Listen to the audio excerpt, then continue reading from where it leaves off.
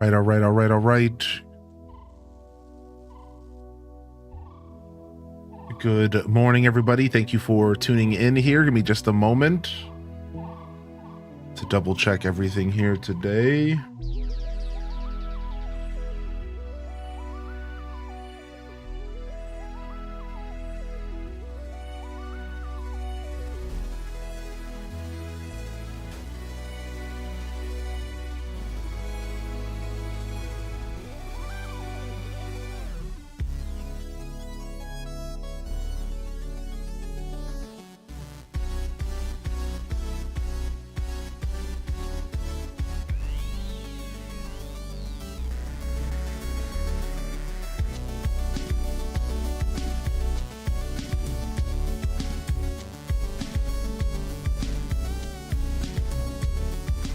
Right.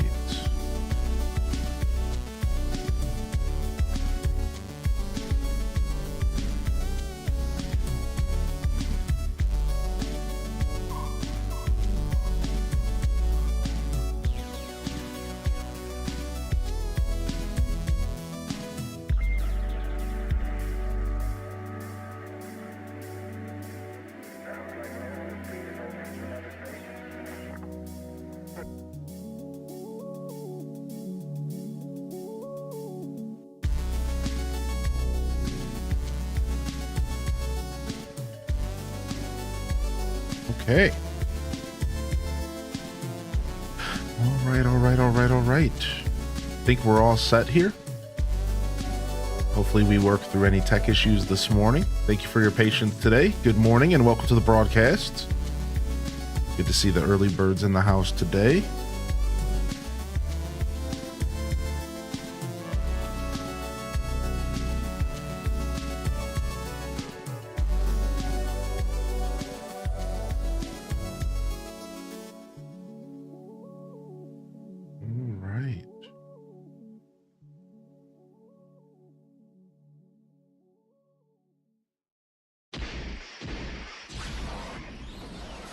I think we're all set. Good morning. Welcome in here, Kylie. First in the chat. Good to see you today. What up, Quince? Welcome back. Welcome back.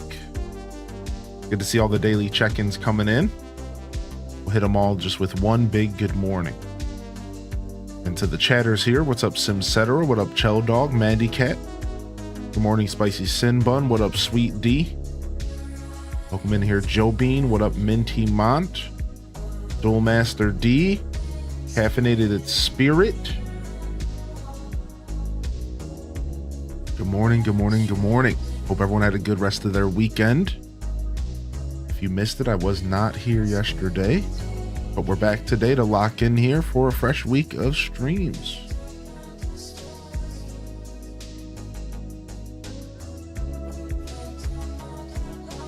Okay.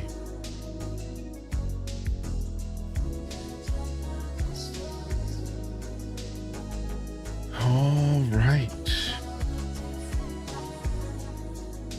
Bought a new game on the Switch 2 that I'd never played before. I bought Cyberpunk. Nice. Enjoy. I'd like to get back to that game someday, but not usually my style of game. Once I realized it was just Grand Theft Auto with a different skin on it, I had less energy to go back and play it because I'm not a big Grand Theft Auto guy. I know there's a lot going on in that game though, so I do want to give it another chance, but I'm just not in a rush to play it. Just not in a rush to play it. What's up, Toffee Coffee? Good to see you today. Good morning. Yeah, just not in a big rush to play it, but I'd like to get back. It seems like there's a good amount going on. Good morning, Stratocaster. Good to see you as well. What up, Super Rin? My favorite broadcast of the week? Yeah, me too. I don't miss many Mondays, and there's a reason for that. All right. Running a little behind today. But that's just how it goes sometimes, eh?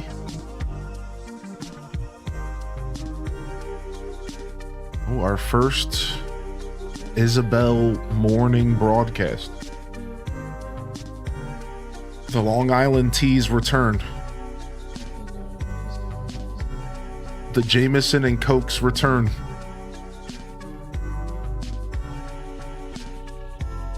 Nice. We got the new campsite. I don't know if there's anybody visiting yet, but we do got the new campsite.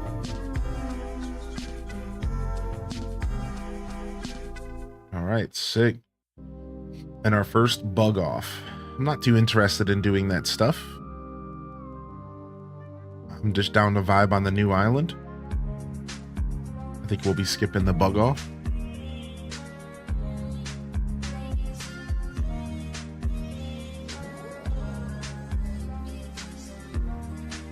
A visitor at the airport. Maybe this is HHP, right? Yeah, this is HHP stuff.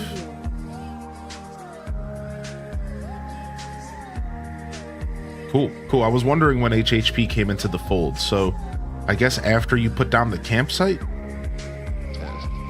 I guess that's the trigger. Yo, it's a Quee, dude. Thank you so much for the 5-month Prime, dude. And good morning, first sub of the day, dude. Thank you. Also, big shout out to the offline support. Mimi V with a 2-year Prime subscription off stream.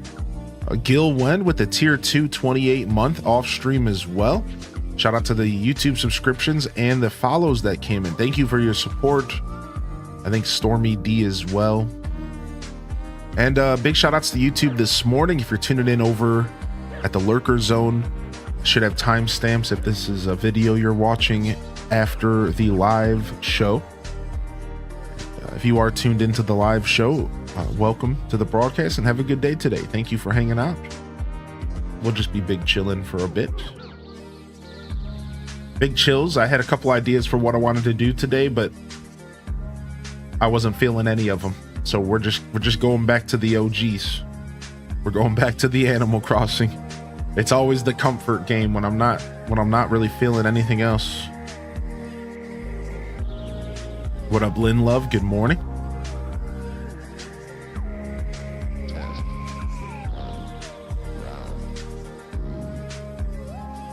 Oh, maybe HHP came after paying off our debt. Maybe the trigger was paying off that first debt. Maybe that's what it was. Nice. And yo, good morning, Allie Allen. We got a birthday in the chat today. What's up, dude? Yo, I'm not sure if you're in the Discord, but we could always get you some love in the Discord as well. Good morning, Allie Allen, and happy freaking birthday. Birthday love in the chat, of course. Of course.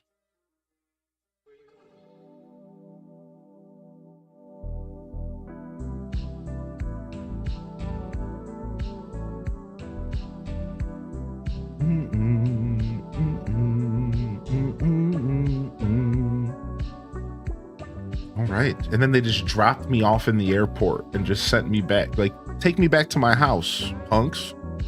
What? What the heck? Ooh, nice. Look at our bushes are in. Ooh, look at our hydrangeas. Ooh, nice.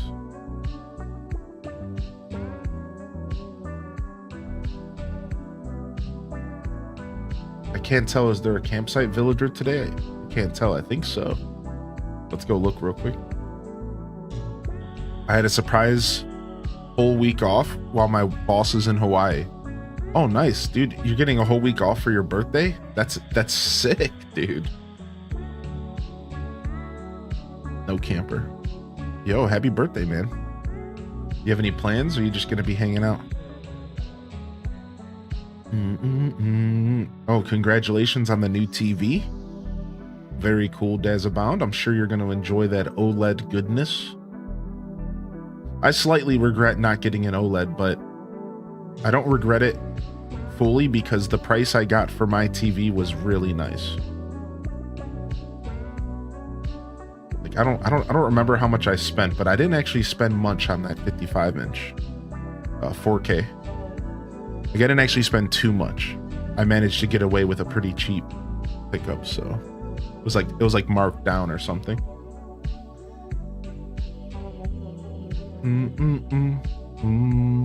I won't be getting paid, but I'm big chillin'. I mean, money only matters so much, right? I would be big chillin' for sure. Yo, good morning, Bender. Good to see you, buddy. Welcome in. I missed y'all on Sunday. We'll talk more about it here at some point, but unfortunately, Scuffed Eats will have to be delayed. If I was here yesterday, it wouldn't have happened anyways. That's the best way I can word it. So even if I did end up streaming yesterday, we wouldn't have been scuffed. I ran into a couple unfortunate walls that I wasn't expecting. I thought I knew what I was doing, and I quickly realized that the magic that I made happen at the old house was not going to happen easily here. Like it's not as easy as I thought it was going to be. It's really unfortunate. So I'm gonna pick up a couple pieces of equipment, and we'll hopefully get scuffed back here within the next couple weeks. Right now I know what I need. I didn't think I needed anything, so that's my fault. I didn't really think too hard about stuff until I was setting it up, and I was like, wait a second, this is just not gonna work. It's like, I need a couple pieces of equipment. Like I require new stuff. I didn't think about it. I thought everything I owned was good enough because of the old house, but no, that's not the case. So we'll figure it out. But scuffed enthusiast will have to wait a little longer.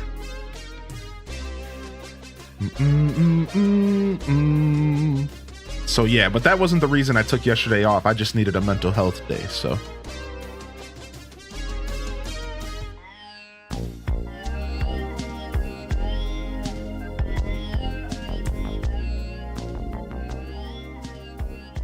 What's up, Tara from Gaia? Good morning.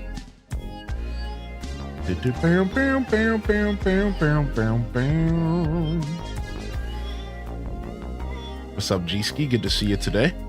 Welcome in, welcome in. Good morning, Courtney. Jokingly told her I was gonna go with them to Hawaii. Yo, I hope you have a great birthday, Ellie Allen. You take care of yourself. You treat yourself, my dude. It's your birthday today too? Yo, Miyoko! We got double birthdays in the chat. Listen, one birthday, it's like, all right, you know, this is a thing that happens. Do I, you know, maybe I'll skip playing the song, you know, like, which is cool. You know, we're chilling. But a second birthday comes in, it's like, we can't, you know, we are, there's a certain level of obligation now. I'm just joking. Happy birthday, Allie Allen. Happy birthday, Miyoko. Happy birthday, Super Rin. Happy belated. Loving the chat for all the birthdays coming in. Yo, we love to celebrate a birthday around here, dude. Everyone deserves a little bit of extra love on their birthday. And maybe a little embarrassment. That's the goal. That's the goal. Simsetter, enjoy the YouTube lurk, my dude. Oh, me, ma, ma, ma, ma.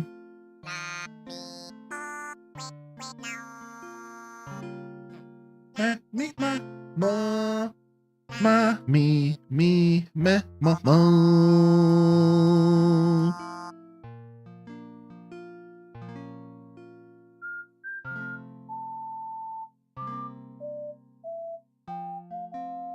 Yo, what's up, Major Beef? I bought me the plushie of embarrassment from Inside Out too. Sick. That's actually such a good pickup. I don't know which emotion I would want if I got a plushie from that. Maybe anger, just because he's so funny. Oh,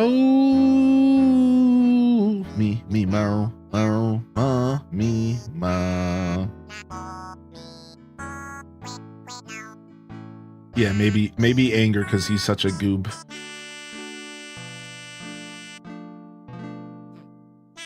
I'll post in Discord for sure. Yeah, please share. Yeah. What's up, Delore? Thanks for stopping in and dropping some birthday love out there. Thank you for that, Delore. Ow. Yeah, Mrs. Pirate knows, dude.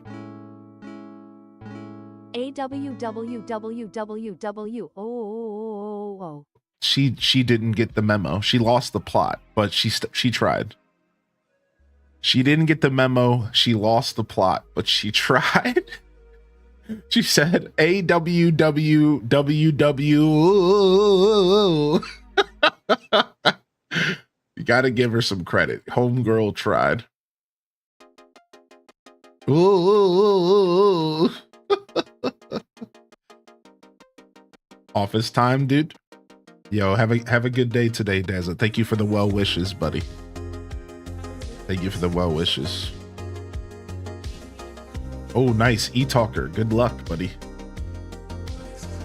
Good luck, good luck, good luck. 19 hours, no electricity. Yeah, dude. Power was weird here too. I had my first power issue since I moved in. Now, there's always been power fluctuations in this house.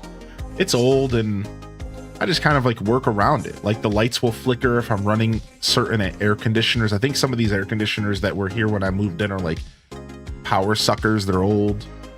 Plus, I have a lot going on in this room. I have a lot of electronics plugged into essentially one outlet, maybe two. So like there's a lot of weird stuff, but like, you know, it's stuff that you work through. Like you don't really think about it.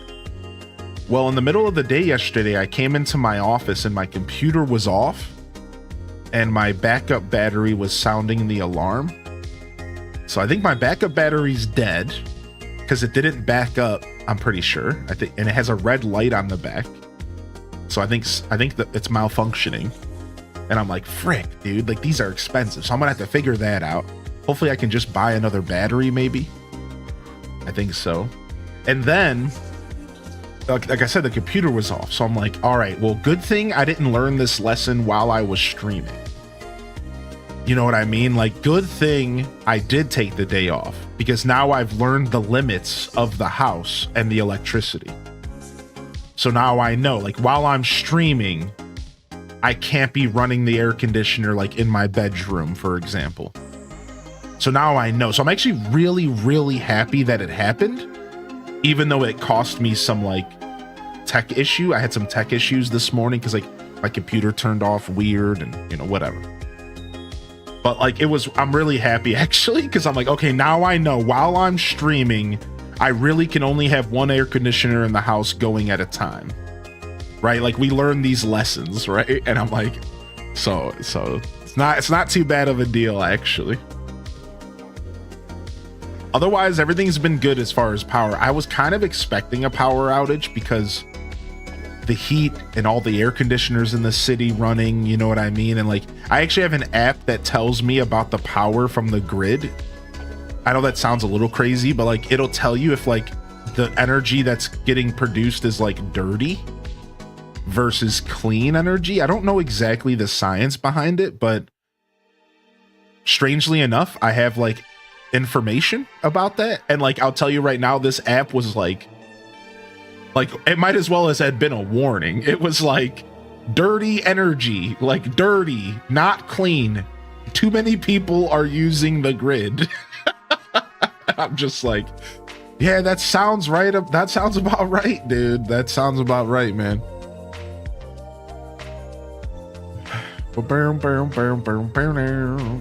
Nice. Our farm, dude. So yeah, I'm happy that it didn't happen in the middle of a broadcast. So there could still be issues one day, but at this moment in time, I lucked out and I avoided any power issues mid-broadcast. Sometimes life has a way of working itself out, you know what I mean? And I think you want to pay attention to those little moments where things just kind of work out the way that they should. You know, it was kind of nice. Yo, thank you, Detective, for the tier 2 for 48, man. Holy heck, 48 for tier. Holy heck. That's 4 years, right?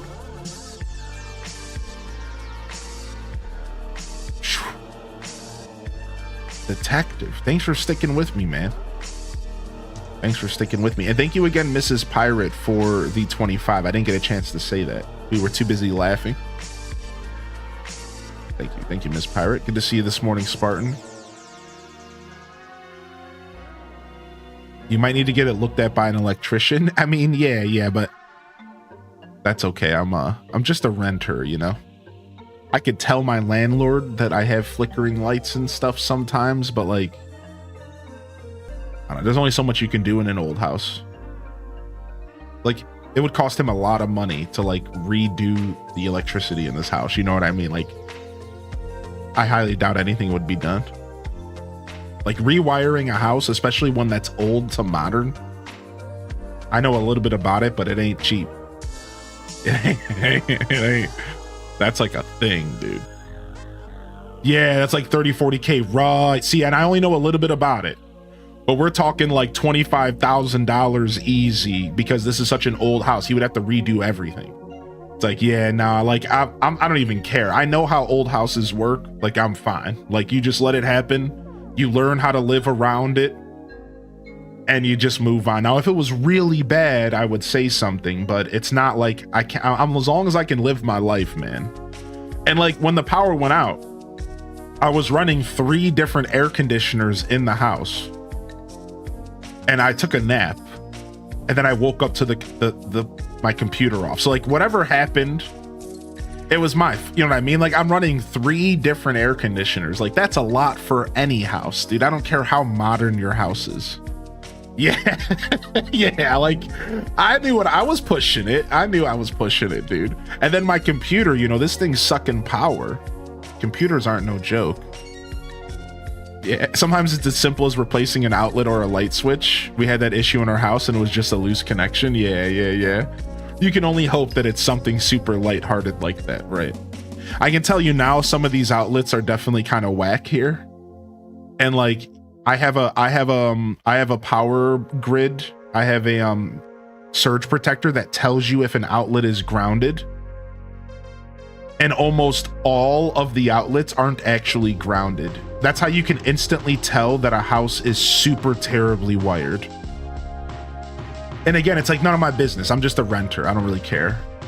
But like, you know how, if you don't know what this means, it's like a grounded outlet has the 3rd prong in America. And a grounded outlet is supposed to be more secure. But what people do when they wire old houses is they put the 3rd prong, they make the 3rd prong available, but it's not actually a grounded outlet. It's basically like a fake. And the only way to know for sure is if you get a special piece of technology to tell you if the outlet is grounded or not. Right? So you can get that technology. And I have, like I said, I have a surge protector that tells you if it's a grounded outlet or not. And I tested it around the whole house.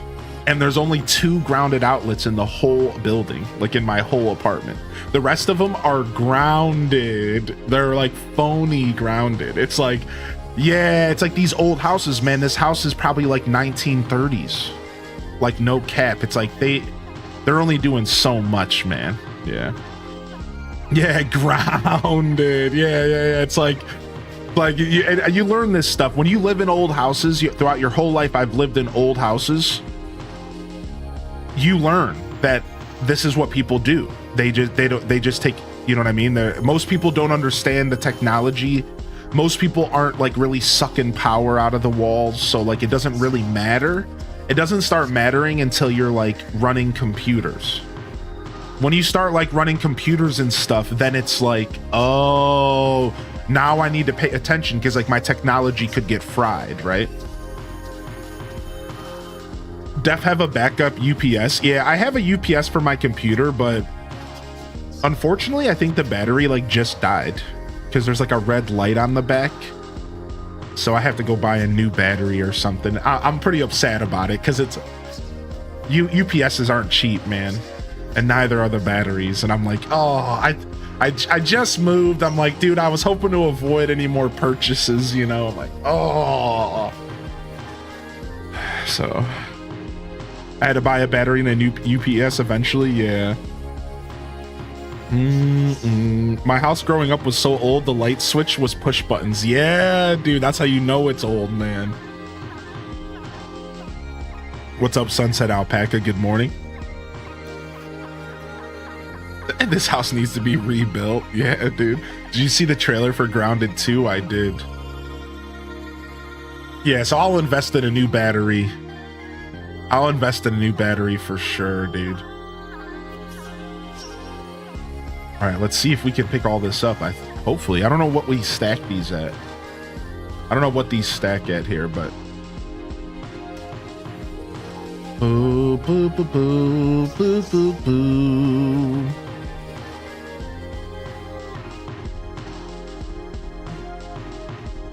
All right. I think we're picking up these. No, I think we honestly can keep our decorations the way they are. I think we'll just plant around them. I kind of like having my farm a little bit decorated, even though we don't have many of the pieces at all. Now, we should start doing Happy Home Paradise, because Happy Home Paradise is going to provide us a lot more cool looking furniture to decorate with. So we probably should start doing Happy Home Paradise. Push and turn, we have some of those. Yeah, what's up, Toad? Yeah, that's some old school stuff. Now to be fair though, a house can be old and have old technology but be updated. So like sometimes they keep that stuff for novelty. Right? Sometimes that stuff is kept for novelty, to be fair.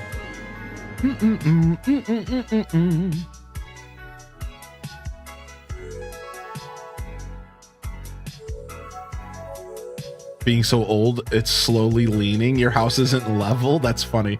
I've seen unlevel houses before. I've seen that. Yo, thank you, Rachel, for the 41 months. Good to see you. Thank you again, Detective. I hope you've enjoyed the show, Detective. I appreciate you sticking with me all these years. I took so many hours into HHP. It's some of the best fun I had in the game. HHP is cool. Yeah, Happy Home Paradise is cool, man. They did a good job with the DLC.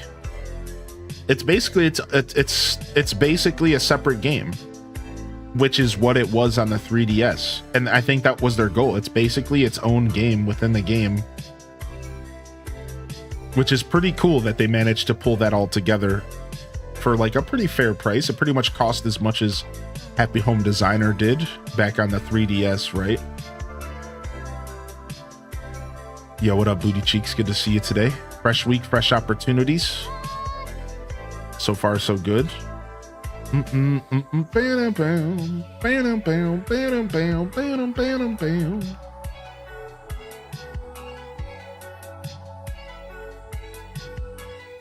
right, let's get this farm planted. Should look at the bowling alley I went to. Oh, I'll have to check it out for sure.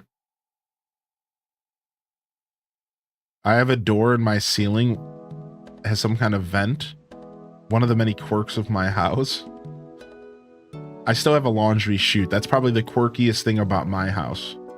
A functioning laundry chute that I actually use, that I'm using.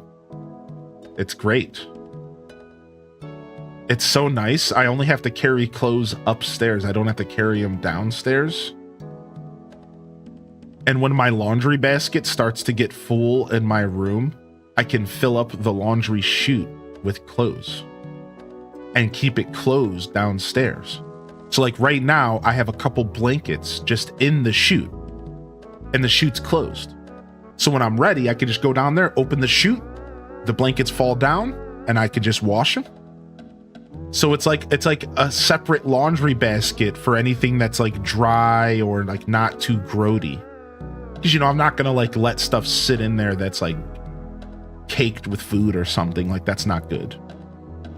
But yeah, it's super nice, you know what I mean? So I can use it for like, if my laundry basket gets a little too full, or, you know, if I have like big linens, they can just kind of sit in the chute.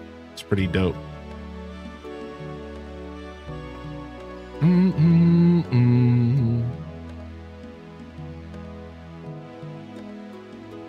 boom, boom, boom, boom, boom, boom. Dude, the expansion of our farm begins. We're gonna have to go buy a new shovel soon, or customize it. We haven't taken the customization class yet. Laundry chutes are a little bit creepy, sure. I agree with that. It doesn't have like a... It's not like one of the ones... I can't remember the name of the ones that have like a crank that you can pull it up and down. It's not like that. It's literally just a chute to the basement. I don't know if I would like having one of those old-timey dumbwaiters. Yeah, I wouldn't like having a dumbwaiter in my house. Dumbwaiters would creep me out big time. I would not want to have a dumbwaiter in my house. Just asking for ghost. Yeah, like I would not want to have a dumbwaiter in my house. That would not be okay. I'd be afraid something would come up. Yeah, dude, I would for sure close up the door and lock it or something.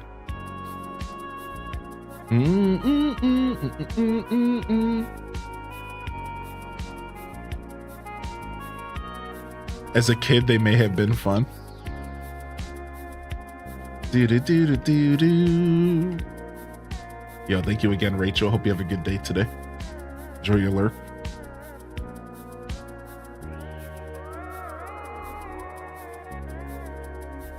Freaking dumbwaiters.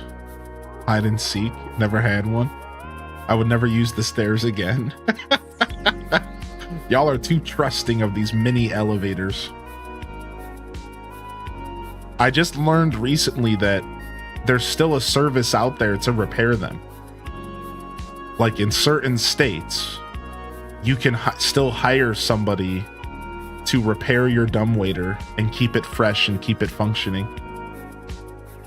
I thought that was such an interesting thing. Like, wow, there's still people out there that are like using them and repairing them. What's up, Flower Child?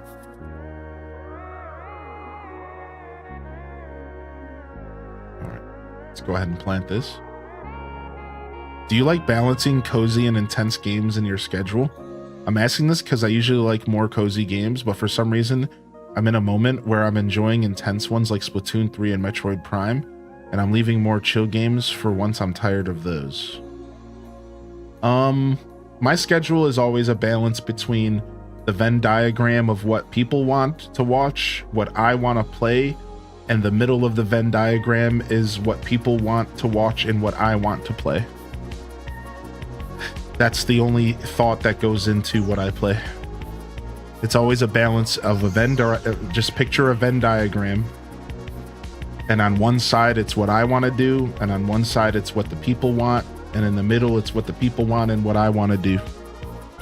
And then I just balance around that. It has nothing to do with anything other than that. You could still have dumbwaiters installed for like $5,200. That's crazy. Yo, enjoy your lurk, Sith Angel. Good morning, Violet. Good to see you.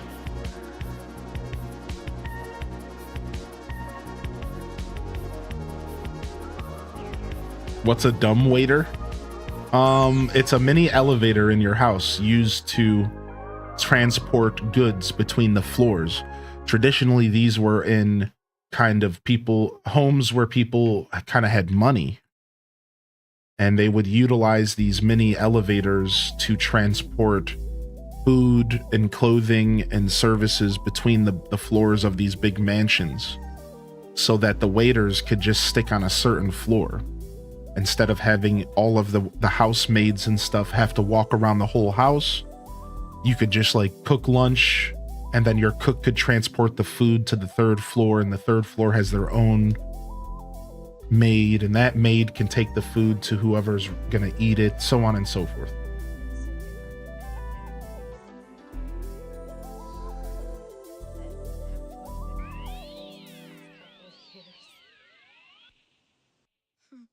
If it was totally up to you, what would you play in the moment?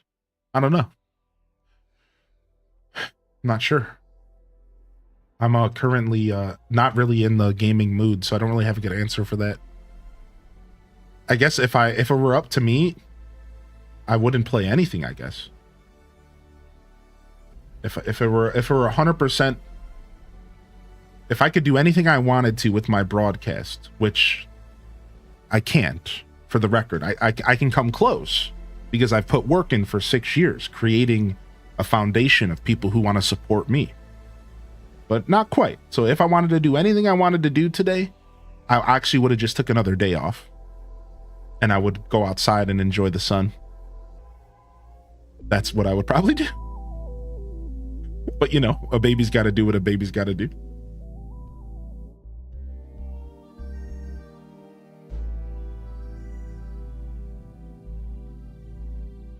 I imagine games feel more like a job than actual entertainment, which is why I still try to game in my free time, because you have to kind of keep that alive. It's up to you as the creator and the gamer to make sure that your relationship with video games stays intact. So I make a point to still game in my free time so I can hopefully keep my passion for gaming alive, so that it never fully turns into work, but always a piece of it stays with me as a hobby and as something that I cherish as a gamer first, right? So yeah, I think to an extent, streaming full time totally affects your relationship with video games.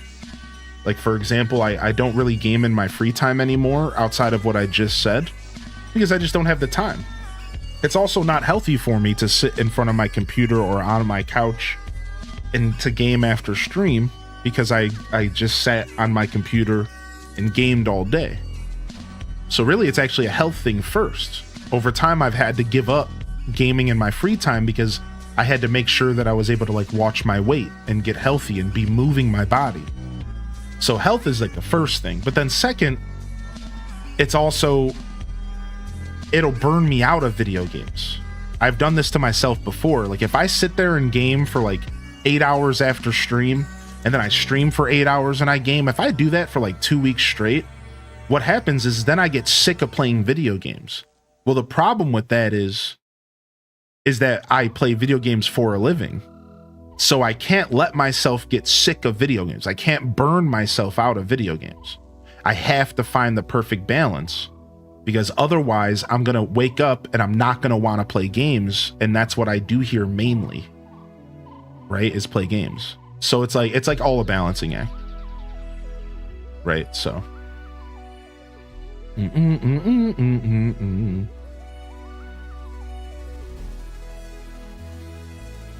Do you have it where you want to play games in your free time, but worry it's something the fam would want to see?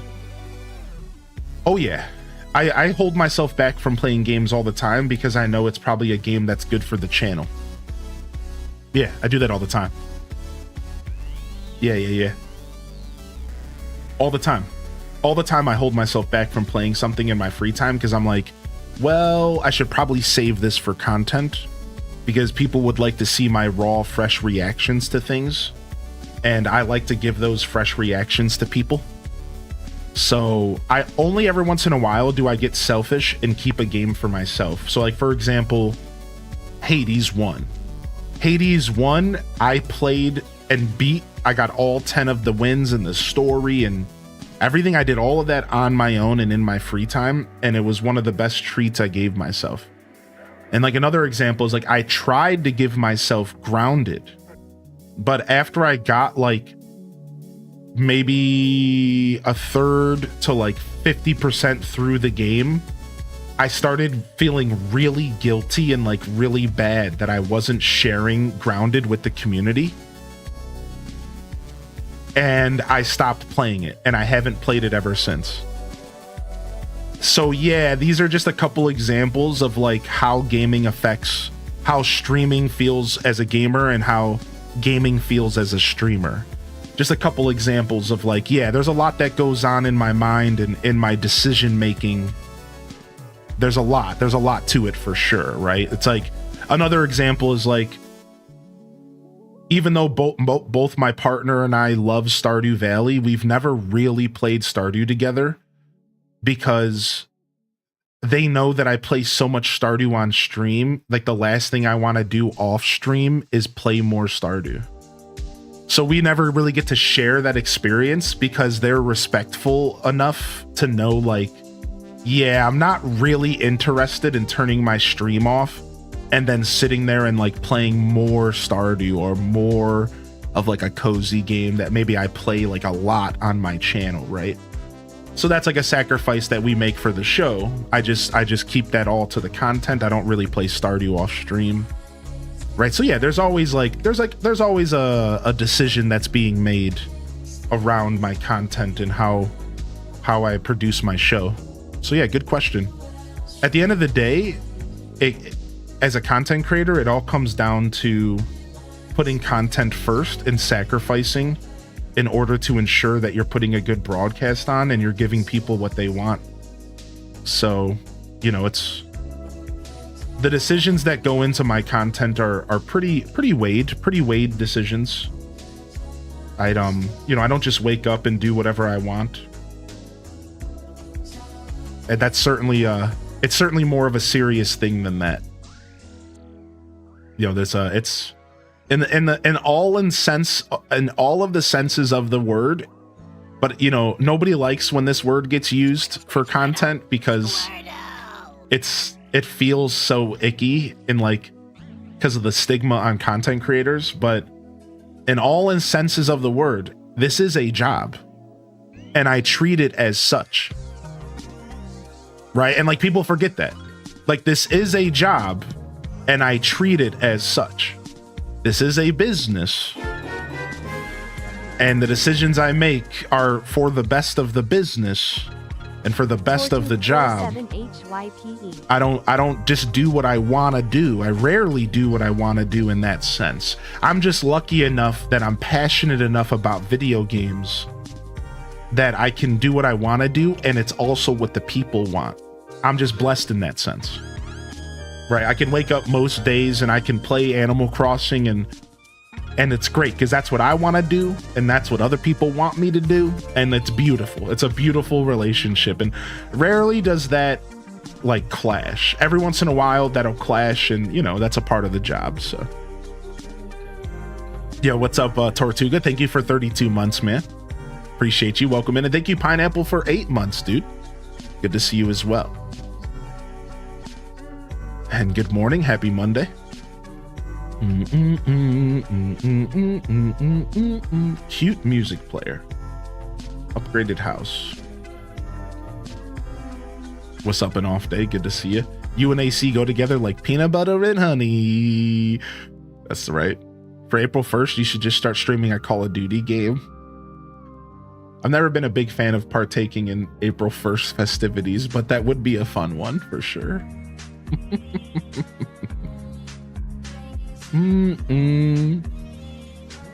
Yeah, I've played a little bit of Hades on stream. We started a playthrough of Hades on stream at one point.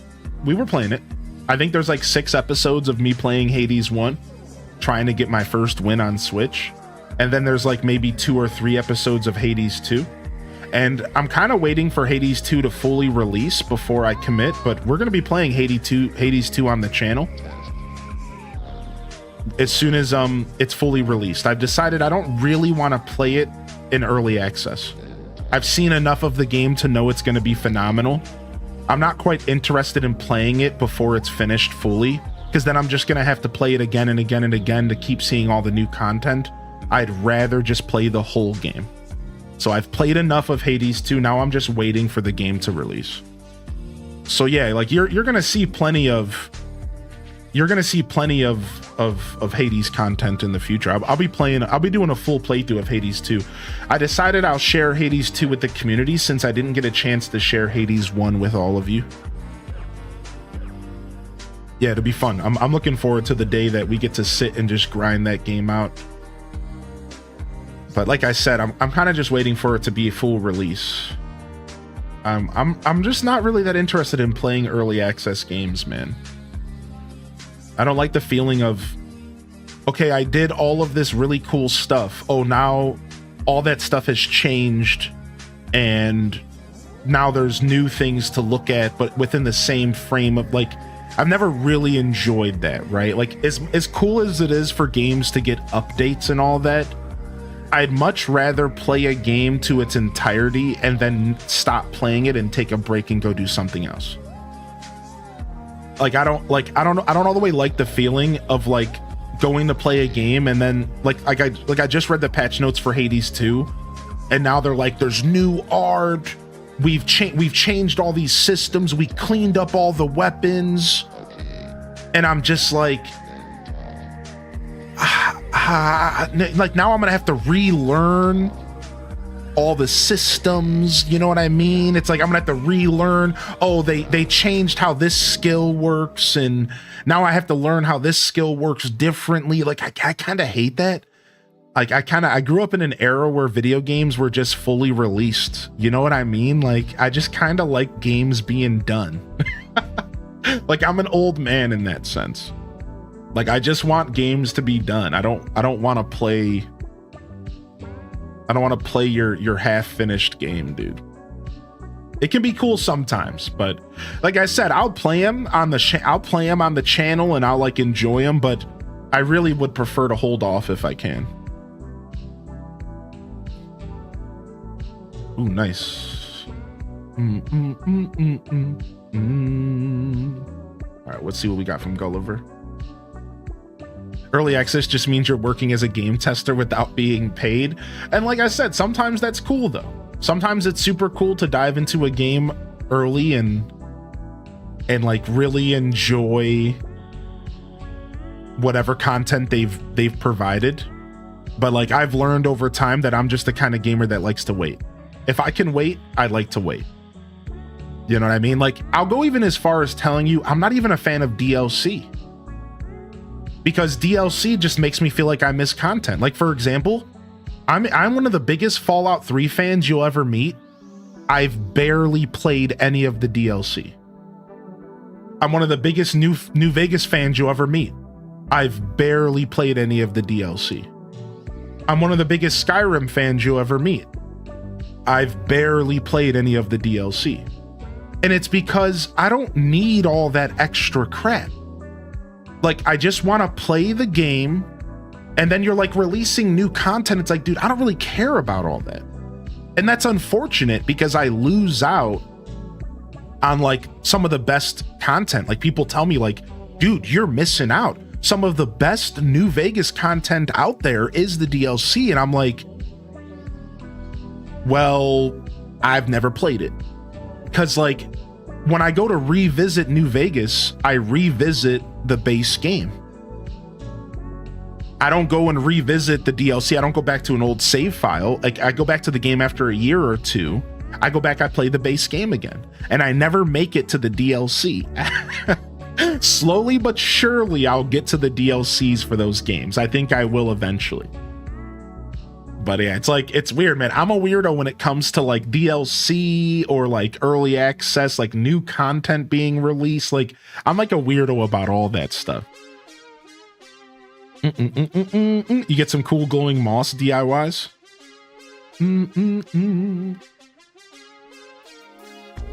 I hate the DLC model. When I'm done with the base game, I'm done with the game. Yes, exactly. So you get me, dude.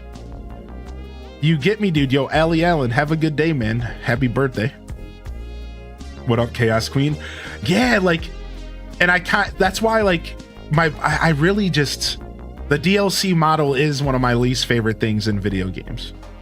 You know, like, and it even goes as far as, like, patches. Like, has anybody here played, like, a fighting game and your character gets nerfed? It's the worst feeling ever. So I'll spend like 2 months, I did this with Smash Brothers, learning a character, and then they patched the character and changed his frame timings. And I had to relearn the character all over again. Because all of the button presses and all of the stuff, they adjusted it all to make it more fair. Meanwhile, I just spent 2 months learning a character that's now different than the way that I played him before. Oh, that is the most off-putting thing you could ever do to me as a gamer. You're telling me that my 2 months of hard work and muscle memory building is now completely thrown in the garbage. Like, what was the point? I thought I was learning something that would stick with me for like a long time. Gone. Yeah, speaking of League of Legends, that's why I quit League of Legends, dude. First, they came after Tarek. And they gutted Tarek and they changed him. I was like, all right. Then they went after Evelyn, my stealthy. Made Evelyn even better. Still changed her. I said, okay. Then they went after Nunu. And when they nerfed Nunu, I uninstalled the game. I've never played it again. They changed my favorite character. I spent 7-8 years learning the ins and outs of how to perfect Nunu. And overnight, they gutted everything that I practiced over 8 years. I was like, yeah, I'm never playing this game again. I'm good. I don't want to learn a new Nunu. I wanted to play the Nunu that I've played for 8 years. I was so sad. I was so disappointed, dude. I was so heartbroken. I was like, who asked for this? Who asked for Nunu to be changed? Yeah, I was so heartbroken, dude. Yeah, no one likes a nerf Nunu. What is Nunu from? League of Legends we're talking about. Yeah, he's cute. He's NU. And Nunu's actually the name of the human that rides his back. The Yeti's actually named Willump. So actually, Nunu's the little guy that rides the back of the Yeti, and the Yeti himself is named Willump. W-I-L-U-M-P. Willump. And yeah, I was so sad, man, right? So like, that's just like, my relationship with like games that update regularly, and my relationship with games that are in early access or DLC is pretty harsh. Like, I'm not a big fan of playing games that are still being updated. Like, I'll actively wait for a game to like stop being updated before I commit. Like, now you can't always avoid this, you know what I mean? Like Fallout 76, for example, like, you know what you're getting into. If you're gonna go play World of Warcraft, you know, like retail, like, you know what you're getting into. Like, you know, this game's gonna get updated. Like, that's fine. It's not like the end of the world. But like, if I can avoid it, I will. You think you'll ever check out Luma Island? Maybe. So many games, so little time. But I would like to check out Luma Island. It looks like something the community would enjoy, for sure. That's me with Fields of Mystria. Yeah, I'm kind of like hesitant to pick up Fields again, because like, I would like to see the game get fully finished first. But that's one I think I'll make an exception for, kind of like how I make an exception with Stardew Valley. Whereas like Stardew wasn't in early access, but it was constantly getting updated, and I knew that. I think I can make an exception with Fields as long as the game is like pretty fleshed out at this point, which I think it is. You know what I mean? Like, as long as like I can get most of the experience, I think I'm okay with doing another playthrough of Fields, and then I'll just wait again for a long time for like the full release. Definitely thought you meant Nunu from Teletubbies for some reason. Is there a Nunu in Teletubbies? I didn't know that. Is that a thing? Ooh. Good morning, chat. I heard that you can go play Donkey Kong Bonanza demo in the stores, chat. If you go to Target and Best Buy and they have a Switch 2 display, you can go check out Donkey Kong Bonanza.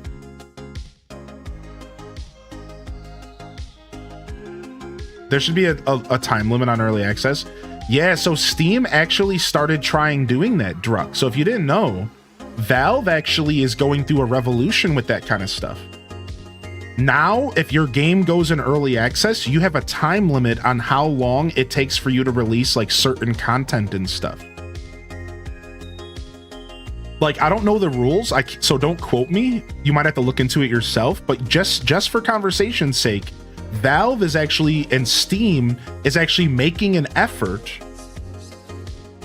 to do exactly what you just said. Now, if you promise that a game's going to be finished at a certain time, if it doesn't get finished by that time, you have to offer refunds. If you don't hit certain goals within a certain amount of time with your early access game, then like you can get taken out of the early access program and you'll get punished via Steam. So it's funny that you say that, because I agree so much with you, and so does Valve and so does Steam, that they're actually coming down on these developers for like saying that they'll have a certain timeline. Now they have to actually own up to it, and they have to actually release content in a certain amount of time. Again, I don't know all the details. It might not be as like hardcore as I'm making it sound, or maybe it could even be worse. Regardless, the idea is out there. And of course, Steam has like seen this and they're trying to correct it. Man, Steam is for being somewhat grimy sometimes, Steam is a really good company, dude. I think my favorite part about Valve and Steam is that they're not publicly traded. So like, I don't really care how many mistakes they make. I think I'm gonna stand by the company for a while. Like, it's rare that you see a company that's not publicly traded and to be that successful. So like, I'm like really, really proud of Steam. And even though they can be kind of grimy, I'm down to shill for Steam. Like, I'll shill for Valve. You know, none of these companies are our friends. It's not really about that, but like, I'll shill for this company because like, they're one of the only companies that have still held on to their integrity and that they're not publicly traded, right? I think that's Nintendo's biggest problem, is that they went publicly traded years and years and years ago, and I feel like they just slowly but surely turned into another business. You know, I think they were a little more wholesome before they were publicly traded. And you know, that is the most absurd thing I'll ever say, because Nintendo's always been grimy. So like, I'm mostly talking out my neck here, because like, dude, if you go back in history and you like read some of the situations that Nintendo was in like the 90s, dude, like, they've always been a gutter company. They've always been out there throwing low, below the belt punches. Like, they've always been that way. It's so funny to me that people forget, man. They've always been dirty, dude. They've always been so dirty, dude. It's like, people forget, man. What's up, Croco Loco? I have played Terraria. I like Terraria. I just don't really feel the need to play Terraria. And you want to know one of the biggest reasons? Is because I played Starbound first, and I like the space aesthetic more. Terraria seems like an absolutely lovely game, but I played Starbound first, and I like space more. And that's like literally the only reason why you don't see me playing Terraria often.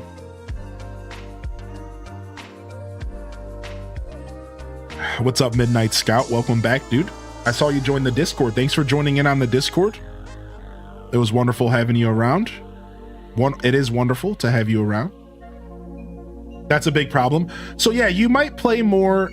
I might play more Terraria one day, but for right now, I just don't really need a ton of the same game in my life, and I found it hard to like really want to play Terraria. I think one day I could get in the mood, right? The same thing happened to me in Core Keeper. It's like, Core Keeper looks like a phenomenal game. I just don't really want to play it. I don't know why. It's just not quite clicking with myself at the moment. If I had more of a push to play it, I would. Like, if the game was like super popular, or if I felt like I could build an audience off of it, maybe that would be the push I needed. But like, Terraria is kind of old, and like, I don't know. Maybe one day we'll do a Terraria playthrough.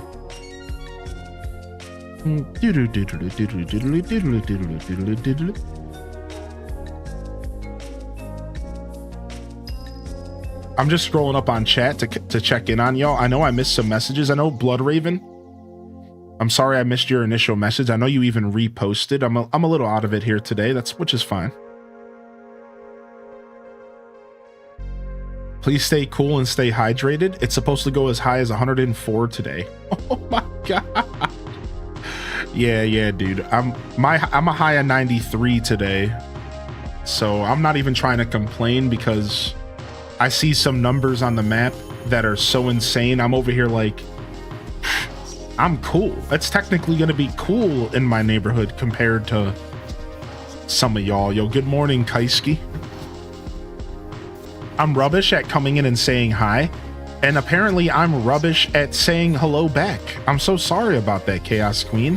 You made an effort to come in and say hi and everything. I'm so sorry.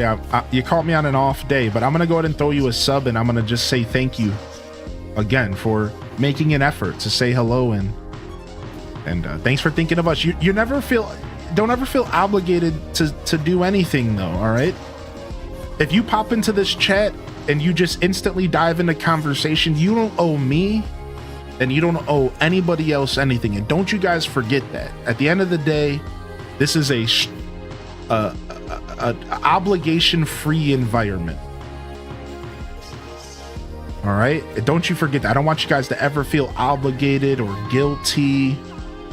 No, that's not how this works. I want you to enjoy the show without any of those extra feelings. Just enjoy the broadcast, all right?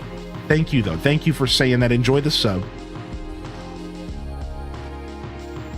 Yeah, don't you worry about that. Don't put that pressure on yourself. That's okay, man. I'm happy to have you when I have you, and when I don't, that's okay, too. Good to see you back in here, Starling. You're gonna go swim in your friend's pool. Yo, good morning, Floral. Dude, nice. We're going swimming, dude. We're going swimming, dude. Almost had me feeling bad right there. Yeah, never feel bad about that stuff for sure, dude. Pineapple Flow. Yeah, I don't want you guys to ever feel some type of way. Whether you're lurking, chatting, whether you're sitting out there without a Twitch account, it doesn't matter. It all adds up. It's all a form of support. Thank you. I wish I could go swimming. I feel that I could go for a dip in the pool. I went on a walk yesterday, trying to still get out and about as early as possible in the day so it's not hot yet. That's the secret. I didn't get a chance to get a walk in this morning though. I was so tired, I just kept sleeping. I'm out here in the trees with Tangy. I actually left Twitch for a long time. You're the only one I come back for. Oh, Chaos Queen. I know you've been around for a long time. Happy to have you back. I'm also happy to hear that you took a break from Twitch. I think everyone could take breaks from social media. It's healthy. Twitch is a form of social media at the end of the day. Duck out, take a breather. Figure out ways to entertain yourself outside of interacting with other people. I think that's one of my favorite things to do sometimes, is to sit down and say, how am I going to entertain myself today without interacting with another soul? I think it's such a fun little challenge to treat yourself to. How am I going to make myself entertained today without talking or interacting with another human? That's the challenge that I give myself some days. You know, and then I just go about my day. I try to figure out how to do that, you know.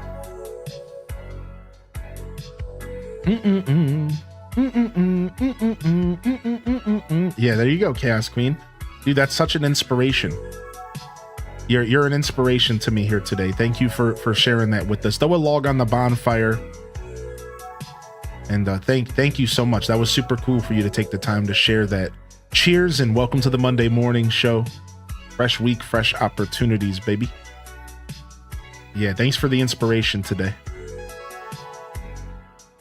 Yeah, Majinx, same here, buddy. Stay cool, man. What's up, Lily Tazi? Good to see you back in here. I hope the move is going as smooth as possible. How can I inspire you when you inspire me? That's the beauty of inspiration. It can come from anywhere and anyone. And yeah, someone who inspires you can get inspired by you. Isn't that a beautiful thing? That's literally the concept of the Hyrule Gaming Group Creative Collective. Inspiring one another through our journeys through creativity. Inspiring those around you and being inspired by those around you. That's what it's all about, man. That's going into the mindfulness jar. I never feel like I inspire, so thank you for saying that. Yeah, you're inspiring me today. I mean that too. Thank you. Sometimes just through sharing our experiences with one another, we can inspire those around us to reflect, to take a second look at maybe something they thought was lost, to reapproach something. Just through sharing our experience. It's not about giving people advice. It's not about telling others how to live. It's literally through sharing your experience. Sometimes you have no idea how you can inspire another individual. And it took me streaming to learn that. It took me sharing my experiences to realize that there's value in the wisdom I've collected over the years. Again, not advice. It's not me trying to get people to live a certain way. It's literally just sharing what I've been through and how I approached it and how I think about things. And then people can take it or leave it. And they could say, oh, wow, that's actually interesting. Maybe I can apply that to my journey, right? It's super cool, man. It's super cool. And it's a very powerful thing. I think it's one of my favorite parts of content creation. So thank you, dude. Yo, what's up, Christine? Good to see you today. What up? What up, Perpetrator? Yo, Ryan. Yo, loving the chat for Ryan Perp, man. I'm sure to some extent, you know, you might be in your field. So sending my energy towards you, buddy. And I wish them a speedy recovery, man. Make sure you give them a kiss on their forehead for us. Give them a big old wet smooch on the forehead for the chat. My cat inspires me. She's herself and keeps being herself, and I want to embody more of that. That's cool. Cats can be an inspiration for sure, especially if you're trying to be a hoodlum. Especially if you're trying to learn how to annoy people at 3 a.m. by attacking their feet. Then yeah, sure, they can be big inspirations. That's all right.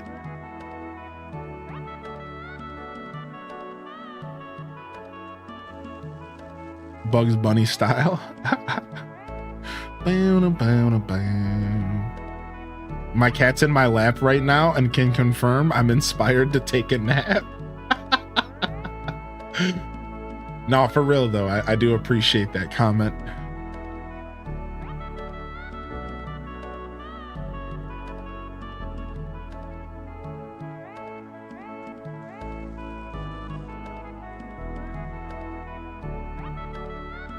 Frick. All right, did we already get the money rocks over here?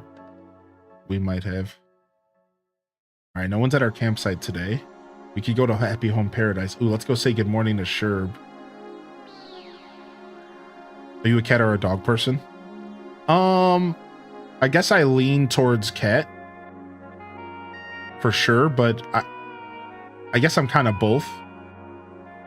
So like I definitely was a stronger cat person over time, but in the past, but over time and as I've gotten older, I've really come to appreciate dogs. So like I'm kind of mixed feelings now, but I think I will always lean towards cat.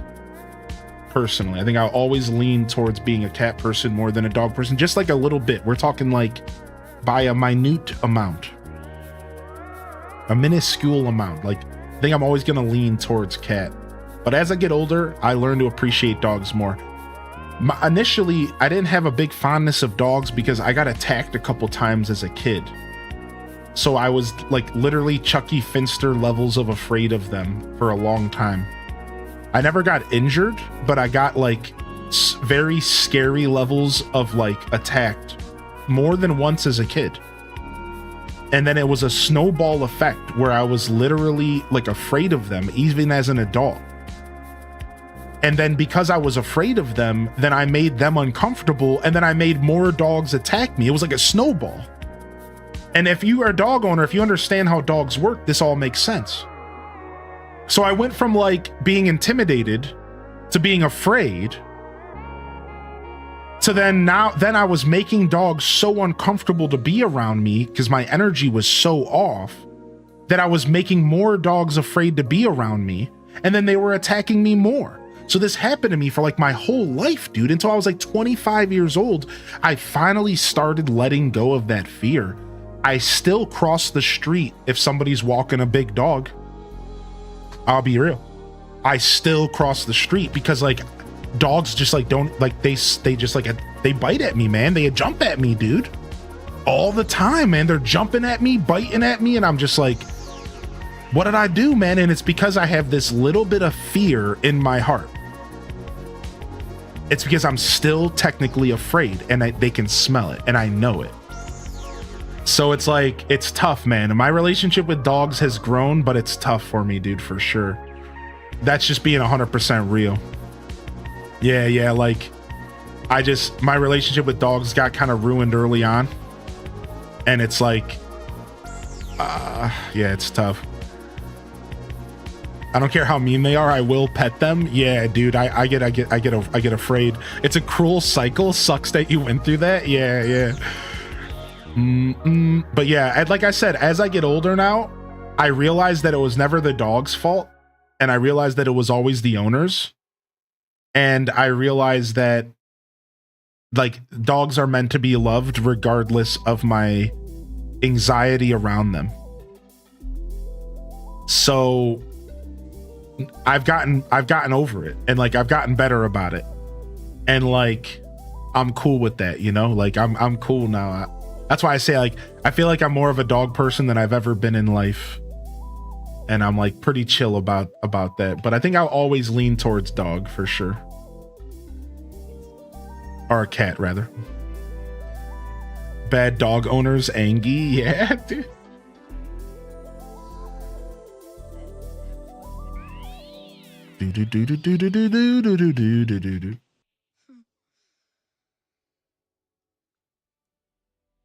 Why friend shape if not friend? Yo, how you doing today, Giz? Good to see you back in here, dude. Aw, I'm sorry to hear if you lost them. My wife's dog bit me when she first met me, and then I was her second favorite person behind my wife's dad, always asking for belly rubs. Yeah, you realize that like those initial interactions with dogs are always going to be a little rough around the edges. And it just takes a good owner to identify their dog well enough to like ensure that they're giving you the information, right? Like what you'll notice about a dog owner that doesn't know their dog well enough is those situations where they're like, oh, they're friendly, they won't bite. And then the dog starts growling and starts barking at you. It's like, that's the owner's fault. The owner doesn't realize exactly how their dog works and when and where their dog would maybe get impersonal with somebody. So because I'm a big imposing male, and a lot of dogs that went through trauma with males. This is like a known fact. So then dogs will naturally see a male human as a threat. And because I'm a big guy, I'm even more of a threat. So imagine, put yourself in the dog's shoes. Imagine me stomping down the street towards you. That dog's instant reaction is, who is this big imposing monster, and why are they getting near my owner? So like, I know that, but the problem is it's like dog owners don't. So they're like, oh yeah, you can pet him. And it's like, are you sure? Because like your dog probably doesn't like me because I'm a big dude. Like, are you sure? Like, and so I don't trust owners because owners don't seem to really know. They don't seem to really know their dog that well a lot of the times. And I'm just like, oh, frick. So I just avoid most interactions with dogs. Because I'm like, I don't know, man.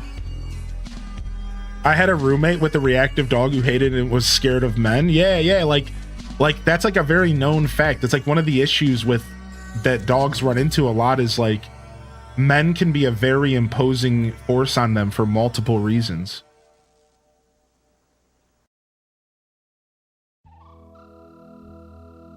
Yeah, exactly. Dual Master D, right? It's pretty interesting. What's up, Coach Boyvin? Good to see you.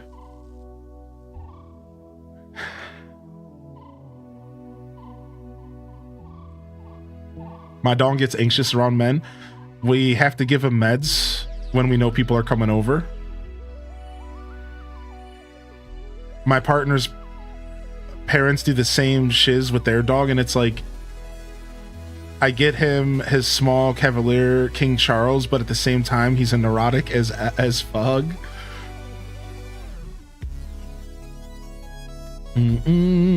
My dog barks at anybody holding umbrellas or bike helmets. Right, because like what they're seeing or feeling might be different, you know? That's funny though, bike helmets. Someone lost this item. All right, what was I about to do? I need watering cans so I can craft. I need to go water my crops.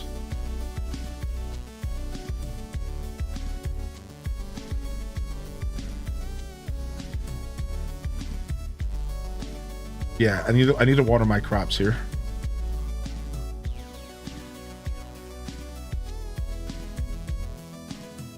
Yeah, Ada like hate. Dude, there's this guy on my street that lets his dogs out without a chain or anything. I want to call him out on it. I've wanted to call him out on it for a while because I'm like, dude, you can't be doing that, dude. So you already know I continue, but this just popped up, so hey, why not share it? Hope your day is going well. Smiley face. Yo, thank you, Rock Socks, for 44, dude. I appreciate you. Good morning, Kara the Gamer. Good morning, Rock Socks. Good morning, Britty Boo.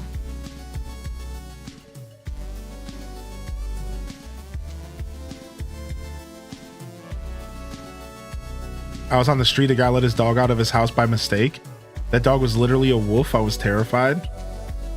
Yeah, you can't, like, unfortunately, like, your dog could be the most trained dog, but as Dual Master said, like, you can't be letting them walk around without a chain or without a rope or something, like a leash, because they're just too unpredictable, man. It's like not fair to the other people. You know what I mean? Like I trust that this guy knows what he's doing, but that doesn't mean that dog's not going to decide to come and just get me. Like, we don't know, man. I don't know. You don't know. Like, he could just wake up one day and be like, this guy needs to get got. You know, like, I'm not, like, you can't just be walking your dog without a cord, dude. Goes for any animal? Yeah, man. Like,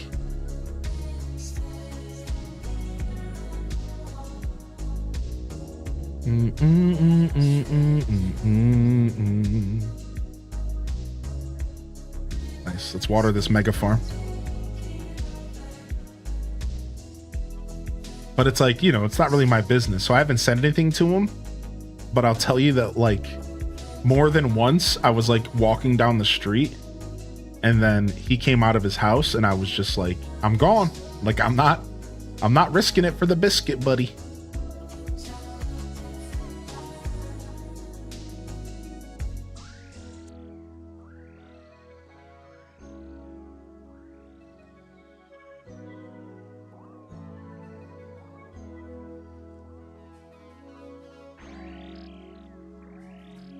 What's this music mix? I don't know if I have the command active or not.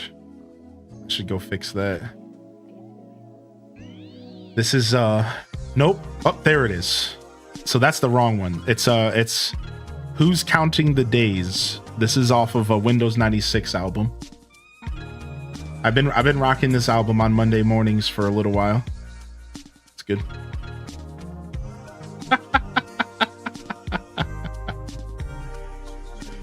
I was hoping it was the first one. No, sorry. I always have to adjust the commands after we do video game music request because I have two different bots and their commands clash.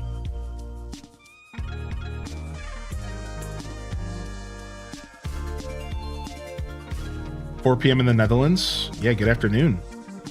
Good afternoon, Netherlands fam. Today's my last day for the beginning music. Tomorrow will be hourly music. Sedge.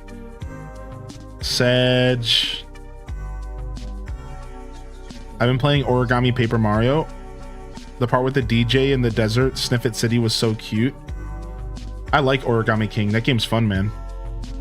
I'm glad you're enjoying it, Aurora. You can find a super old video of mine on YouTube playing that game back in 2019. I haven't revisited it since. I really, really would like to. What's up, Liz?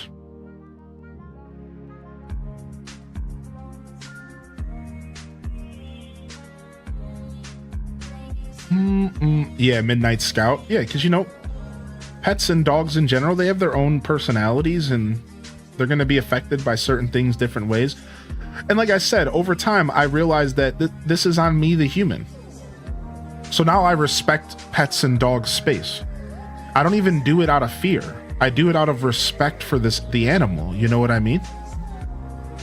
Like, out of respect for the animal and understanding that they, just like a human, don't enjoy some big person walking up to them. So I try to I walk up to them slowly. I try to get out of their way so that they feel comfortable walking down the street alongside me. I do all that out of respect for them. Over the years, I've learned, that's the least I could do. This is all sugarcane, yeah, because that's all I got right now. I don't have any other crops yet. I don't have any other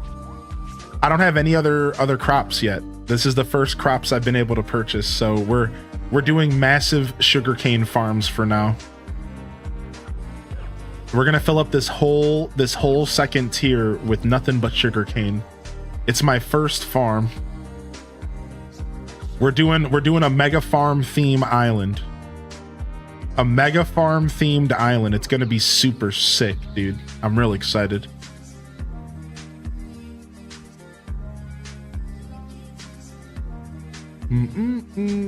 Yo, did I see Random Reject in here? Did y'all know that you can get free Sega games on your phone right now? Like classic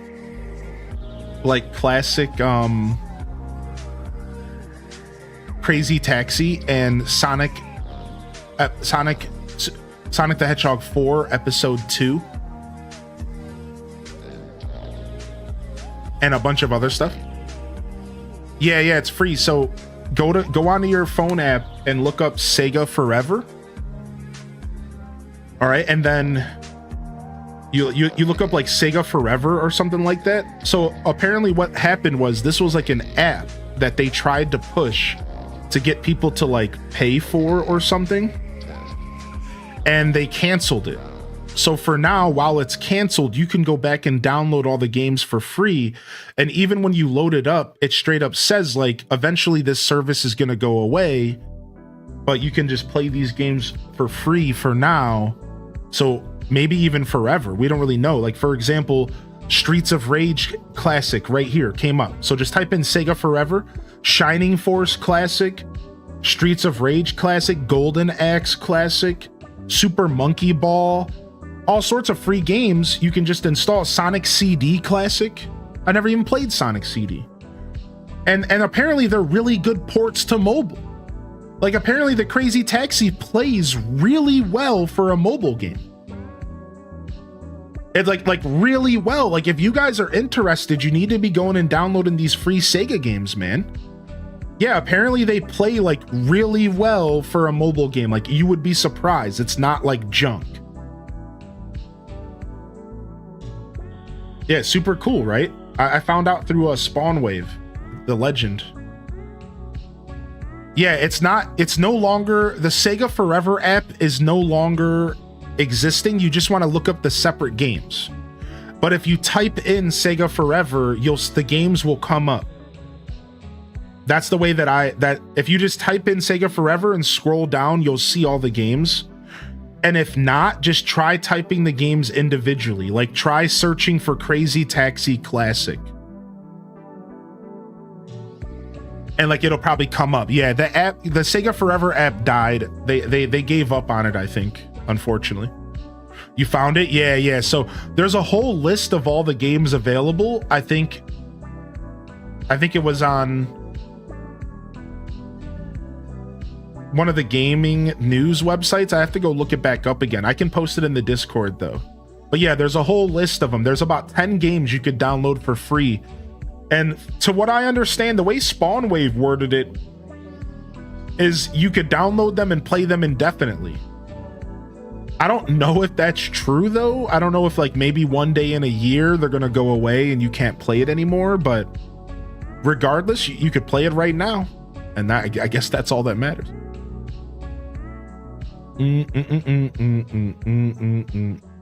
I have heard the rumor of the July Direct with Animal Crossing. I don't know why they're saying Animal Crossing though, but the Direct itself makes sense. But I don't know if I saw any like why. Like what was the why behind Animal Crossing potentially being in it? Because I think if I remember what I read,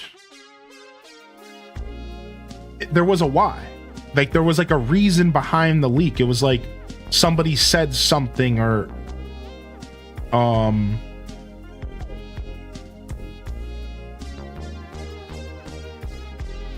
yeah, but I don't remember off the top of my head.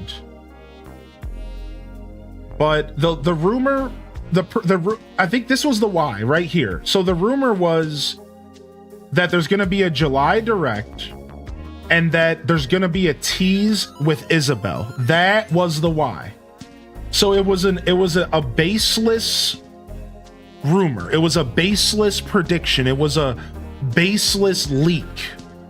And the leaker said that there will be a July Direct and Isabelle is going to show up and tease a new Animal Crossing. So there's the why. The why is just, it's a leak. It's a supposed leak that there's going to be a July Direct and Isabelle is going to be showcased in the Direct. She's going to show up on the screen and she's going to announce a new Animal Crossing game. This is the current leak and rumor. I don't know at all if it's like a legitimate leak / rumor. Like, so let's talk about that for a second. Like, what's the legitimacy behind a leak or a rumor? Well, it's the person who's doing the leaking. And I don't know who it is. Now, there's some people that have credible leaks where they've done these leaks in the past and they were successful. So the only way we can even judge how true this is depending on the person who is saying it.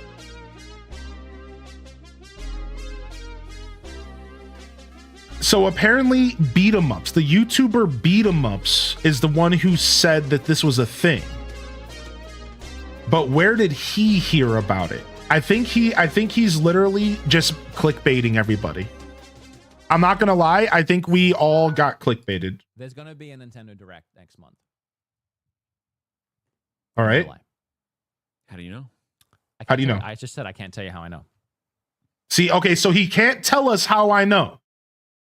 All right, so, but listen though, here's the thing. I do kind of trust Beat 'em Ups to not be too scummy to get clicks. He does have a pretty credible history within the Nintendo community. However, that doesn't mean that he isn't above clickbaity BS, because all creators eventually fall into that trap, whether or not they mean to. And I can tell you directly the same for me. At some point, the allure, the draw of making up some ish to get some money happens. That is literally our job in some extent. How can we get more people to pay attention to us?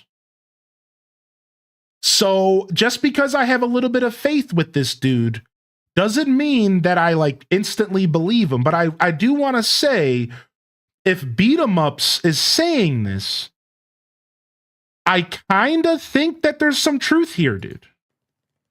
I'm not going to lie. I can't tell you. I just said I can't tell you how I know. You know how I know, but I can't tell you how I know. Okay.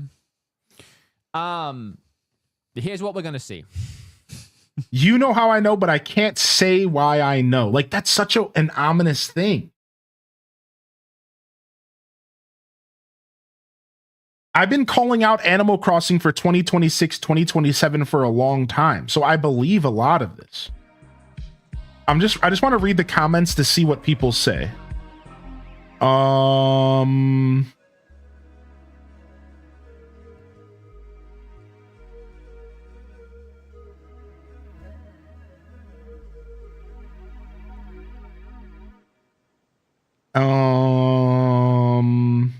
Nobody's really commenting on Animal Crossing or the credibility of his comments. So I really just I don't think we have much to go off of. We either take his word for it or we don't. Like, that's literally all we have to go off of here. That's unfortunate. I was hoping there was a little bit more to go off of. Metaphor. Oh, hell yeah. That's actually perfect for the system. I know. Although now I'm worried it's going to be a game key cart because the Raidu is Atlas as well. Well, everything's a game key cart. But Metaphor is a huge download. And I think it's a $70 game. Then they should do physical. They should do physical. Atlas, if you're listening. This one's obvious for a direct, but we're gonna get GameCube shadow drops. Oh, thank God. And it needs more. I heard it was Pokemon Coliseum was one. No. Mm-hmm. Okay, that all makes sense, right? Yeah, Pokemon games coming out. Not What? Gale XD. That's coming later. They're doing So- one at a time. That's still sick. That's pretty dope. This one, I don't know about this one. It's just what I was told. Death Stranding Director's Cut S. I can see Death Stranding coming to the Switch, Well, too. the new game's coming out too soon. Yeah, I like Okay. wood. This one's also obvious, I feel, but Witcher 3 Nintendo Switch 2 edition. Yeah, Okay, yeah. They That's also obvious. just added yeah. cross save and cross play. Because Witcher 3 actually is as much of a feat as it was to get Witcher 3 on the Switch 1. It kind of looks like shit, and it kind of runs like shit. But they did a really good job making it happen. It was like an impossible port, is what we like to call it, where it shouldn't have happened, but it did. So The Witcher 3 getting a Switch 2 version makes too much sense because they're going to want to clean that up, especially with their success from Cyberpunk. Witcher 3. Are they going to charge $10 for it? Or like... I mean, I don't know specifically. But they're I known haven't to- been told specifically. Okay. Okay, he's shaking his head yes, though. So he's saying they'll charge $10. That makes sense. I don't know. I don't know why you wouldn't charge $10 in this economical climate, because like people just are going to pay it regardless. But they're known to But I to- would guess so. They give free updates. Even the PS4 got like I think it was a free PS5 Yeah, but with update. the Switch 2 editions are actual like releases that will get like a physical. Okay. Yeah, So, right. I mean, I exactly. don't know if they're going to add anything to it or they're going to add like motion controls like they did for Cyberpunk, but That'd be cool. they already have the engine You in swing your place. sword and stuff. Obviously the main reason for this direct is to like refresh everybody. I don't know if it's coming before Donkey Kong or after Donkey Kong, but to refresh everybody with like what's coming out Mm-hmm. for the rest of the year. Included in that is Metroid's release date, Of course. Oh, let's go. which obviously we need. Yeah, we need that. And then, as far as I'm aware, the one more thing is supposed to be just a teaser card. I heard Isabel's going to show up, and it's going to tease a card Animal Crossing coming out in 2026. People are gonna lose their minds. People are going to lose their minds. Yeah, I mean, I believe it, and not to like sit here and toot my own horn, but I've been saying this for a long time. I've been saying this for a long time. 2026. How long have I been saying it, chat? You got to give me some street cred, dude. I've been saying this for years at this point. 2026, 2027. I'm just reaffirming this because I think he's right. I think it could be true, man. Like, it makes too much sense. Why would they wait any longer for Animal Crossing? Animal Crossing is the second highest selling game on the console, dude. There is no way they aren't cooking for something, dude. Whether it's a deluxe edition whether it's New Leaf, because Isabelle is kind of the star of New Leaf in a lot of ways, something is coming. And I've been saying this for so long, and now I was wrong about 2024. I'll admit it, right? I had a prediction that we were going to get a remake or something along those lines by 2024. And unfortunately, I was right, but I was wrong. It was just Pocket Camp Complete. So whereas I was right, we got a remake, technically. It was the worst possible timeline. It was the mobile game. But if you guys really go back into the history, I even called that technically. I even called that. I straight up was like, we're going to get a remake or something. They're going to give us something to hold us off. It just so happened to be Pocket Camp of all things. So I didn't really feel like cashing in on my prediction because Pocket Camp was the worst possible remake we could have gotten. Yeah, so I was like, whatever, this sucks. But in all reality, I even called Pocket Camp. I said all 2024, I was like, we're going to get something to hold us off.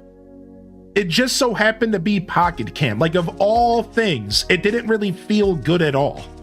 And that sucked. You know what I mean? So like, outside of that kind of weird prediction, I've been calling 2026 for so long, dude. Like, I'm gonna go ahead and I'm gonna lean into the copium. I'm gonna lean into the copium of this for those that are just tuning in one more time.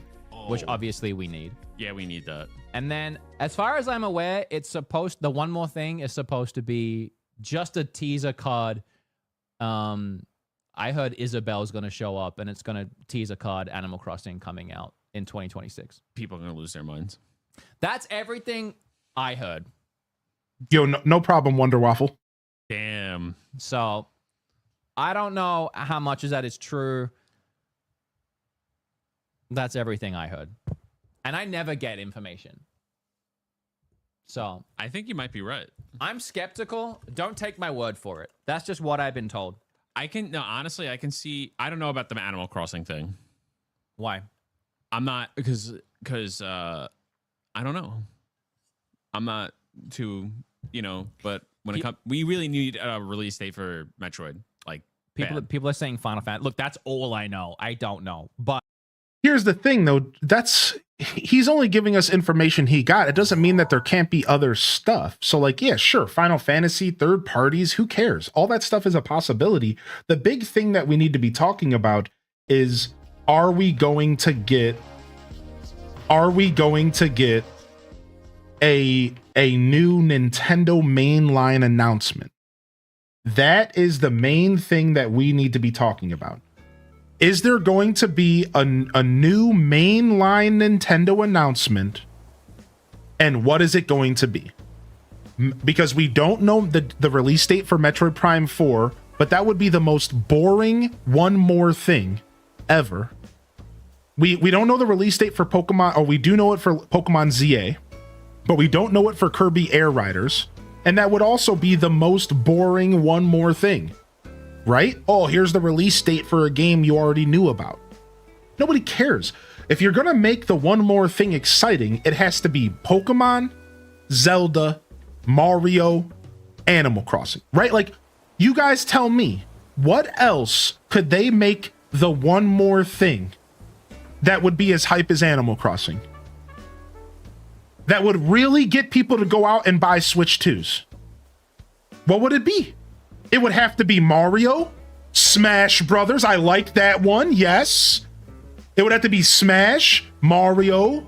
It would have to be Zelda, Animal Crossing. Like, what else? Like, right? There's only so many options is my point. There's only so many options.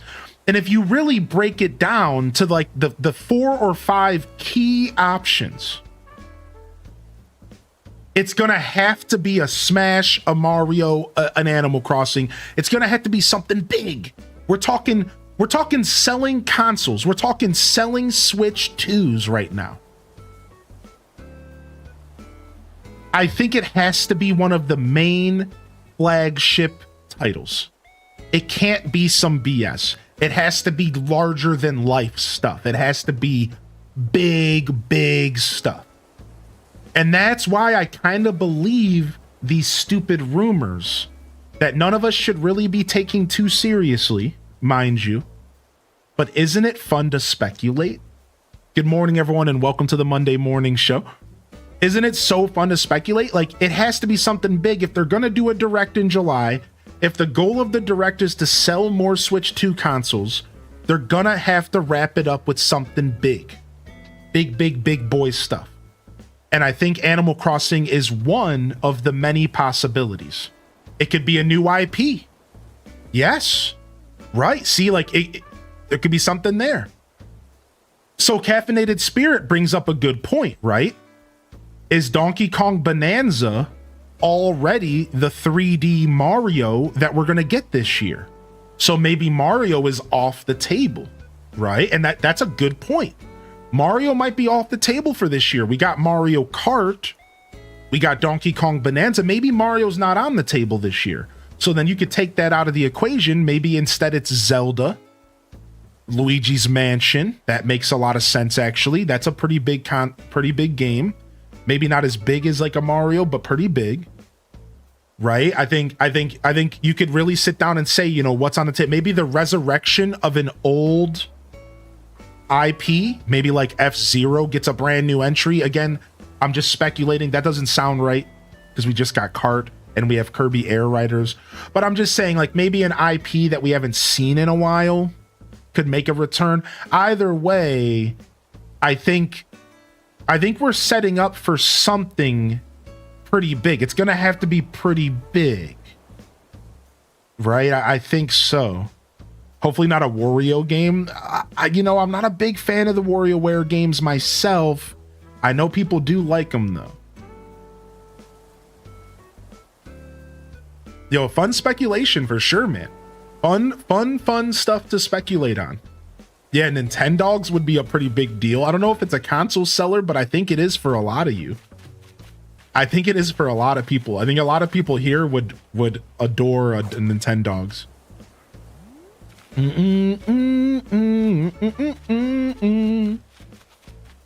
want a Wario Land game, but I doubt it'll ever happen. Either way, I think the direct in July seems accurate. You know, I thought the direct was going to be in June, but it does make more sense that the direct is in July.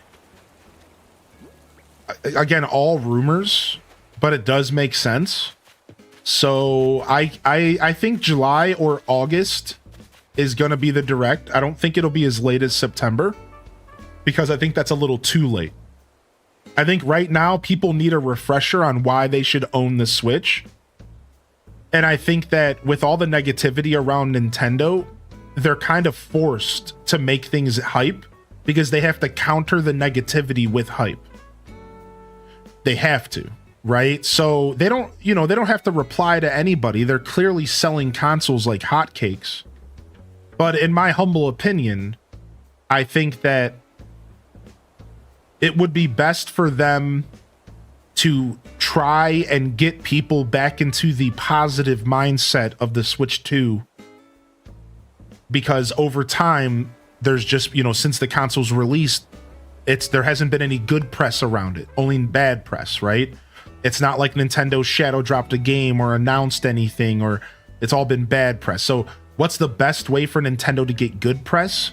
It's to show off brand new games, right? Like that's how you get good press as Nintendo, to show off the games that everyone loves and knows and cherishes. And I think what better way to get good press than to drop something like an Animal Crossing?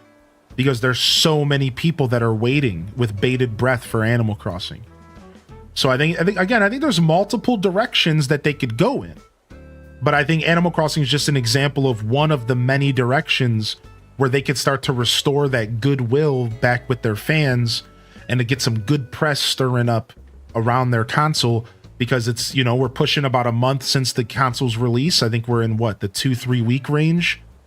I think they're probably going to strike while the iron's hot, and they're probably going to announce something as we go into this summer, right? And I thought June would be the direct, but July also makes sense. Again, it could even be as late as August.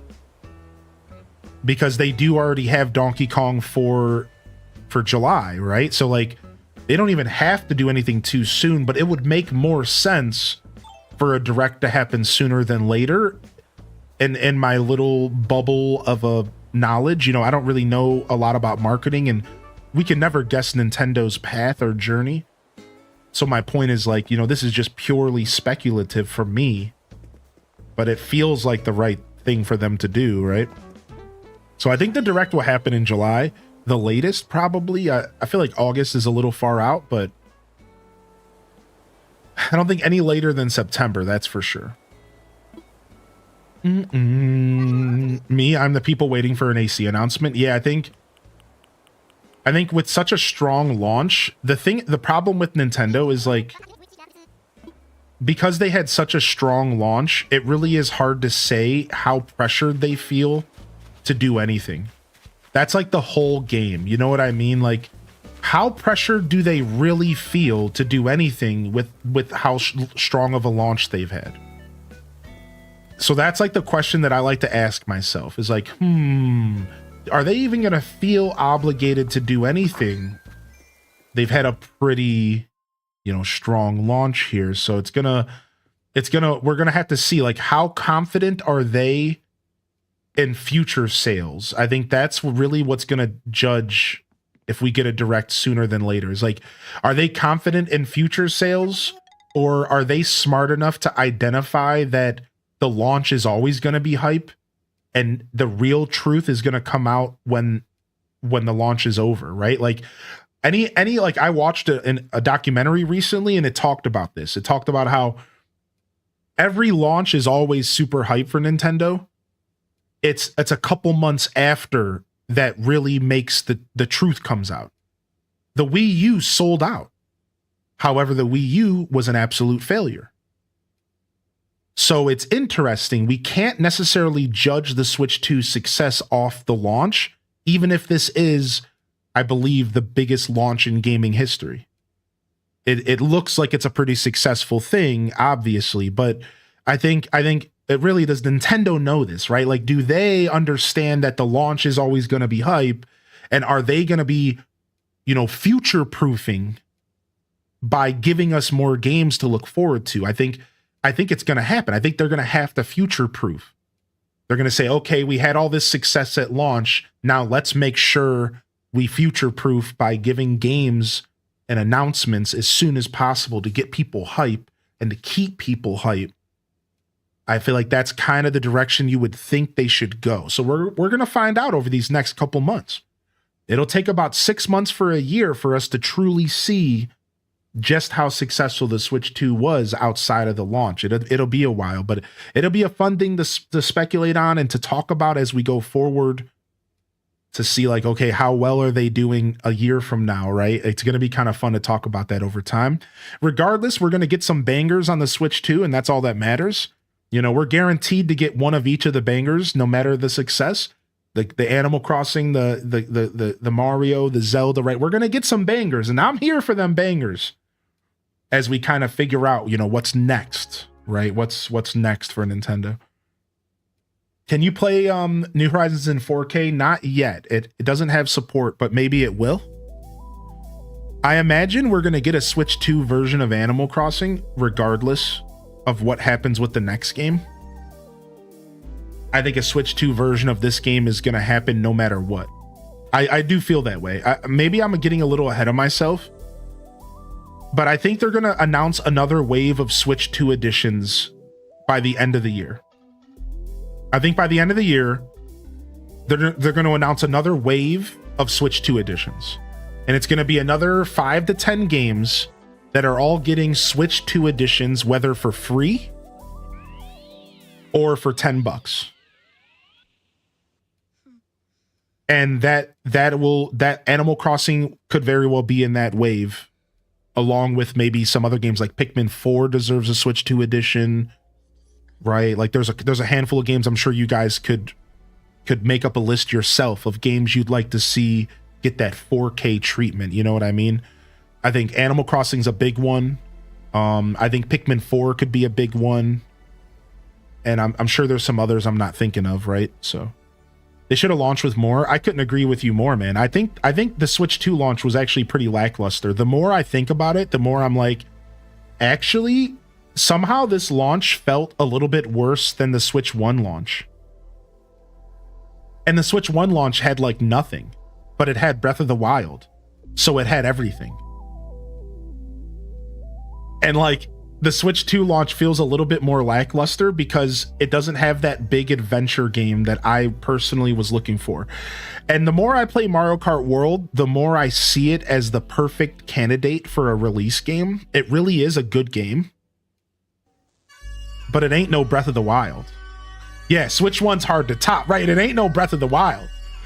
And like, that's the problem, right? It's like, dude, you could give me all the Cyberpunks and the Street Fighters and the Yakuzas and all of that stuff, but none of that is gonna equal Breath of the Wild.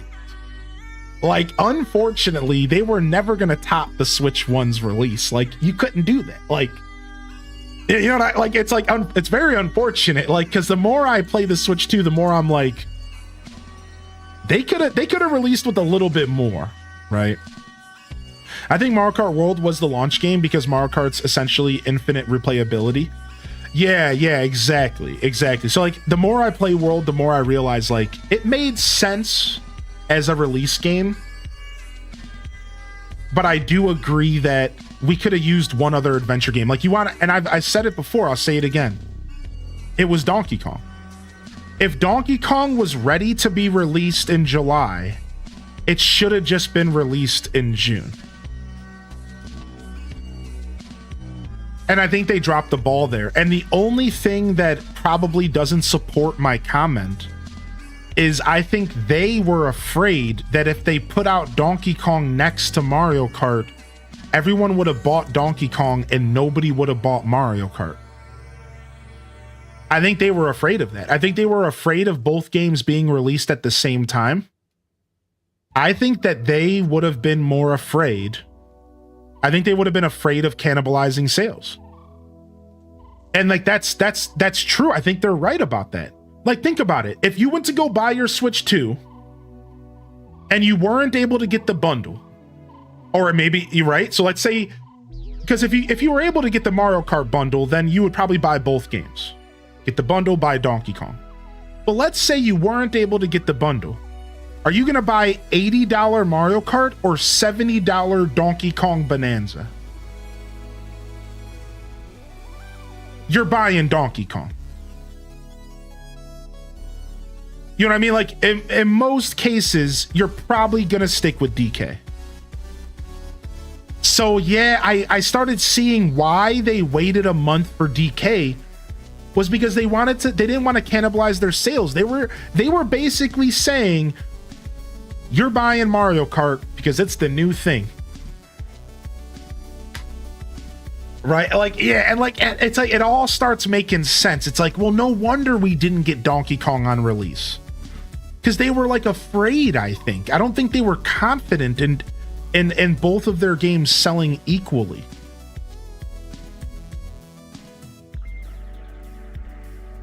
So it's like, I don't know, man. But Donkey Kong on release would have been the play, right? That would have just been the easiest thing for them to do. Now we're sitting here waiting another month, and it's just like, come on, man. Listen, we know the game's ready. We know Donkey Kong's ready to go. Just give it to me, man. Just let me play it. Just let me play it, dude. We know it's ready. We know it's sitting there ready to be sold. You can let me download it right now, I bet. What up, Seaway? Yo, good to see you, dude. Oh my gosh. Regardless, that's my theories. That's my takes on the Switch 2 release and why it went the way that it went. I'm still excited to own a Switch 2, and I'm excited to see what happens in the future. But now that the dust is settled, I do agree that it was a little bit of a weaker release than I initially was anticipating. And even though I'm really enjoying my Switch 2, you want to know what I think the best release title for the Switch 2 was? This is not necessarily my personal opinion, but I heard this opinion the other day and I laughed because it was true. But the best Switch 2 game is actually Tears of the Kingdom, which is kind of messed up. The best Switch 2 game that we got on release was Switch 2 Edition Tears of the Kingdom. And when I heard that take, I paused and was like, damn, that's actually kind of true. Like, in a weird way, like, even though, again, I don't even all the way agree with that. Like, I love Mario Kart. I think Mario Kart World is phenomenal. I've also put 500 plus hours into Tears of the Kingdom, so I'm biased. Obviously, I like the new shiny thing more.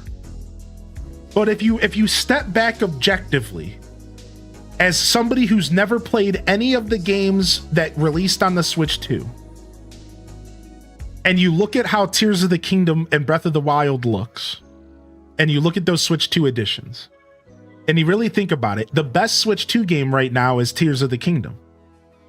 Like, if you really think about it, it's like, actually, this is probably the best Switch 2 game. Like, if you really look at it objectively, it's like, wow, like, that's so messed up that the best Switch 2 game is just the Switch 1 game, but redone. Because Tears is just that good of a game, though. Like, that's not talking down on Mario Kart, for the record. That is commenting on how good is Breath of the Wild and Tears of the Kingdom. Those games are phenomenal, and they can somehow stand as titans all the way into the next generation. They're still titans. They're still the best games on the console. Like, it's insane, dude. Like, they made two masterpieces, man. Like I said, it's not even a negative commentary on Kart or anything. Like, Kart's a great game. I just don't think it holds up to Tears and Breath of the Wild, dude. And not really, especially with how good Tears of the Kingdoms looks. Because Tears of the Kingdoms looks really, really good with the glow up. And so does Breath of the Wild, so yeah, pretty crazy. Pretty crazy that Tears of the Kingdom would be one of the biggest launch titles of the Switch 2. I do have Hazel, yeah. What's up, Dizzy Door? Man, all this humidity and heat, it's making my beard just mega whack. We should tie it off today. Zelda remains undefeated. Yeah, it really does, man. Zelda remains undefeated. I swear it does, man. But again, that was a take that I heard from someone else, and I laughed to myself at how true it was. That's not even my take. I'm just regurgitating.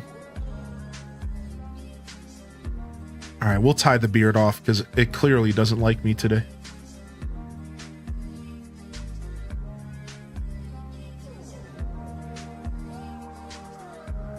Splatoon 3 Switch 2 patch has been really good. Dude, honestly, I've been seeing you play Splatoon 3 and it kind of makes me want to check out Splatoon for the first time. I kind of do. I kind of want to check out Splatoon 3. I've never really been a Splatooner, but now would be the best time than ever to join in. Maybe. We'll see. I'm a man with many missions, but I don't pursue them all. The beard said that this is his show. Yeah. What's up, dweeby? Anyways, yo, what a beautiful Monday morning gaming discussion. And it wasn't like terribly negative or anything. We were just sharing our thoughts, you know? So it makes me super happy to be able to chat with y'all and just have like a nice hearty discussion where we share our opinions and thoughts, but it doesn't turn into a, you know, ish flinging fest. Yeah, what's up, Kuhn? Good to see you today. Nice. See you later, Hazel. I just had to deliver her item back to her. Yeah, Aurora, same here. I think that you just made a really good point. Honestly, one of the best things about the Switch 2, and I think that this is just extra, right? This isn't like a selling point. This is just extra, but the Switch 2 release made me and a lot of other people appreciate our Switch 1s more. Not even necessarily the device itself, but the games that we had on the device. things like starting a new island in Animal Crossing.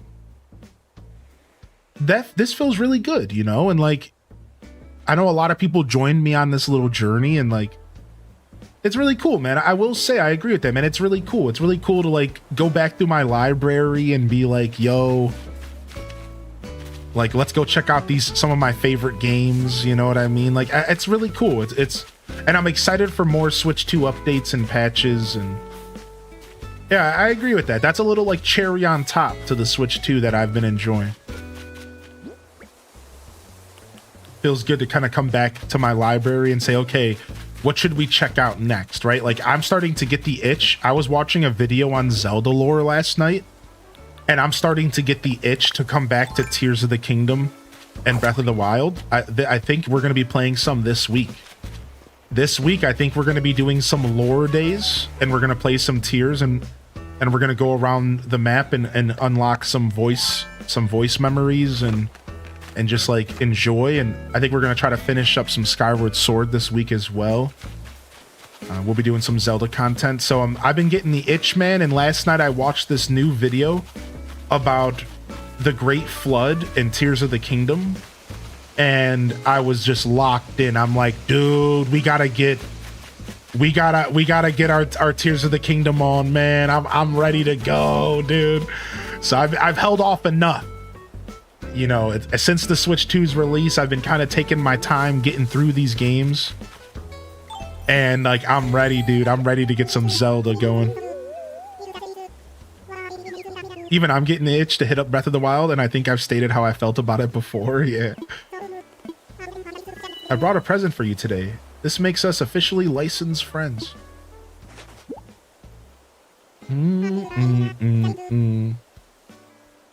Ooh, the ruined decorated pillar. The hub's been working on 100%ing his Tears of the Kingdom. Yeah, I'm pretty excited to get back into it. Ruined decorated pillar. I'll save that item. We'll put that in the house.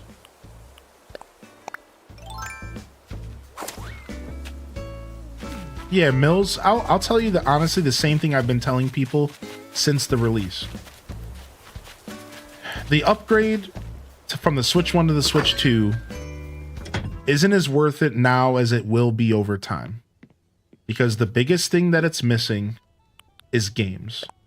And games will be the thing that makes it worth it to pick up. So my answer to you is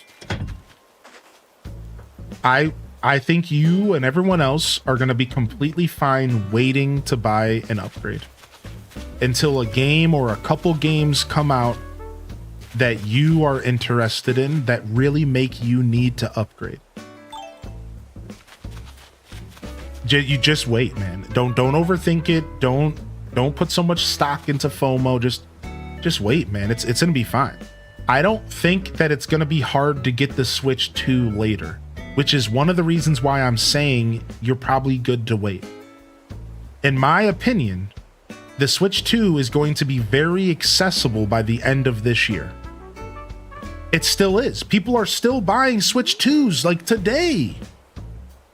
And they already said they would restock within 2 or 3 months. They're going to restock by Christmas for sure.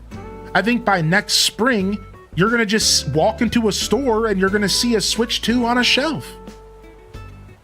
It's just going to be there. This ain't going to be like the Switch 1.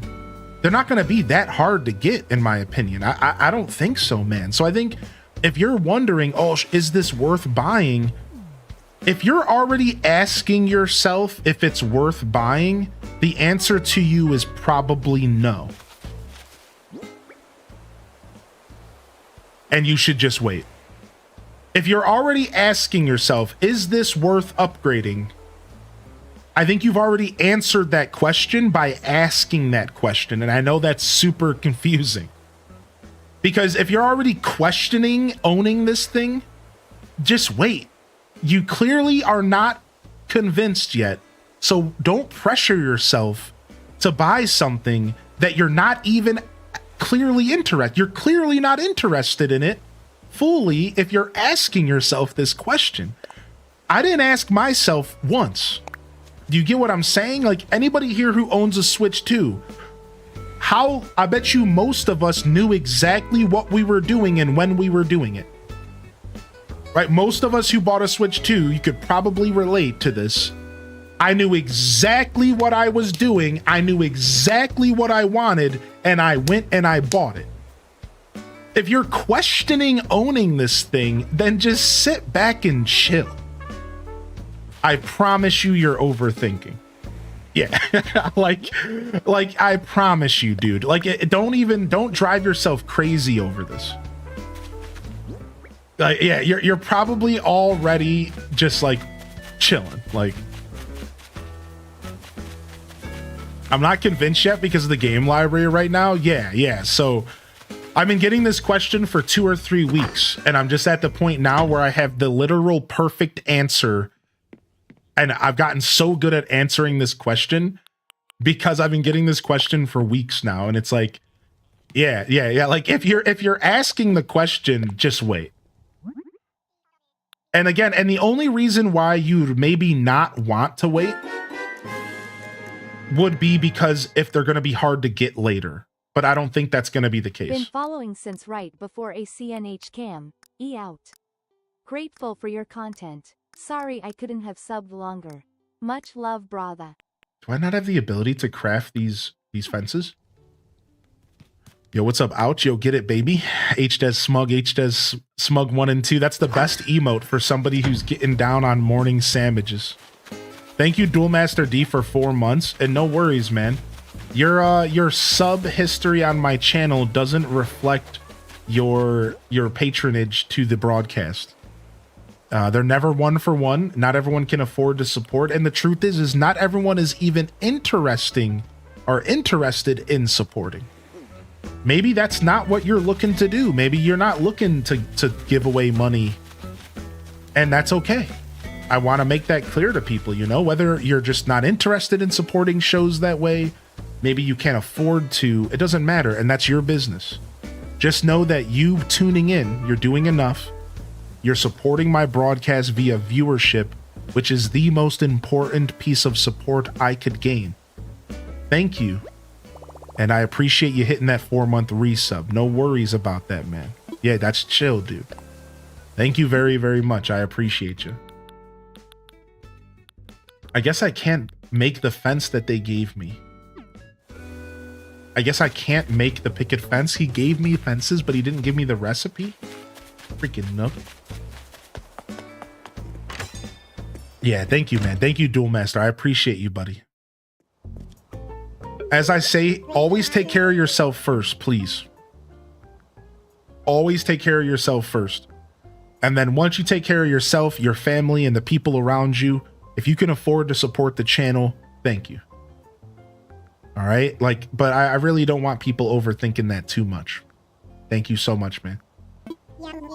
Your home is much roomier, yes? It's nice to have even a little extra space. Which brings us to the cost of your remodel. That'll be 198,000 bells. Please take your time. Yeah, Tom Nook. Did you see the Fantasy Life gave us Tom Nook? I did see that. Isn't that super funny, man? Isn't that super funny? Somebody shared a picture in the Discord of Timmy and Tommy too. Hold on, I'm gonna go get it right now. Take a look at this. You guys aren't ready for this, dude. Nintendo's never gonna give me a sponsorship because this is what I'm doing while I'm streaming their game. Look at this. Timmy, Tommy, and Nook. Look, Timmy, Tommy, and Nook. Look, son. The whole fam, the whole gang is in Fantasy Life. Look at this. Look at this. Look at the whole game, dude. Look at this nonsense. Yeah, Mills Art Nook, I'm super glad you were comfortable enough to ask. Take your time, man. I think the Switch is going to be readily available in the future. And what's up, Exhaustion? No, I ended up not keeping the Switch 2. I only got one Switch 2. The second one, I actually refunded and got my money back. Exhaustion, to answer that question about the giveaway. I ended up not getting 2 Switch 2s. I realized I had the opportunity to refund one of them because it had yet to be delivered. And the refund happened instantly, and I was able to get my money back for the one that I didn't end up wanting.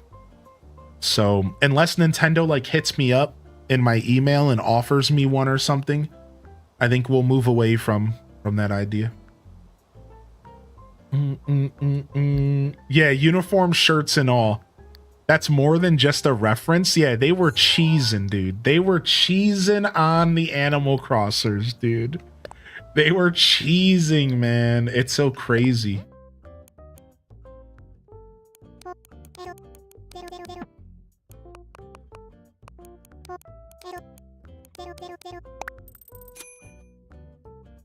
Oh, wait, no.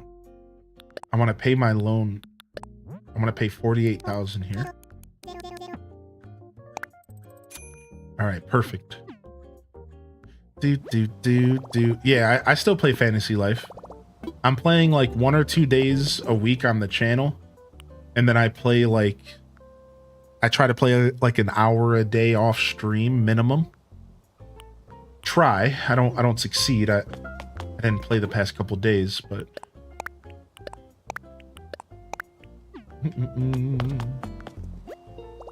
why do they do us like that? Yeah, it's so funny, man.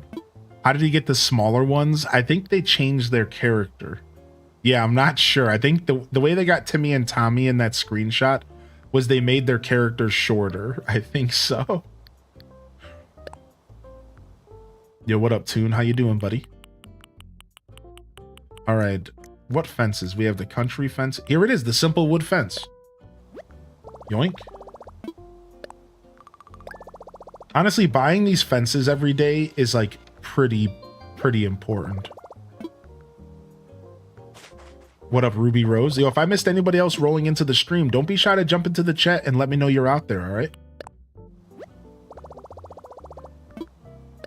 Called off because of no AC in the house. Oof. Dude, take it easy, buddy.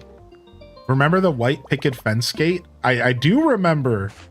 We eventually got the white picket fences, but we never got the gate.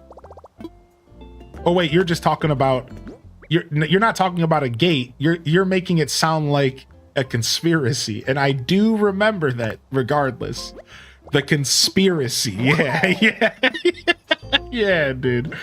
And it's funny because we eventually got those white picket fences, but it took us 2 years, right? 2 years until we got them. Yeah. What about you, Mills? What about you, dude? Are you still playing Fantasy Life? I'm still playing. I honestly, I have hit a point to where like I'm only interested in playing the game for a couple hours at a time though.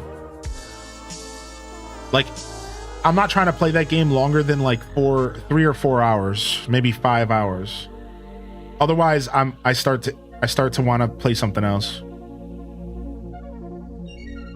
That's like the only problem with the game.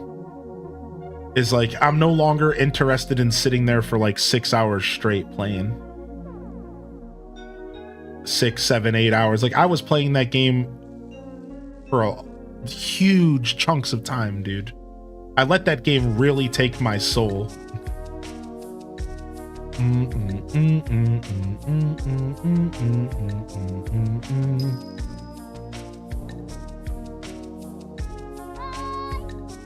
You're playing Pokemon Violet? Nice. Nice. What did y'all game on this weekend?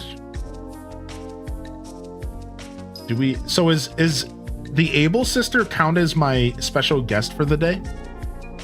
Right? So like I wouldn't have Gulliver because she's here? I think so. We should probably go buy something from her. You've been playing Dune Awakening? Man, Spartan, how's Dune, buddy? I think I can play Dune. I don't think I can stream it. But I'm very interested in playing it. I'm a PvP fan. I'm a sci-fi fan. I'm a scavenger kind of post-apocalyptic fan, which is like kind of the vibes of that game, right?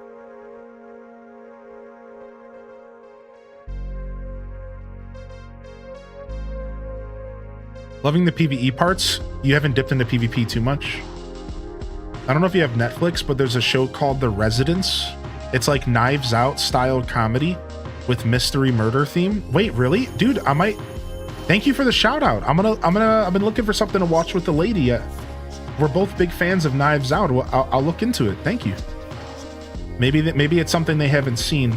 They're a big TV watcher and stuff, so like I don't always find stuff that they haven't seen yet. Like they're usually way ahead of me. Like way ahead of me. I'm like, have you seen this? They're like, yeah, I watched that 2 years ago. What are you talking about? And I'm just like, oh, Rick. You went to a 3-day convention? That's cool. That's super cool. Are you we don't talk about religion and stuff too much in stream, but out of curiosity, are you religious? Is that like something like a Christian camp or something? Sounds like something my mom would do. She was mega religious. She is. I put a trailer in the Discord. You can check it out. Thanks, man. Yo, we got a new directory channel in the Discord that I put together. We put together a new look for the directory channel in the Discord. It'll help you find all of our different little channels and stuff. It's pretty nice actually. I'm gonna clean it up more and more, but so like I realized we learned over time that a lot of people are struggling to find threads. People are struggling to find the different game rooms that we provide because threads are really hard to find. Now, for the record, there is a way to see all the active threads in the server.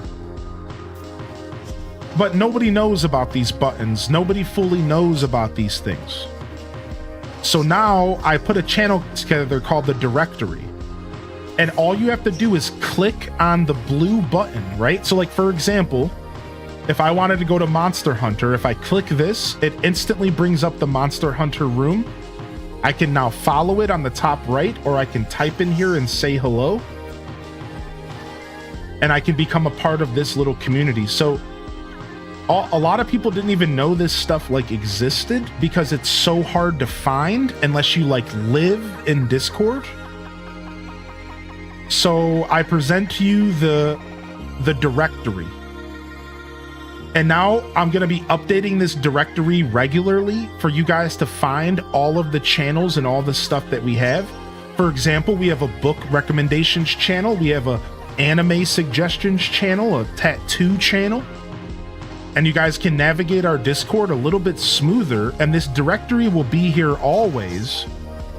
And again, I'll be updating it. So like, if we get a new little community, I'll add it. If something dies completely, I'll take it away. But for now, I want you guys to know this exists. So please don't be shy to take advantage of it. And hopefully this makes it easier for us to kind of engage with each other. Now you guys can see, look, we have a Hello Kitty Island channel. You might not have known that. If you didn't know, we have a full Disney Dreamlight Valley section. You might not have known that. Sometimes this stuff is like hard to navigate because Discord just doesn't quite give us enough tools to make it a smooth situation. So I just wanted to talk about that for like a second because it's pretty useful. Yeah, it's pretty useful. You should feed it to ChatGPT and alphabetize it. Yeah, I'm gonna alphabetize it at some point just myself because I kind of get enjoyment out of that. Like I'm a kind of a nerd and I like alphabetizing things. Balloon. So yeah, I'll eventually alphabetize it, right? Like it's still a work in progress. Yeah. It's still a work in progress at the moment. I don't even know if I have all the channels I want to put in there yet. Because like originally I was going to use it for just threads, but you'll notice that I actually put some of the other channels in there as well because I realized like maybe people just need help finding everything. So originally I was just going to put threads in the directory, but now I'm realizing I might direct people to just all of our communities. So for example, like I put New Horizons channel in there, right? And like the Pokemon channels, these are just regular channels, but I realized, you know, maybe people just would like a directory with directions to everything we do here. Cooking recipes, why not, right? So I'm going to continue fleshing it out, and then we will get it alphabetized. I did think about that already, which is funny that you said that, because I'm a nerd like that. Yeah, for some reason, I get satisfaction out of organizing things in my life that aren't important. Anybody else? Ask me to organize my laundry? Psh, yeah, good luck. Ask me to organize my schedule for the week? Psh, yeah, right.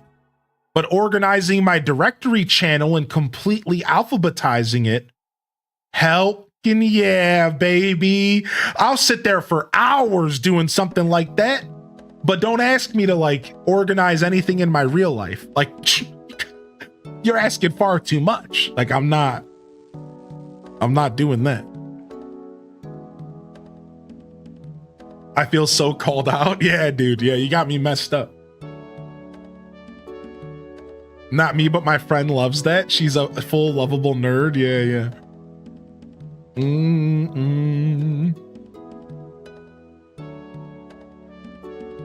It's like a convention. Yes, I am. And no, it's not a camp. It's a convention. It's been happening worldwide for months with videos, dramas, and talks about learning and reading from the Bible and what the Bible teaches. It's completely free of charge and you don't have to buy anything or sell anything. Cool. That's cool. It reminds me of this like convention called like Alive or something like that.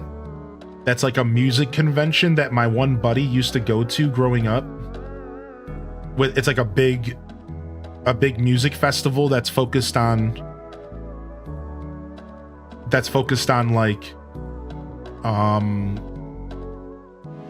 gospel rock and stuff like that, I think.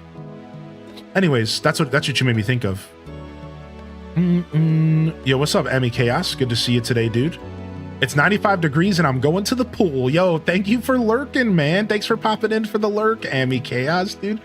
Good luck. Stay cool, all right? Stay cool. Yeah, booty cheeks, exactly. Adds value to my life? No thanks. Could be helpful, but totally not necessary? Yes. I wish we could color coordinate Discord channels. Oh, wouldn't that be so nice? Gonna be 100F here in Amsterdam. You used to go to Alive? Yeah, one of my good friends used to go to Alive every year. Yeah, it's cool stuff. It's cool stuff, man. What's up, Katie, please? I'm on vacation in Sweden, and the highest it's been here is 73 degrees, and I'm living. Oh, screw you, man. I'm actually just so pissed that you even said that. Get out of here, Noko. Get What's up, Jay Kaiser? Good to see you today. It's a form of active procrastination. Correct. I will always find something else to do than the thing I have to do. What's up, Fire Hoshi, by the way?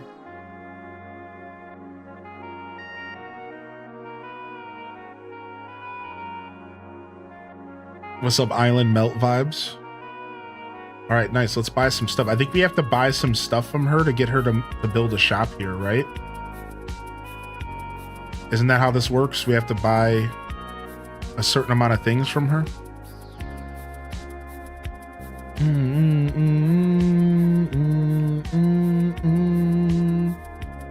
Wow, she's selling the bubble gum again. I was literally just about to say, I hope she sells a new accessory so I can stop with the bubble gum. And here we are. More bubble gum. All right, let's buy the paisley bandana. Yoink.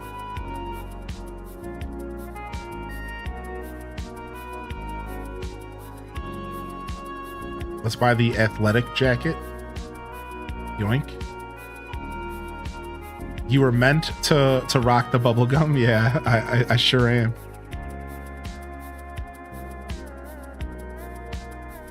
Also, I might have that recipe you asked. Somebody asked for a recipe here.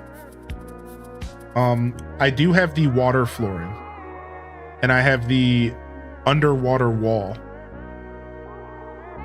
I do have those. Yes.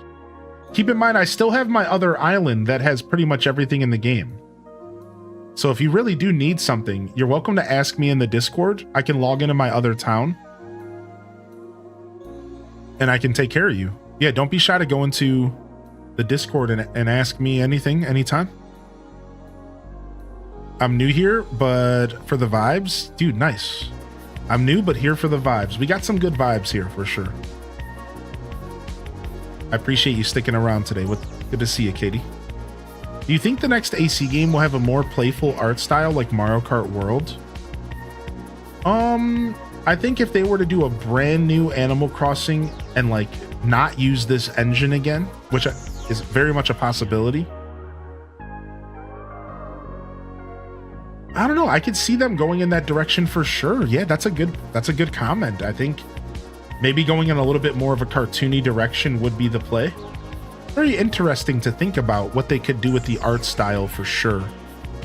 That's actually a thought-provoking comment. I don't know. Part of me felt like the next AC game would just use the same engine. But to be fair, they've never done that with an Animal Crossing game before, so those feelings are probably pretty wrong. Like every AC game has always been the same engine, or has always been a new engine, new graphics, new look. So I guess the real question I have is, are they going to get lazy this time and just build within the same look and the same engine here? Or are they going to reinvent the wheel again and do something completely different? I think both options are on the table, right?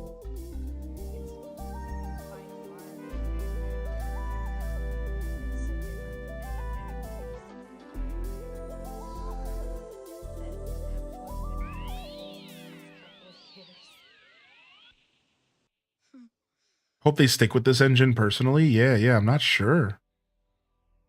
I'd be happy either way. I would also be happy either way. I'm not too stressed about it.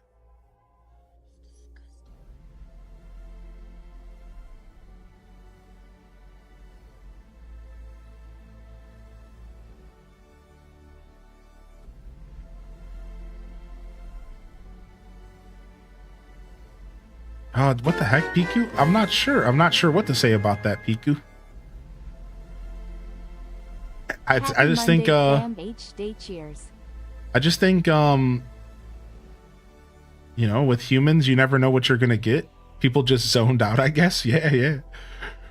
Not everyone's looking to be social, I suppose, especially at work. Never a fun feeling to try to socialize and to have somebody kind of brush you off though. I get that, man. I get that. Like that's never a good feeling. That does kind of suck, right? Do you have the underwater flooring DIY? It's a seasonal one. Oh, thank you for offering. I don't think I have it yet, but I still have a chance to get it here, right? Because it's still summertime. Maybe I'll get it by the end of the summer. All right, let's mix up our jams real quick. Well, we'll let this song play. It's almost over. It's the last song on the album. I named my island Orange, and coincidentally, I got oranges as my native fruit in an orange airplane. I'm never deleting my island. What's up, Jeffrey, man? Thank you, Flo Dunny, for 34 months, dude. If they kept the same engine, do you think they would get a lot of hate just for creating a reskin of AC&H? That's tough to say, because I think the answer to that is obviously yes, because at this very moment in time, no matter what Nintendo does, they're going to be making the wrong decision. It's damned if you do, damned if you don't season for Nintendo.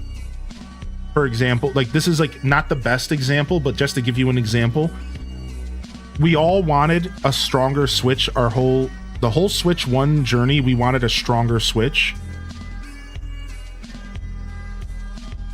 Right? The whole Switch 1 journey, most of us all said we just wanted the same thing but stronger. And then when they gave us that, now people are chastising them for not being creative enough and not reinventing the wheel again. So while we spent 8 years like, man, I just hope the Switch 1 is just gets stronger. But then now it's like, oh, they didn't do enough different. They're lazy. right? So it's like, I don't think anything they do is going to be wrong, period. They make a brand new AC game, everyone's going to hate it because it's new. They use the same engine, everyone's going to hate it because it's lazy. So like, it's a hard question to answer. Now you asked, what do I think is going to happen?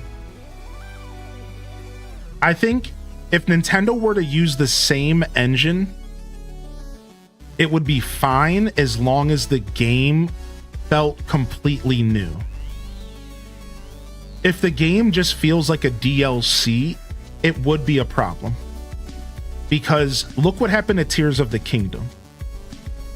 Tears of the Kingdom pretty much got hate across the board for just being DLC. And to some extent, that was true. It was kind of just like a glorified DLC. But like, the more you play Tears of the Kingdom, the more you realize like it really was its own adventure. It really was a very unique experience. And I think that would be the exact same conversation we had with ACNH. If they decided to release it in the same engine, it would come down to how much of a DLC does it feel, and how cash grabby does it feel, how new does it feel versus just a rehashing of the old. It would all come down to game feel. It would all come down to that conversation, right? Yeah. I don't know. I think Animal Crossers are a little less aggro than other Nintendo fans, so maybe everything would be pretty chill regardless. I think at this point, Animal Crossing fans are just really itching for anything new. And I think that while people who don't like Animal Crossing would complain, I think the core Animal Crossing audience would gobble it up and be very happy for even getting a crumb off of the plate, let alone a whole meal. I think that if you asked an Animal Crossing fan, we would all go, yeah, ruh-roh. Like Scooby getting a Scooby snack. But I think if you asked an average Nintendo fan, or if you asked, like some kind of person, Twitter outrage, they're gonna just purposefully call it out. But I think the core Animal Crossing audience is gonna be snapping at anything that you give us. We don't care. We just want anything. Yeah. Like, we just want anything at this point. We feel famished. Yeah, we're kind of desperate, right? Like, we're just famished. I think it would go over well with AC fans, but everyone else would complain just to complain, right?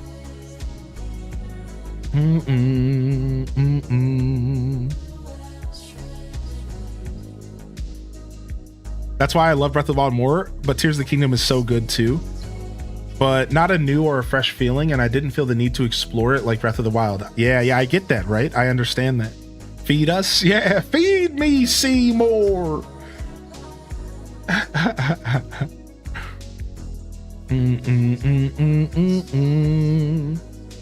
You're reminding me of people talking about the mouthfeel for pizza. I mean, pizza mouthfeel matters. It's all in the crust, baby. It's all in the crust and in the quality of the cheese. Yo, thank you, Katie, for the Prime, dude. Thank you so much for the first time Prime. I hope you enjoy the emotes, and I hope you continue to enjoy the flow of the show. Appreciate you, man.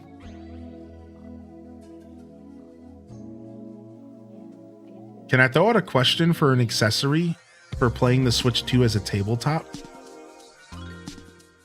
Anybody has any suggestions? No, not yet. Not yet. I have this little stand for my Switch 1 that I bought years ago that was perfect for sitting the Switch on. It had a little space for the plug, and it was perfect for tabletop. That's all I could recommend, is like, you get yourself like a little Switch 2 stand so you can prop it up. Yeah, I like New York style pizza. Yeah, I like New York style pizza. New York is mostly based off of classic Neapolitan pizza, and classic Neapolitan pizza is very thin crust, so the base of the pizza is very thin,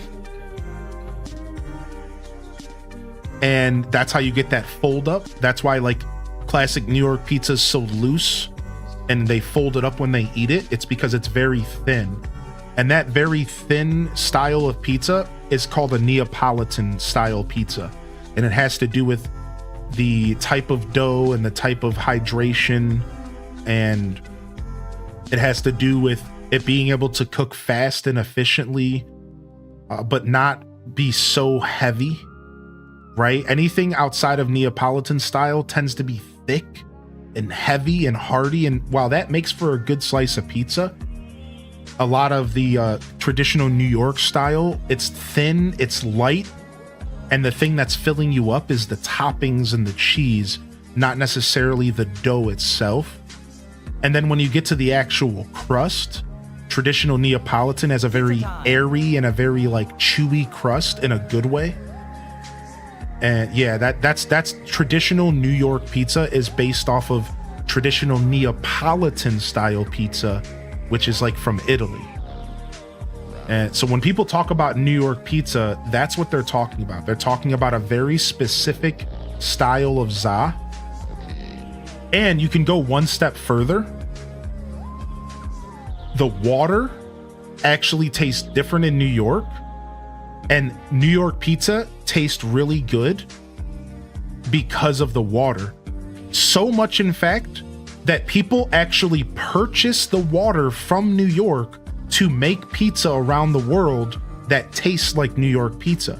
Same thing with the bagels. New York bagels are a big thing as well. People don't know about that.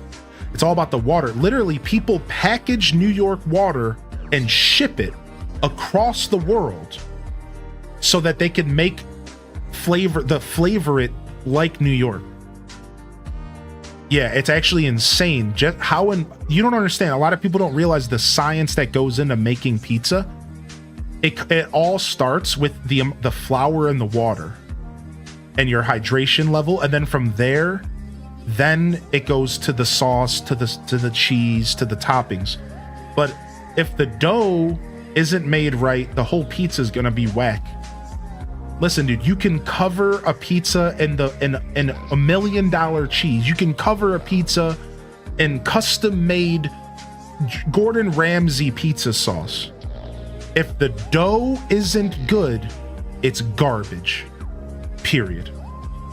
You can't mask a bad dough. You can't mask a bad dough. You can't. It doesn't matter what toppings you're putting on it. You cannot mask a bad pizza dough. And that's the first thing you learn in the pizza universe. I worked in pizza for about 6 to 8 years. You cannot mask a bad pizza dough. It doesn't matter what type of quality. And the reverse is true as well. You can have the cheapest ingredients, but on top of a good dough, it's actually kind of edible. That's the funny part. You could be using canned mushrooms, as much as that makes me cringe because I think canned mushrooms are gross. I love mushrooms. I hate canned mushrooms. You can be using canned mushrooms. You can be using cheap meats. And none of that really matters if the vessel that you're putting it on is good.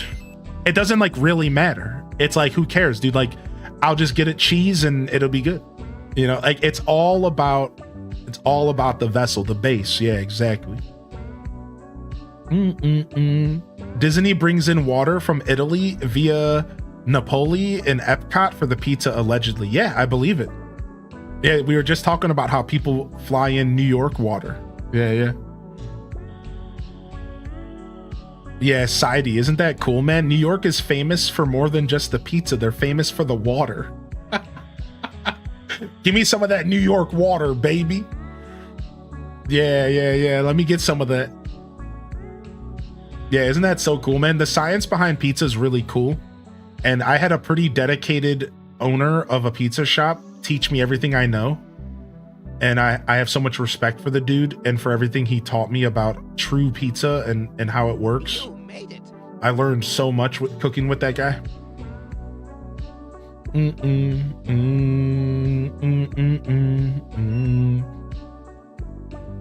Cat sandwiches are also very good. Yeah, exhaustion sometimes all it takes is one gross out moment to kind of push you away from something a little bit. That's happened to me before. I recently had some cod some frozen cod that was chewy and tough, and just I'm never gonna buy frozen cod again. It put me off completely. I'm never ever gonna have frozen cod again, dude.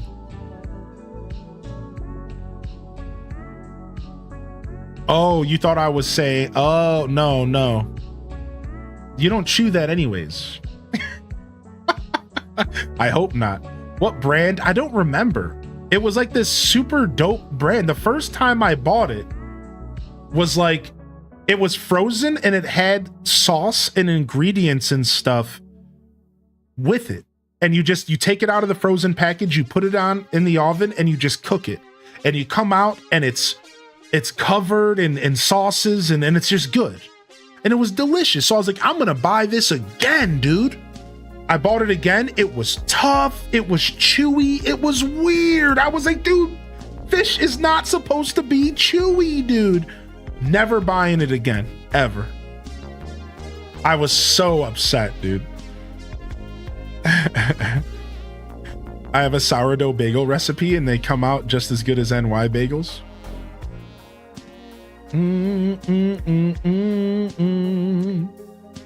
I live near Cape Cod. We try not to freeze it around here. Yeah, dude, it's all about the fresh perch up here in Cleveland. The Cleveland perch.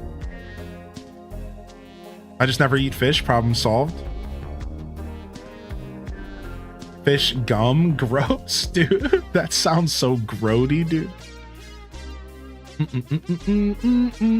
All right, we replanted our sugar canes. Let's go check out the sugar cane farm.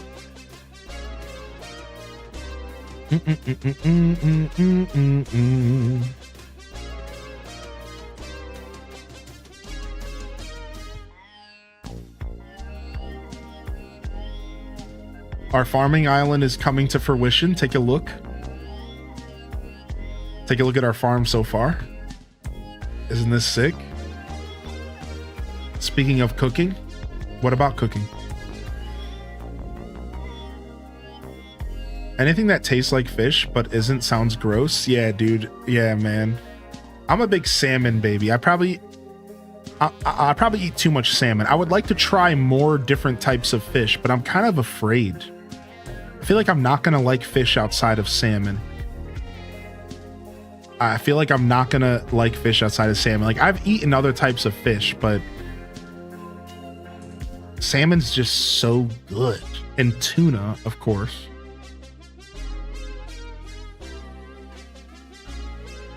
When you cooking? Oh, dude, you weren't here this morning. Yeah, so Scuffed eats, hold on, let me pull this pack and then I'll explain.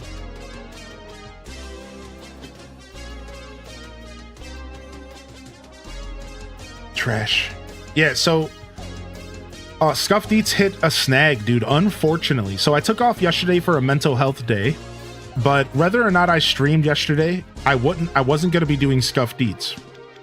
Well, why? Well, as I go ahead and pull my quick bonus pick, I didn't realize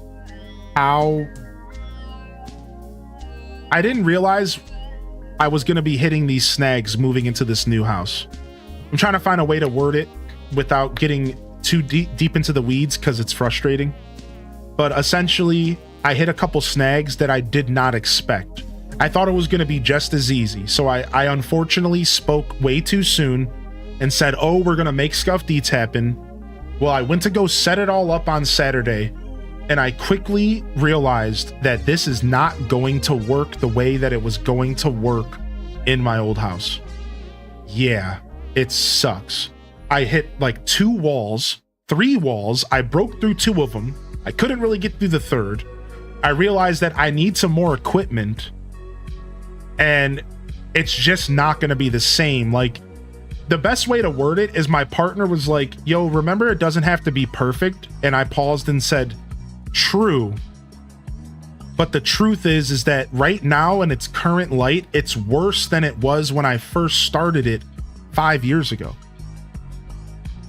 Like, that's something I'm not really okay with. Like, it's not that it's not perfect. It's that it's more scuffed than it ever was even 5 years ago before I even knew what I was doing. it's real bad. It's not at all the way I thought it was gonna be, and I have to figure it out, man. So I apologize to all the Scuffs enthusiasts. I'm gonna pick up some new equipment, and I'm gonna do my best to make it work. But it's not gonna work this way. It's just not gonna work. So I'm clearly not gonna go into details. As I just said, I don't feel like talking about it. That's all I can say. You're just gonna have to wait, dude. Yeah, you're just gonna have to wait. Yo, thank you for 9 months, Burger. I appreciate the 9 months, man. Thank you so much, and welcome back in here. Yeah, it is very, very unfortunate for me to be saying this, but it's just not going to work, and I need new equipment. I'm gonna have to pick up new equipment. There's about 3 things I need, I believe, to make this work. And I'm gonna start buying the stuff right now. I just really, I'm just apologizing for saying that it was gonna happen without realizing that it wasn't going to be able to happen. Otherwise, you know, everything's okay. But I just unfortunately realized, like, yeah, this is, I went to go set it up and I was like, oh no, like this is not working out at all. Like it's really rough, dude. Yeah, this kitchen is just way different than I thought it was gonna be. And yeah, yo, thank you for the 4 years. That's our second 4-year resubscription today. Thank you, Priya. Yo, good to see you back in here, man. You'll figure it out. Yeah, I'll figure it out for sure. Yeah. Like I said, I've already sat down and got a list of equipment that I need, and now I just need to make the investment into the equipment and then try to make it happen. Yeah, hopefully it's only a couple weeks out, depending on if I can get the equipment I need sooner than later. So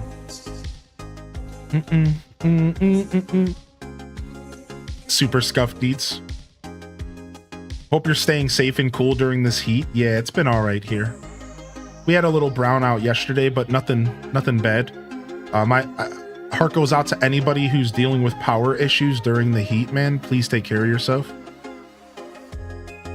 I learned ovens matter when I moved. The timing was different from last kitchen, so I had to adjust. Oh, appreciate you, Exhaustion. Priya, I believe is how that name is announced. It might be, I'm not sure. Yo, what's up, Lap Locked?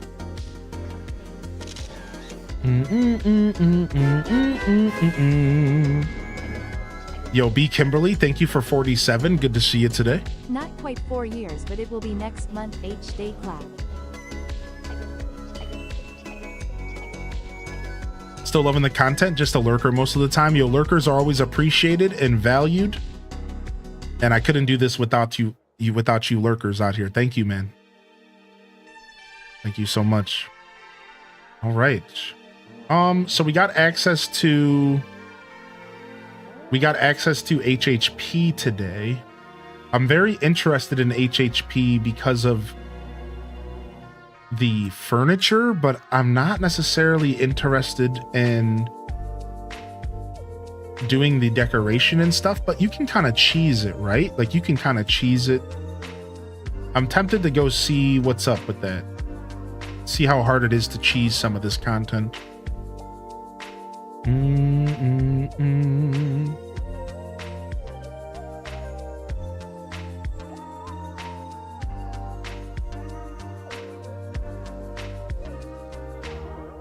right, let's go to work. Yo, enjoy your art lurk here, Crystal Kamu. Does lurking mean you don't chat the entire stream? I still don't get the rules for lurking. So lurking is a term for those who are enjoying the broadcast, but they're not typing in chat. So lurking can represent a number of different types of viewers, either those who choose not to type or those who can't due to some hindrance. Maybe they're busy, they're on the train, whatever. Also, it's reserved for people who are watching from like a distance, like maybe they're on their TV or Maybe they are here for a different style of entertainment. We call them radio vibes, where you enjoy my content, but you don't necessarily feel the need to engage with the community. Regardless, you had the right idea. You were 100% right. That's exactly what a lurker is. It doesn't mean you're not chatting, you know, all day. There's no rules or anything. It's just a way for you to say, I'm here, I'm enjoying the show, but I'm not looking to engage. That's like basically it. It's just a way for you to let any creator know that you're here, you're enjoying the content, but you're not looking to engage further than that, right? Which is why we have the YouTube Lurker Zone. So we offer the YouTube now, which is like the ultimate Lurker Zone, because there is no chat over there. So you can professionally lurk over on the YouTube and not be distracted by any chat besides for the one that's on my screen when you occasionally want to read the context of a dialogue between myself and somebody else, right? Somebody else and I. So that's why the YouTube, we call it the Lurker Zone. So hopefully that kind of helps you better understand that as well. It's because that is technically lurking because you can't engage anyways, right? So, yo, thank you, Raina B, for the biddies and good morning. And thank you, Porky, for the 18-month prime and good morning as well. Thank you again, B Kimberly, Porky Bird, thank you for the 18. B Kimberly, thank you for 47. Thank you, Wonder Waffle, for the biddies. And thank you, Raina B.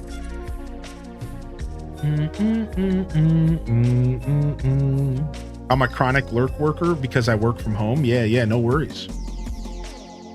No worries. Whether you're enjoying my show directly, interacting with me, I'll tell you guys this.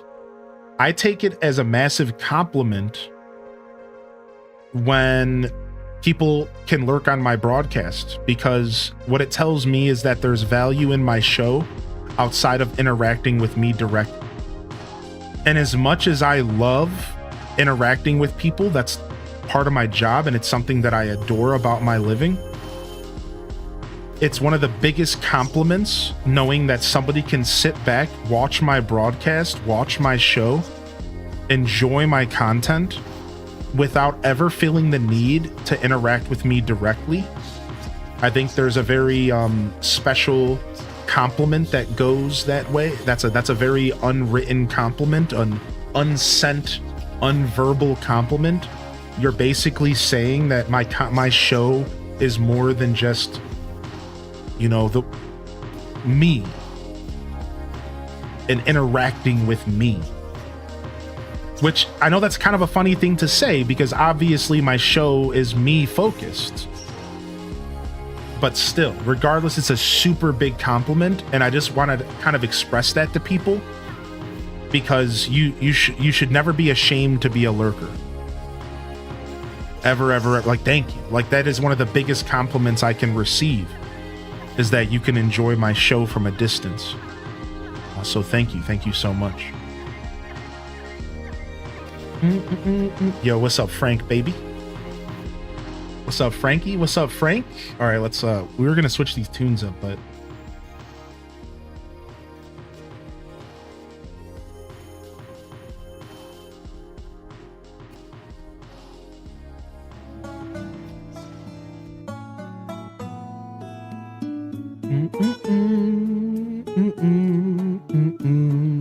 yo, and thank you two for hitting that like. We're 1 like away from our 20 like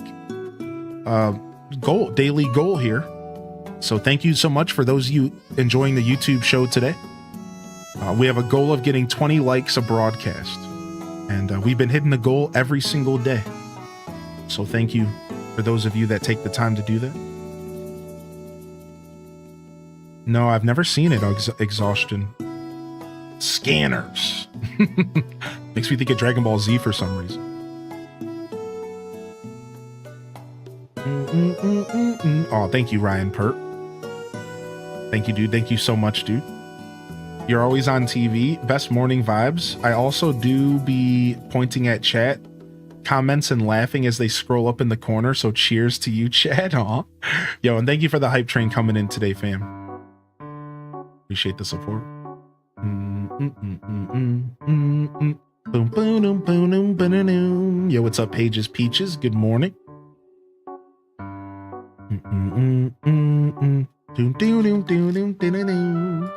All right, before we listen to this other Animal Crossing music, let's listen to this Animal Crossing music for just a bit. And we can hear some of the sounds of HHP.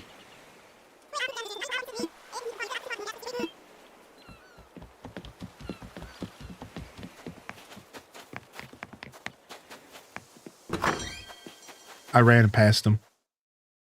Oh, thank you, Lucinda.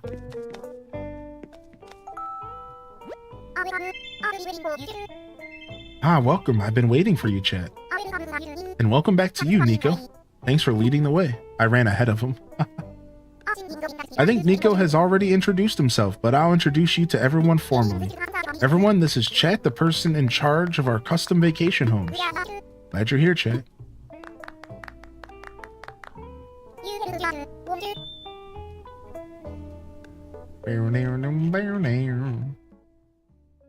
I've never seen this before. This is HHP. This is the DLC for Animal Crossing New Horizons. And it's essentially a decoration game built within New Horizons, where you can just spend time decorating for villagers and fulfilling requests. Eventually you unlock different buildings. You can decorate a hospital, a clothing store, a school, and you kind of build this whole little like network and area up. Cute. What kind of fruit likes water slides? Kiwi. Boom, boom, boom, boom. Oh, you're trying to make me blush out here, Crystal Camu. I appreciate you, and I'm glad you can enjoy the broadcast.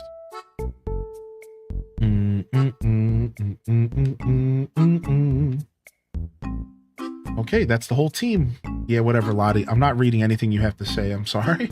I'm sorry, dude. I'm sorry, Lottie. I'm sorry. All right, we gotta go get our uniform. Let's go. What's your favorite Pokemon? Squirtle. Squirtle. Squirtle. Squirt, squirt. Squirtle. Squirtle. Squirtle. Or Lottie. Squirtle. Did I ever fix the leash command? I did not. Dang. Squirtle.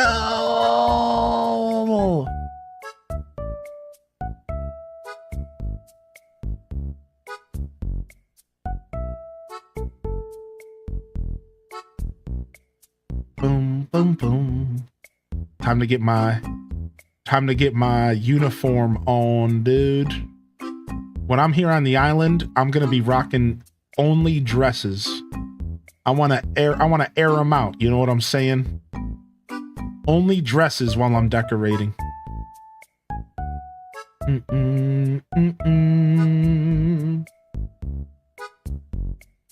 bum bum bum. Yeah. Bum bum bum.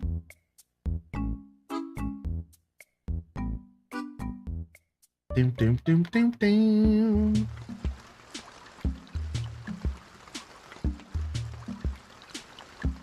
My character looks so dopey.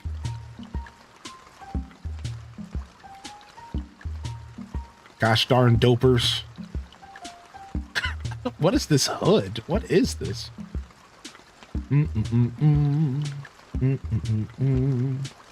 Beautiful. Yeah, though. All right, we're going for the wide brim hat. Not the mustache, dude. All right, we're going for the mustache as well, I think.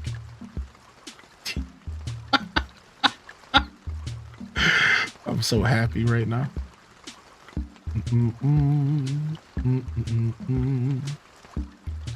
Dude, why do these glasses age my character? Like the mustache plus the glasses, they age my character 20 years.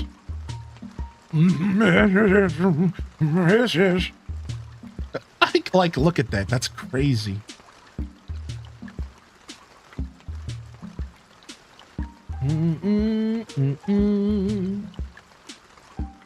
The stupid little tooth. My favorite part is the stupid tooth. You want the tooth? You can't handle the tooth.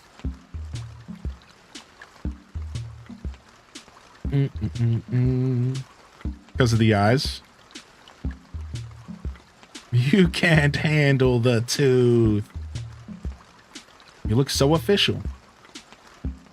All right, time to get some paradise planning going. See,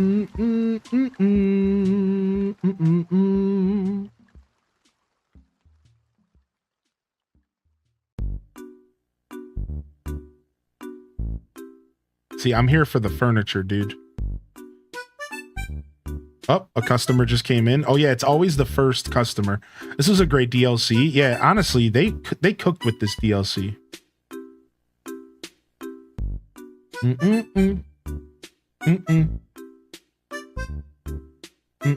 Boom, boom, boom, boom, boom, boom, boom, boom, boom. Do do do do do do do. Do do do do do do do do do do. Boo boo boo boo. What's up, Stevie Bets? Welcome to the Freaking Show. Welcome to the show. Food Manchu is here as well. What's up, Florida girl? Blue Phoenix. What's your favorite turtle? It's funny that you said that because I just said to my partner the other night that sea turtles are my least favorite turtles. There's a lot of different turtles. All right. There's a lot of different turtles out there. So let's see here. Different turtle species. There's a ton of different turtles out there. All right. So let's go through them all real quick. I'm trying to find like a really, really good like video or something showing off all the different species of turtles. All right, so this might be good for now. All right. But like this will give us an idea, right? So I think the way it's broken down is water turtles, land turtles, and turtles that can go back and forth between them. I think that's like the beginning of breaking them down. So you have turtles that reside in water, turtles that reside on land, and then turtles that go back and forth pretty regularly. And then from there, it breaks down even further into a ton of different types of turtles. There's like a ton of different types. I'd argue that my favorite is a tortoise. To answer your question before going too far, my favorite is a tortoise. So a tortoise would be a land-focused turtle, right? So let's see if this is maybe better. Yeah, maybe this is a better link here. So we have box turtles. See, we have like the ocean turtles, right? We have tortoises, the common map turtle. Like turtles go deep. People don't realize how deep turtles go. Like there is a lot of different types of turtles. But I think my favorite could be summed up by tortoises. Land living tortoises that live for hundreds of years. These would be my favorite types of turtles. Like probably by far.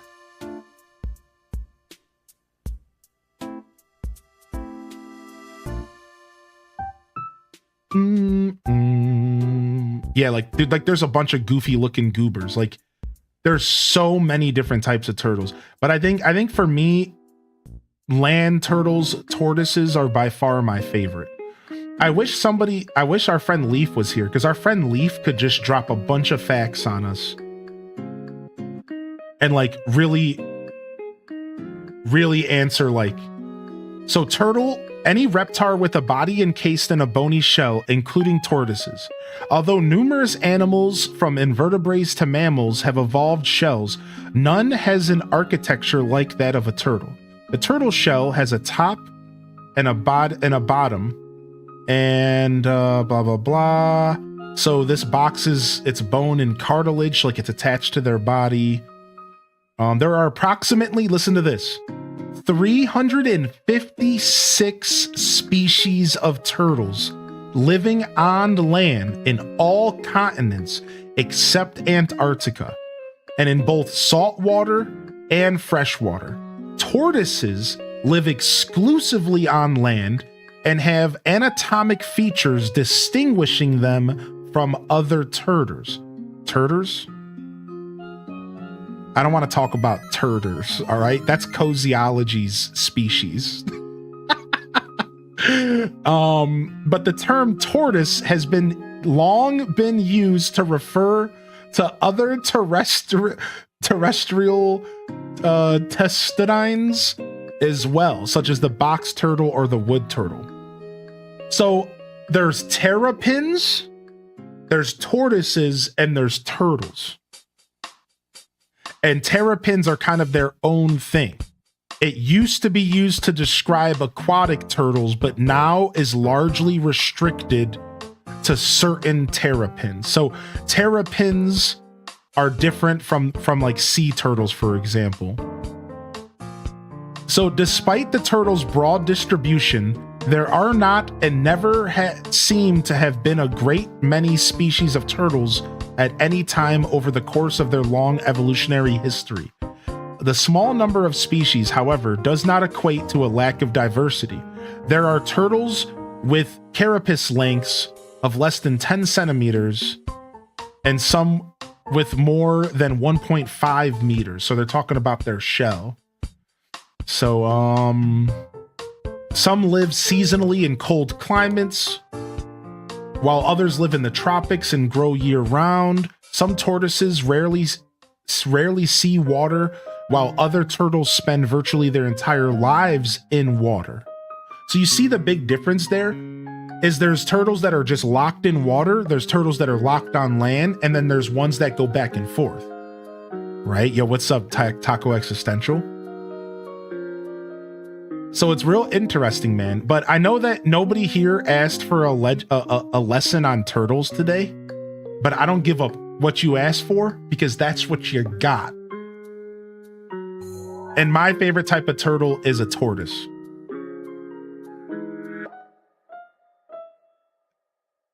Yeah, I like a tortoise. I like a land-focused turtle. One that doesn't necessarily ever even see water. A dry boy. I like a nice dry boy.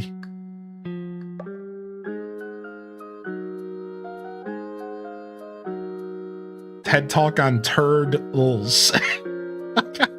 What's up, Losters? Yeah, turder lore. I deserve that though. I did say it. It did come out of my mouth.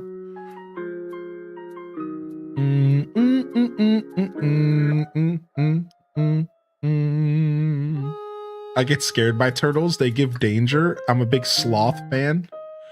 Sloths are pretty cool. My only problem with sloths is they're just so dopey, you know? Like, it's not a problem, but like when I look at a sloth, something about it is off-putting. They're cute. It's nothing to do with their cuteness or anything. Just when I look at a sloth, I'm just like, what are you?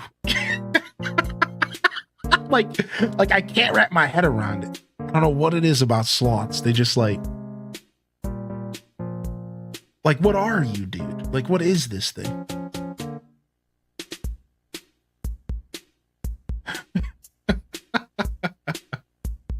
So many turtles. I get the same treatment. Yeah, that's true, actually. Sloths make me feel so zen when I look at them. Sloths make me feel like I'm being judged for my lifestyle just by looking at them. I think that's the problem. Is like when I look at a sloth, I feel like they're judging me for not being chill enough. They're judging me for caring. It's like the person at work who's super low energy and always judges you for being a Monday person. You know what I'm saying? Like that person, like it's like that. It's like, yeah, I just work here. Like, why are you looking at me like that? No, stop it. Get them out of my chat, dude. See, now I feel like I'm not being chill enough. Like I'm being judged. I didn't do anything to deserve that, Mr. Sloth. Like, don't look at me like that.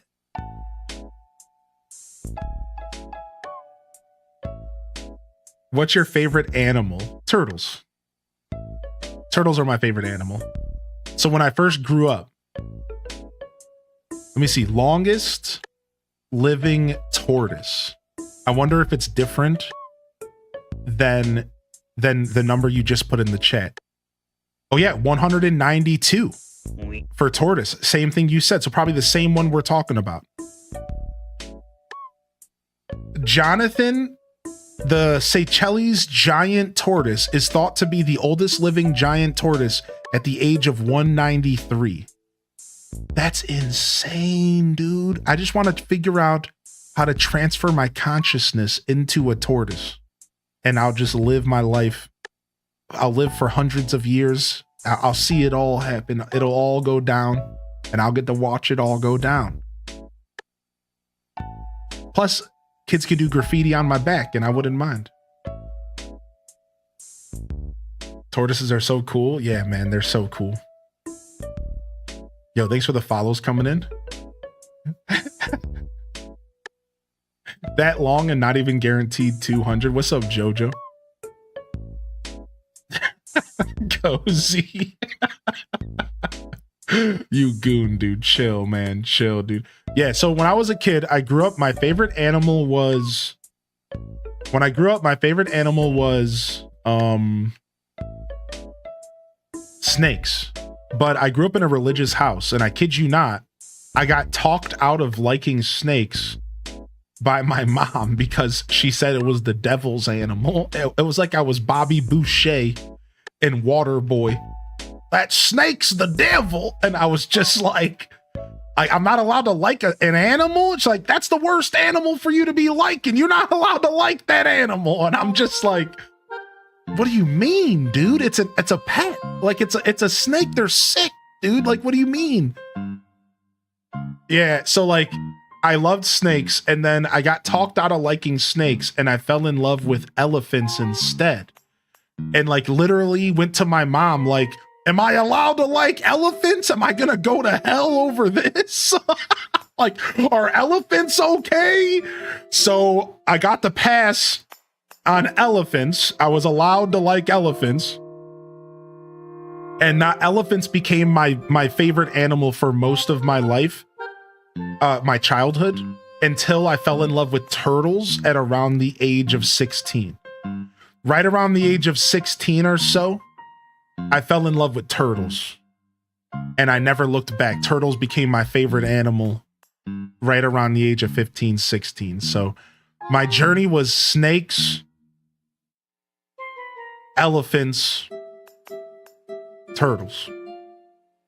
I went back to the reptiles.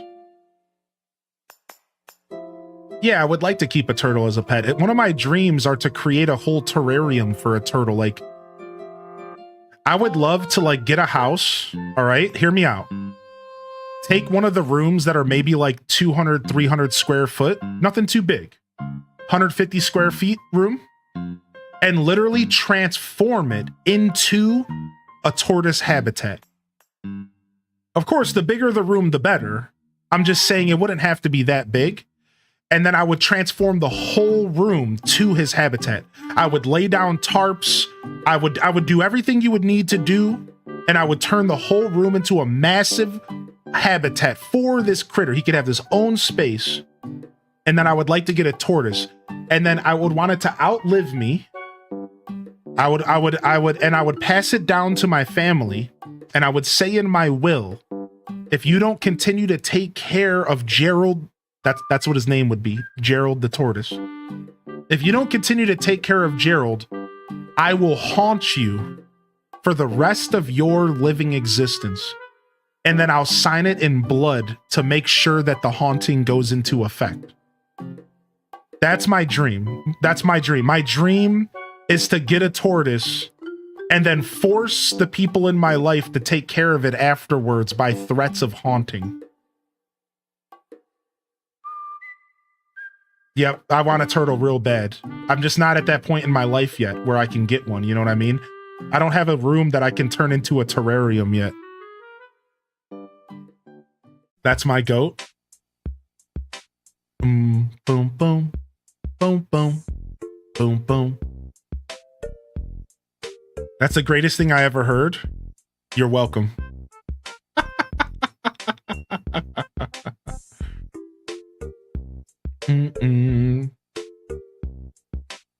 W Dream.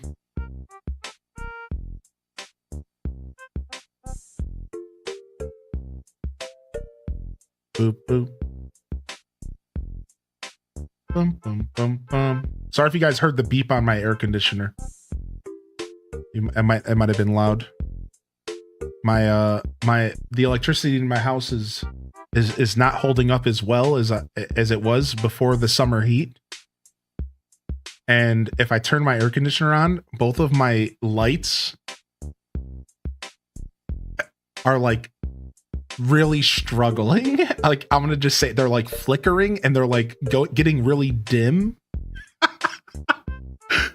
And I'm obviously gonna have to like rearrange my outlets and stuff in here because it's not good here for the summer, man. And now I'm fine, but I might have to switch to my no green screen setup so I can chill in like the cool air. This is why we have a non-green screen setup for a reason. I might have to take that down here shortly and go to like low lights so that I can have the AC on and not like, yeah, it sounds dangerous. Yeah, like that's how I feel. I'm like, I'm looking at the lights next to me like, are you about to blow up? Because that's not good. Yeah. Are you about to explode? Because this isn't good. All right, we're done here. I don't want to actually decorate right now. That's not what I'm trying to do right now.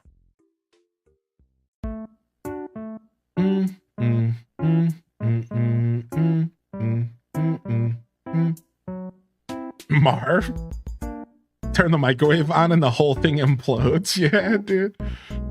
We need to rewatch that clip, I think.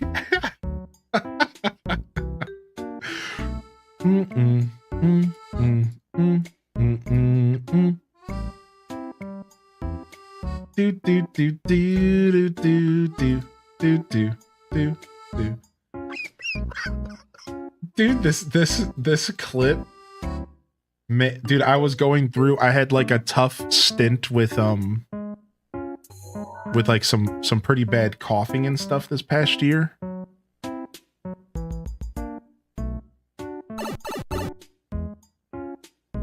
So like you can hear it and you can hear me like wheezing. I'm laughing so hard I'm wheezing. Hold on. I gotta see what this is.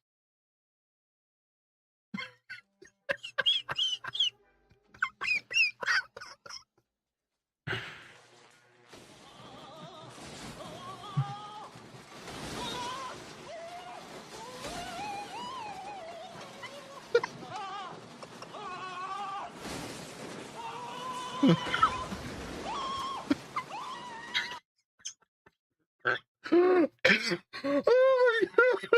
my God.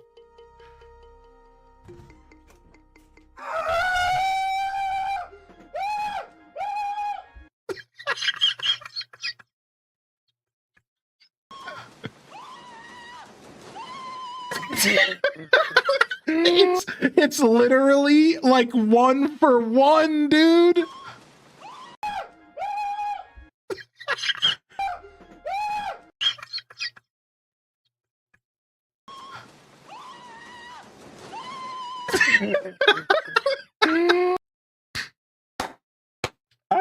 I'm about to pass out. Dude, it's so funny. It's such a funny 1-for-1 moment, dude. It's actually so good. Holy heck, man. That is too much, dude. Holy heck. Should become a VA. What's up, Anzi Twitch? Did you back in the day used to do timed room challenges? Yeah. I used to do 10-minute builds. It was actually super unique and a really fun thing that I started doing here on Twitch. And it even caught on. There was a couple creators who came in and said, yo, I tried out your 10-minute designs, and it was really cool. So essentially I would give myself 10 minutes to design within a theme. And that's all I would have is 10 minutes to just try to make the best design I could within like a certain theme. We did like a barber shop. We did like a cabin in the woods. Like it was like really cool stuff, dude. And I really liked it. I've always wanted to go back to doing the challenges, but I just never did. Boom, boom, boom, boom, boom, boom, boom, boom, boom.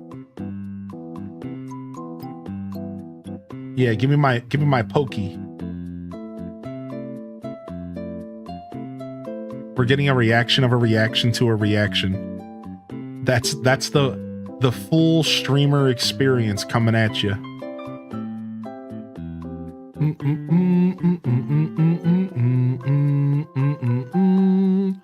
Wait, what, Druck? I've never heard that before, dude. All right. This is what we're here for. What? 3,200? That's insane. Yeah, we'll take that. 990 pokey. Imagine that, but with Patrick Star, that's me. I found out I sound like Patrick when giggling, or when I deepen my voice just a tad while talking. Do.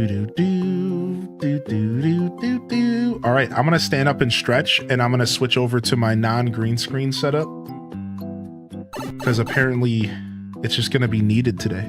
So I'll see you guys in just a second.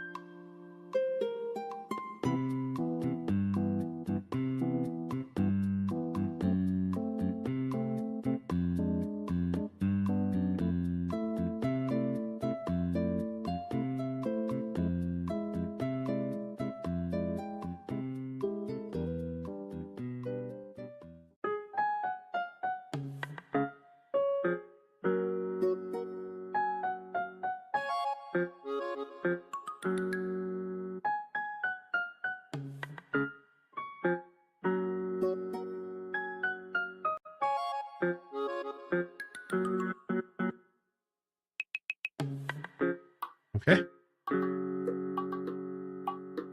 Boom, boom, boom, boom. Do, do, do, do, do, do, do, do, do.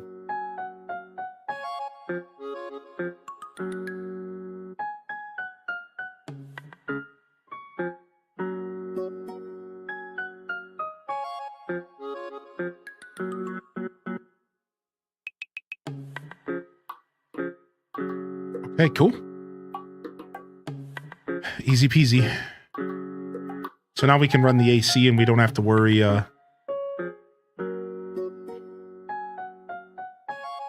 don't have to worry too much about the electricity today. You know, I just moved into this apartment, so I'm still learning all the ins and outs and what I'm capable of doing with all the power that I need for my stream. You know what I mean?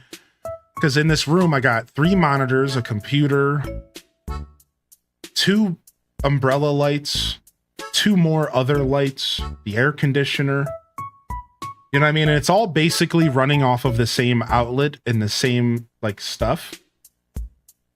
Because I was attempting to avoid running cords into different rooms because I wanted my home to feel more homey. However, we have learned between yesterday and today in this high heat, I'm going to have to separate some of this stuff. Yeah, I'm going to exactly Neanderthal. I'm going to have to run my air conditioner out of the room somewhere else. It cannot be running in here. It just is not going to happen that way. Like, I for sure am going to have to get my AC off of this this breaker. And that's fine. You know what I mean? I'm learning. I just moved here, so I don't really know all the quirks and all the stuff, you know?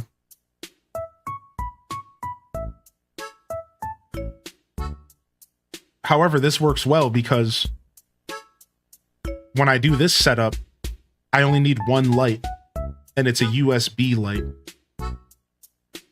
And we can chill and relax, and I don't have to have that same pressure with all the lights on and stuff. So I'm really happy that our setup is moddable and that we can take the green screen down and, you know, like that's pretty nice. So the luxury of a modded setup is pretty cool.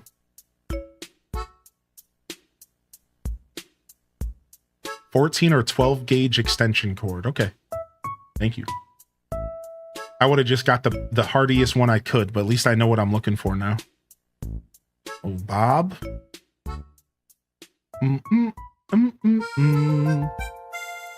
So we can cheese this stuff. So I guess our goal would be to cheese as much of it as we can to earn as much pokey as we can so that we can buy more dope furniture so that we can decorate, you know, better. So that's our goal is to just kind of cheese through some of this stuff, I think.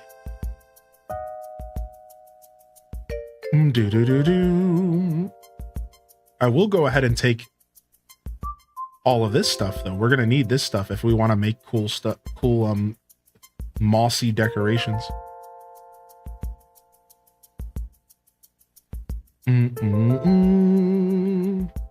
Yeah, we got to get this loot.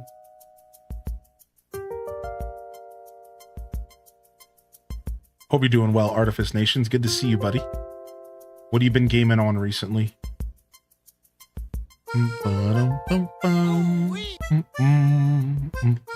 Yo, what's up, Mads World? Welcome back in. It's a mad world. Yeah, the heat's been fine here, though. Somebody asked about the heat. The heat's been good, though. I've been okay. My house hasn't gone above 75 degrees as far as the thermostat in my dining room. So like I've actually been really good. Everything's been fine. Like I said earlier today, my computer did unfortunately turn off and my battery backup, it looks like the battery is faulty or dead or something. And I found all this out yesterday because I think I like had a brownout. So that's unfortunate, but like I'm fine and I'm staying cool. I'm going to have to invest in a new battery or a new UPS. And then I'm going to have to move around some, you know, plugs to make sure that our computer's okay, because that's what matters the most. Otherwise, everything's good. I did play Coral Island. We got pretty far into Coral Island, actually. Yeah, we got pretty far into Coral Island. At the time it was beta, so we could only get so far. But we got pretty far. I haven't played it since. I was kind of waiting for it to finish, you know, get out of early access and all that. I'm not sure if it has yet or not, but regardless, you know, I just haven't gotten back to it. You know, Stardew Valley got a massive update last year, and that kind of took away from most of our, you know, possible farming sim time. We were doing a lot of Stardew over the past year. We finally just finished up our Stardew playthroughs, and we're kind of taking a breather from Stardew. So I'm currently checking out Rune Factory. Rune Factory Guardians of Azuma is the game that I'm going to focus on for a little bit here when it comes to farming sims.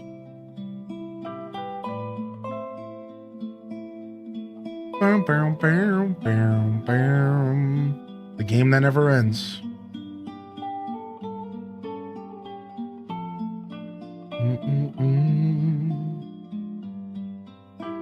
But yeah, one day we'll probably revisit Coral Island, I'm sure.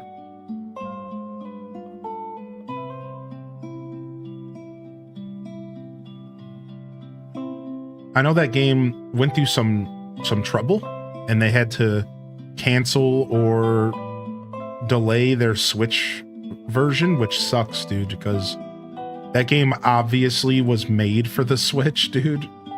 Like the perfect Switch game, but I feel bad for whatever happened to them. Yeah, Marvelous Studios games usually goes on sale pretty often, so I think waiting is probably the play.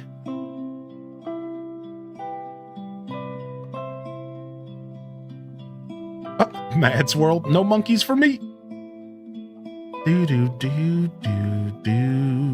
I did Shipping Simulator, UPS Worker Simulator, FedEx Driver Simulator. Cute.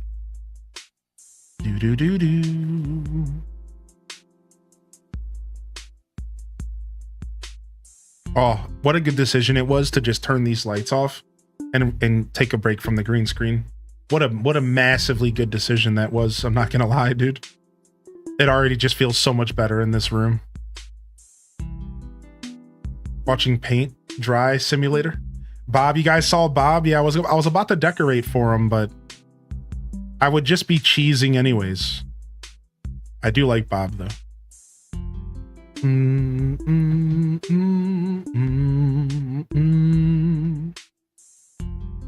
All right, we accomplished most of our goals for the day.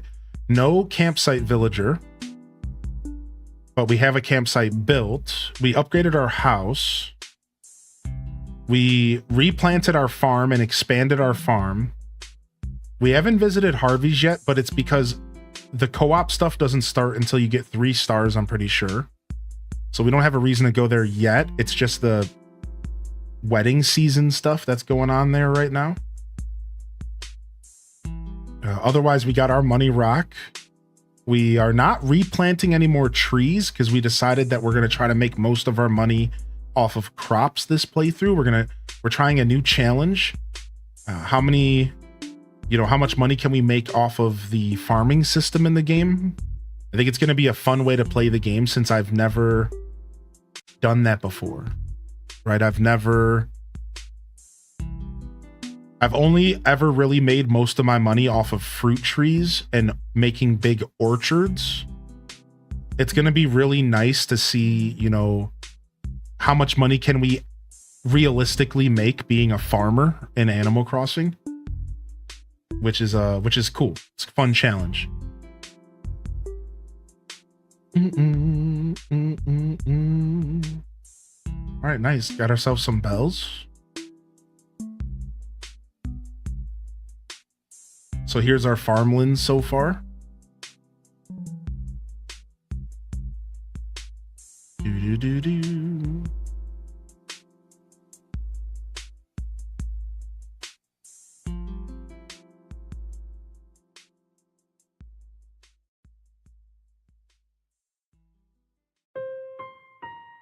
And for not really having much to decorate with, I'd say that we've done a pretty good job.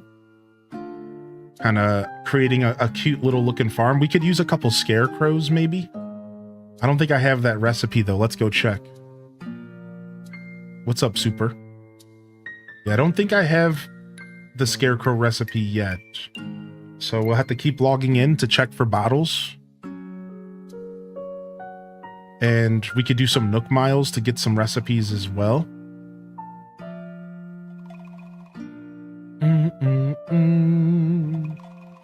Also, I don't remember if I looked at the shop stock today. I think there was a clock in here I could maybe purchase, but...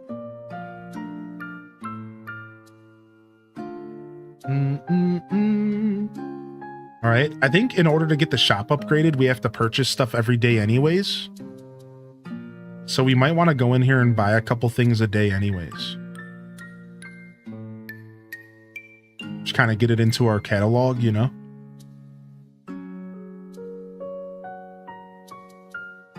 If I remember correctly, the shop upgrades after a certain amount of time, as well as a certain amount of money exchanging.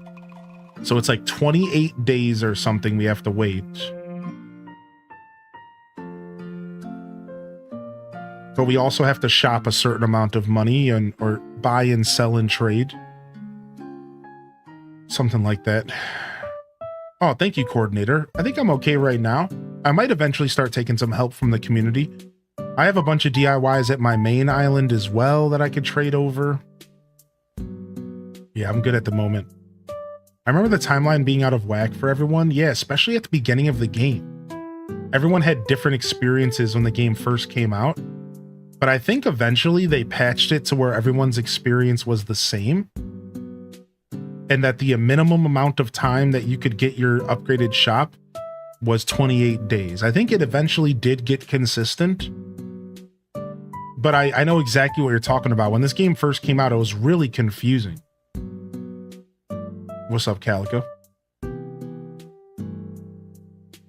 Yeah, it was super, super confusing. Boom, boom. Yo, holy heck, we hit 37 likes over on YouTube today. Thank you, everybody. Holy heck, dude. We almost blew it double out of the water. Oh, here we go. The campsite conversation.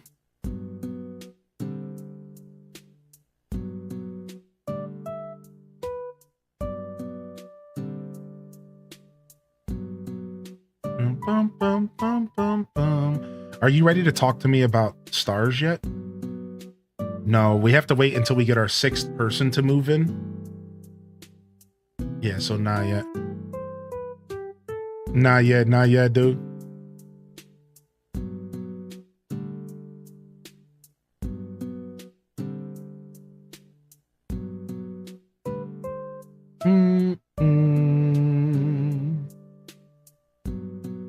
Bum, bum, bum, bum, bum, bum. Nook shopping. All right, let's see what we got today. Thank you, Dad mug. Thank you, Dad apron.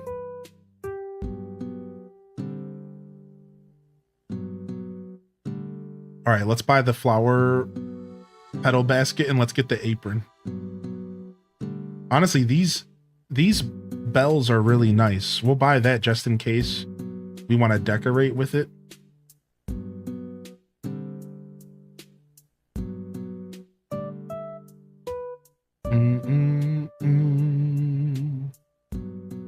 Bum, bum, bum, bum, bum, bum. Oh yeah, there's all the marketplace, the OK Motors stuff.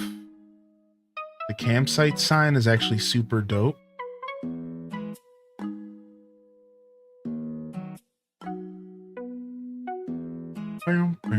KK Synth, we'll buy that. Oh, the Nintendo Switch Lite. I totally need one of those, dude.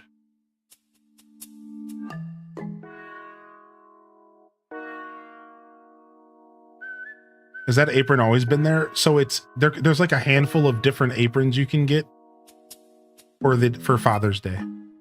It's not the same apron always. I think there's like a handful of them. And that's maybe why you haven't seen that before.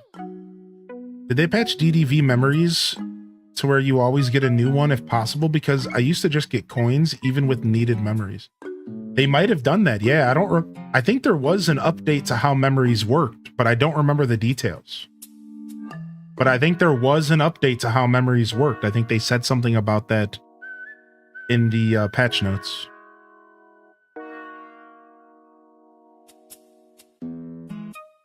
I think so. All right, let's do some Animal Crossing Deluxe Edition, shall we? Animal Crossing Deluxe, Deluxe, Deluxe, Deluxe. We're gonna play some Deluxe Edition AC.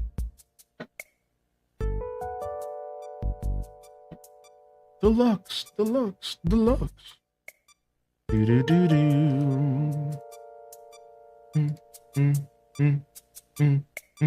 Boo boo boo boo.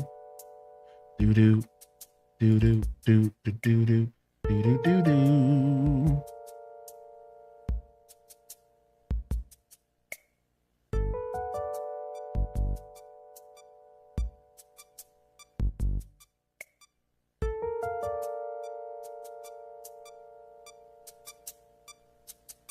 All right, nice. We're in. Let's get our deluxe on.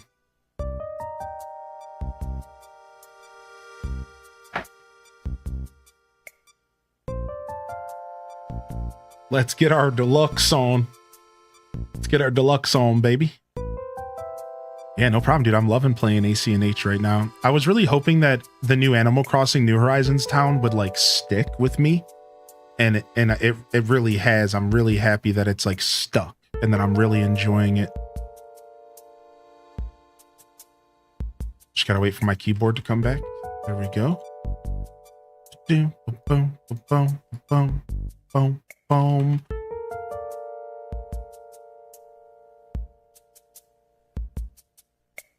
Do do do do do do do do do do do. Yeah, because I wasn't sure how motivated I was gonna be to play a new Animal Crossing save file. Like, you really do have to be kind of motivated, you know what I mean?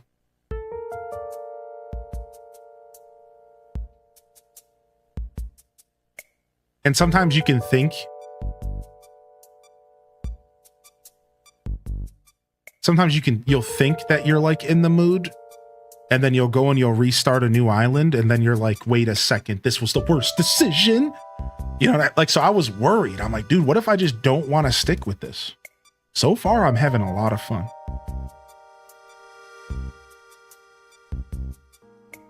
Yo, what's up, Nisi Star? Good to see you today. What's up, Kasayapa?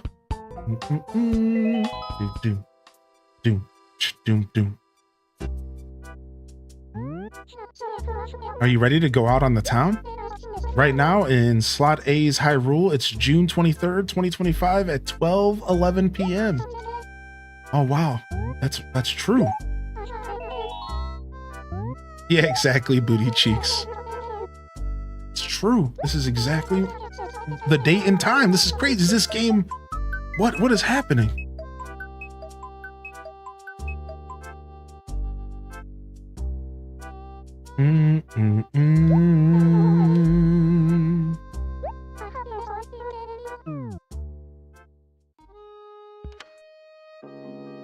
All right, and as we dive into some Animal Crossing GameCube, I'd like to go ahead and make a moment here to lock us into our official checkpoint for today's stream. I know I've been using that word a lot recently. I consider this channel to be a checkpoint on the internet. But this right here is today's checkpoint for the broadcast. Just as you would be playing your favorite video game and you would walk up to a portion of the game where you could save and take a breath. You know, I personally would use checkpoints in video games to like take a break. I'd be like, all right, I better go stretch. I better get some food. Am I hungry? That's what this is about. So this is your daily checkpoint. You made it this far. Make sure you save your games. Don't take the memory card out while you're saving. That's never good. Get yourself a snack. Stand up, stretch, and let's dive into some Animal Crossing GameCube, all right? And to even lock in further here to our daily check-in, let's go ahead and jump over here real quick. And let's find the most recent posts. Absolutely perfect. And I mean that in every sense of the pun. What better to go along with your daily checkpoint here at the broadcast than a couple beautiful pet pics? Yeah, let's lock in. Yeah, let's get a little bit of that good energy in here. Yeah, look at that little bottom. Look at that. You didn't even know you needed it, and now you got it. Look at that. Look at that little bottom. Look at him. Yeah, dude. Look at that, dude. Look, we got another one.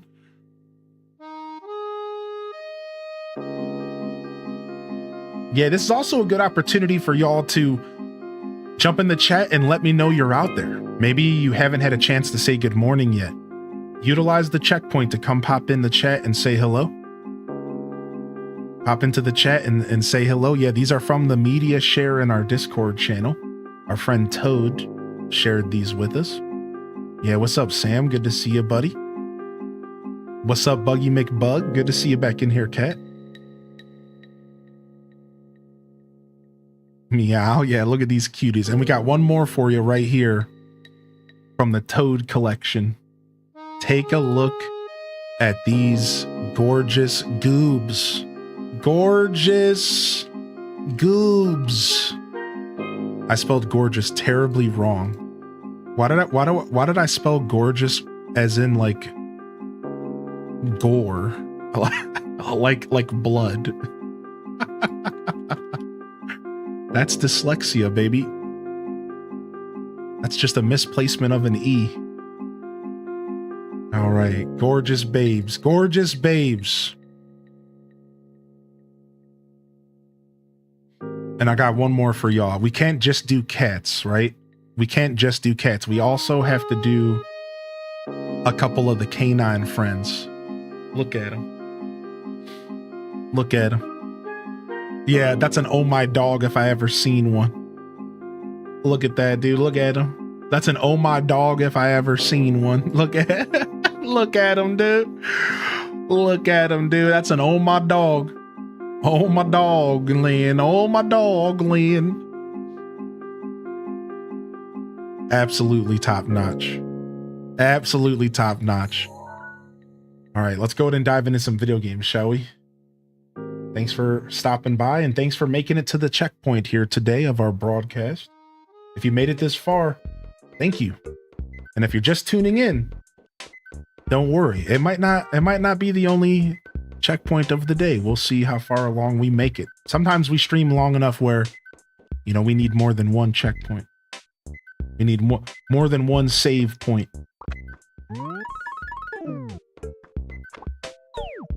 Boom, boom. Go ahead and grab this bad boy. Boom, boom, boom. Boom, boom. Boom, boom. Bow, bow, bow, bow. Oh, we got Nookington's department store. How did I forget, dude? Yes. And we have a new fountain. We got a new fountain and we got Nookington's department store today, dude.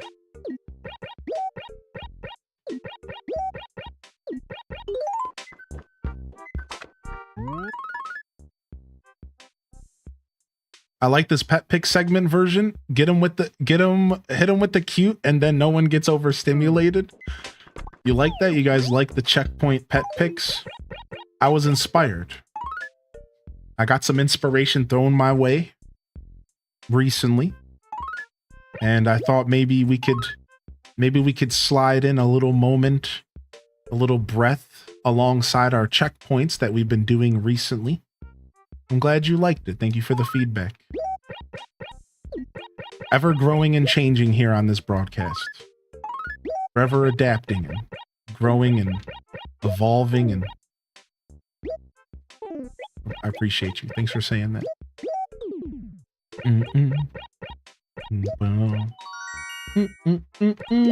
Doesn't always have to be pet picks though. We could drop in on some memes too, you know? I think a good meme is always good for our soul, right? Yeah, maybe we'll do some memes next time.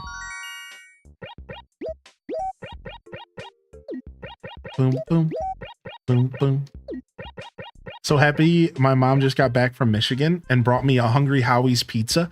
Wait, is Hungry Howie's only like a Midwest thing? We got Hungry Howie's in Ohio. Like a smoke break, but healthy.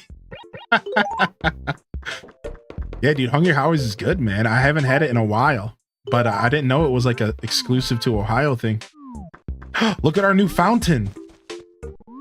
Oh yeah, look at our new fountain, dude.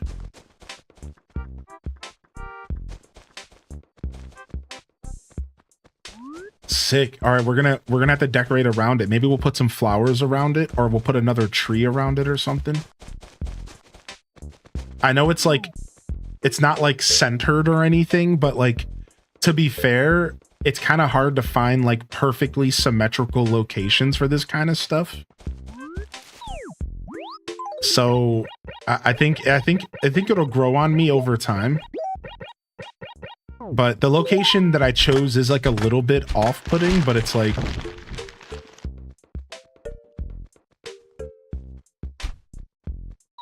you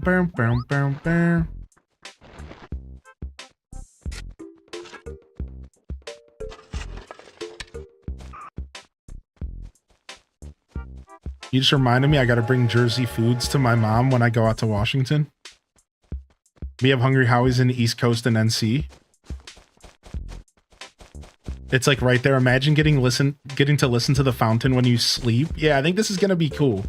I think this will be a cool location for the fountain. I'm really excited about it. It's cool. There's like a weird hitbox glitch. Look.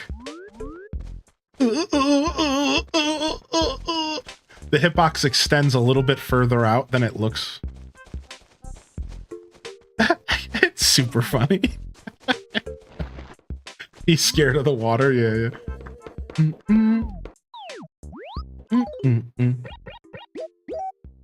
All right, let's drop off these bugs and stuff. Let's go stop in a Nookington's, man. Let's take all this stuff inside with us. And let's go stop into Nookington's, our brand new department store.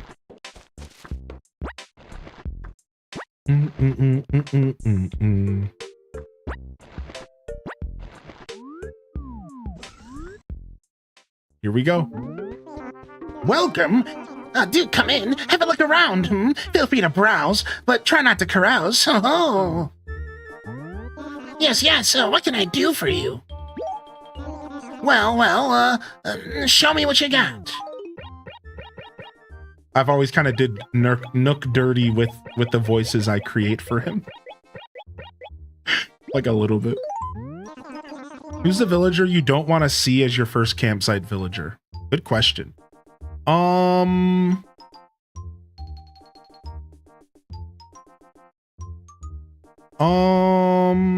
right, so let's go ahead and pull up Smug Animal Crossing New Horizons villagers. All right, and let's pull up a list of all the smuglings. And let's see together. Let me go ahead and use Midnight Lizard so we're not getting blinded here. All right, and let's see here. So who do we not want to see? So Beardo's maybe on the list of people I do not want to see.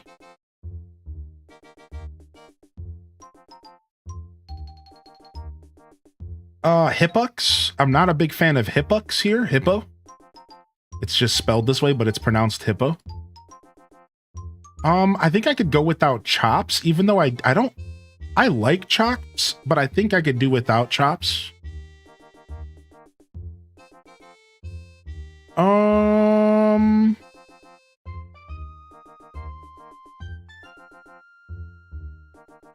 Rodney's maybe on the list. Maybe Pietro's on the list. I think Marshall's on the list. I just don't like Marshall because I'm a hater, and because everyone likes Marshall, I feel obligated to not like Marshall. I have no problem with him. I just don't like him because everyone else likes him. All right, now that I've had a good look at all of these smug villagers, which one of these smug villagers would I not want to show up at my campsite? My number one pick for do not show up on my island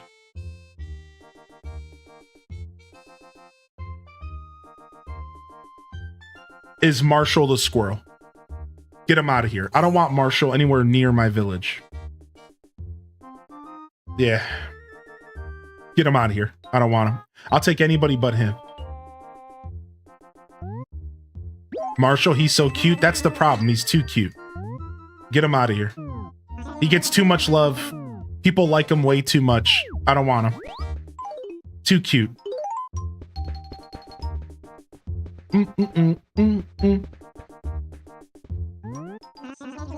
Wart Jr. exists though. Love Wart Jr. Marshall?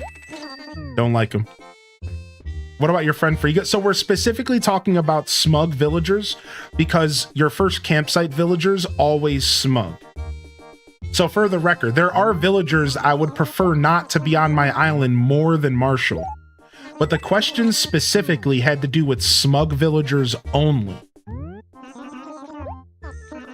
And that's why I'm answering specifically Marshall. Now, if I had to make a list of villagers I didn't want to show up at all, that list would include people like Friga.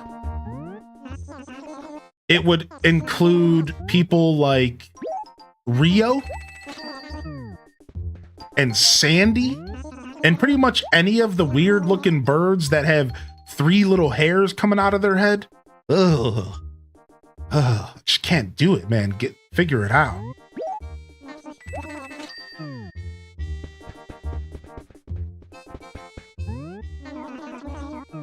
No, we haven't, M and Beyond. We haven't.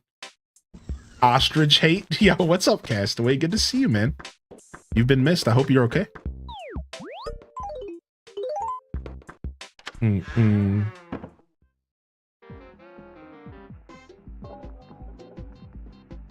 I'm so glad I'm no longer in my everyone likes this, so I can't like it phase.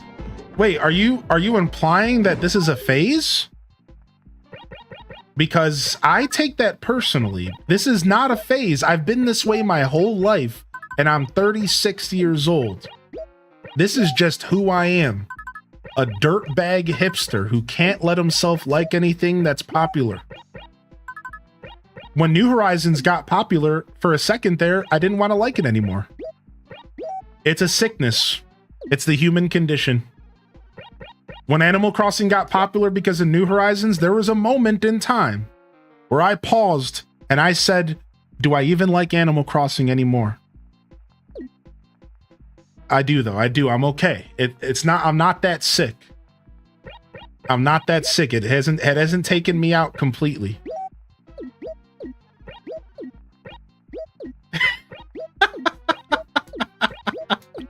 I'm not that sick yet, dude, but I'm telling you, it crossed my mind, man. It crossed my mind. You're a grown man. At this point, it's a choice, correct? And I'm okay with my choice. You're just upset? You also have 3 craggy hairs on your head? Hey, what? I haven't shaved my head in a couple days, so that one really hits deep. Because I have exactly 3 hairs sticking out of my scalp right now.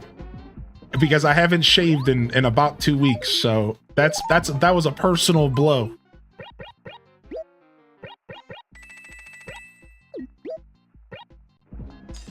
Hitting me with the Homer Simpson. He only has 2, thank you.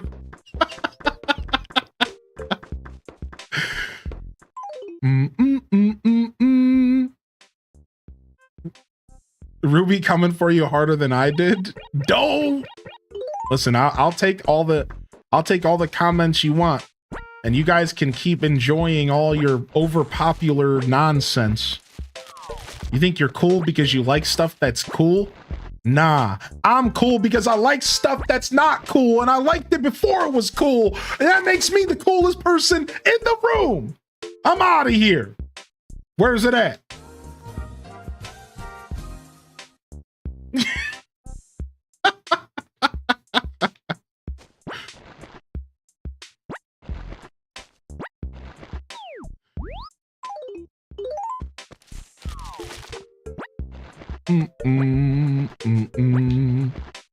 I'll tell you what, I was never more offended in my life than the time that when I was a teenager, some guy came up to me and tried to tell me that he was hip to Aesop Rock before I was. I never, ever was more mad than the day that I was like 16 years old and this dude, this snot-nosed punk named Pearson was like, oh yeah, I was hip to Ace before you, dude. And I'm telling you, I never hit the record scratch in real life harder ever, even to this day. I paused, I dropped everything I was doing. I might have like dropped my drink on the ground. And I looked at him and I said, don't you dare. I was the one who brought Aesop to this city. I was the one who put everybody on. You're just a follower punk. I'm the OG. And I was so mad he tried to say something like that to me. I was furious, dude. And after that day, I never liked the dude to the point to where I didn't even let him join one of our parties. That is how petty I was. One day we were throwing a party and he tried to walk in my house and I straight up was like, turn around. He was like, what? I'm like, turn around. Go outside. You're not allowed in my house. Everyone at the party's like, wait, are you for real, dude? I'm like, yep, get this clown out of here. And I made him go outside. People were pissed at me. I'm like, my house, my rules. Get him out of here. You think that you can say that to me?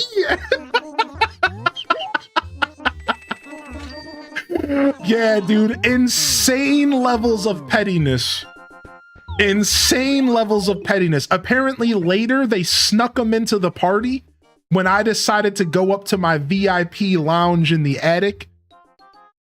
I went to my VIP lounge and a couple people came with me. Apparently they snuck him back into the party later and they told me about it later. Yeah. Apparently they snuck him in. They just waited me out, which is fair, you know.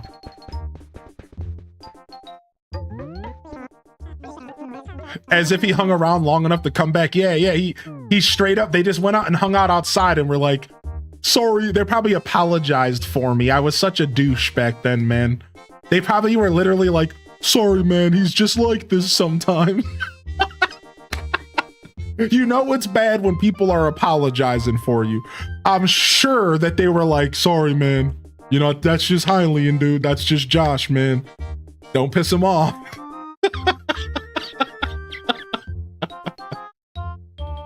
That's just him, dude. What do we do? We can't do anything about it. Let the known be known. I was a punk growing up, you know. I'm still a little bit of a punk, but I've grown up a lot. I like to think anyways. My bestie's a Capricorn, big cap energy. I was a punk, man. What can I say?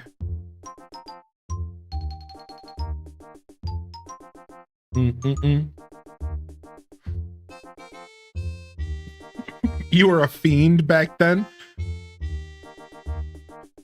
Did he try to argue about being first? The first day we talked about it, he did, yeah. Yeah, like the first time we talked about it at the park, he was like, no, this is when I brought it into the city, and he tried to like tell me.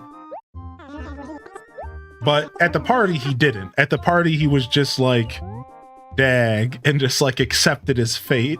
I'll never forget, because it felt pretty good on my part, you know?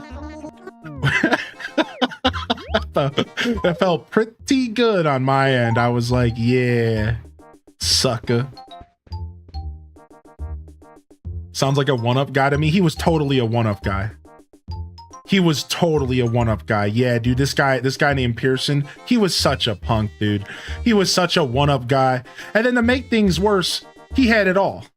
You know, we were 19 years old. He had a full head of hair. He was a handsome gentleman. You know what I mean? He was a smooth operator with the women. So it's like, man, I had my chance to get something above him. I was taking it. I don't care how petty it was. He had it all. You know what I mean? He had it all. I was stuck. All I had was being the first to Aesop Rock. And you're trying to take that away from me too? No. That's all I had at the time. You know what I mean? Like, yeah, like he had it all. This guy Pearson was, yeah, he was the hottie, right? So I was like, nah, son, I'm keeping my rights, my claim to fame.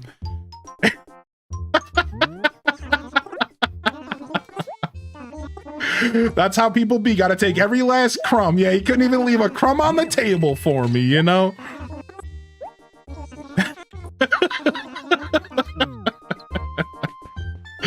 Not sure if the game was on anyone's radar, but the game Hytale has been canceled. Aw.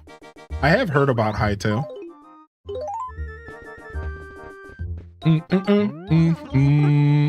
Can we get a villager check? You sure can. Give me just a second here.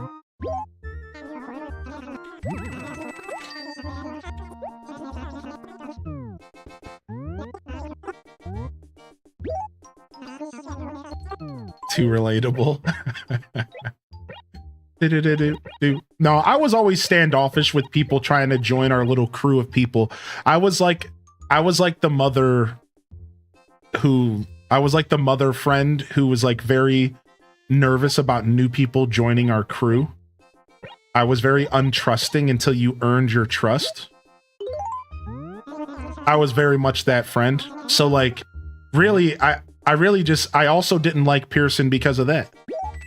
Because he was like this new guy trying to wiggle his way into our crew, and I was like, you gotta prove yourself. You gotta prove yourself. You gotta spend 2 years groveling, and then you can be our friend. You gotta prove yourself, dude. You can't just come in. You can't just stroll into our friend group.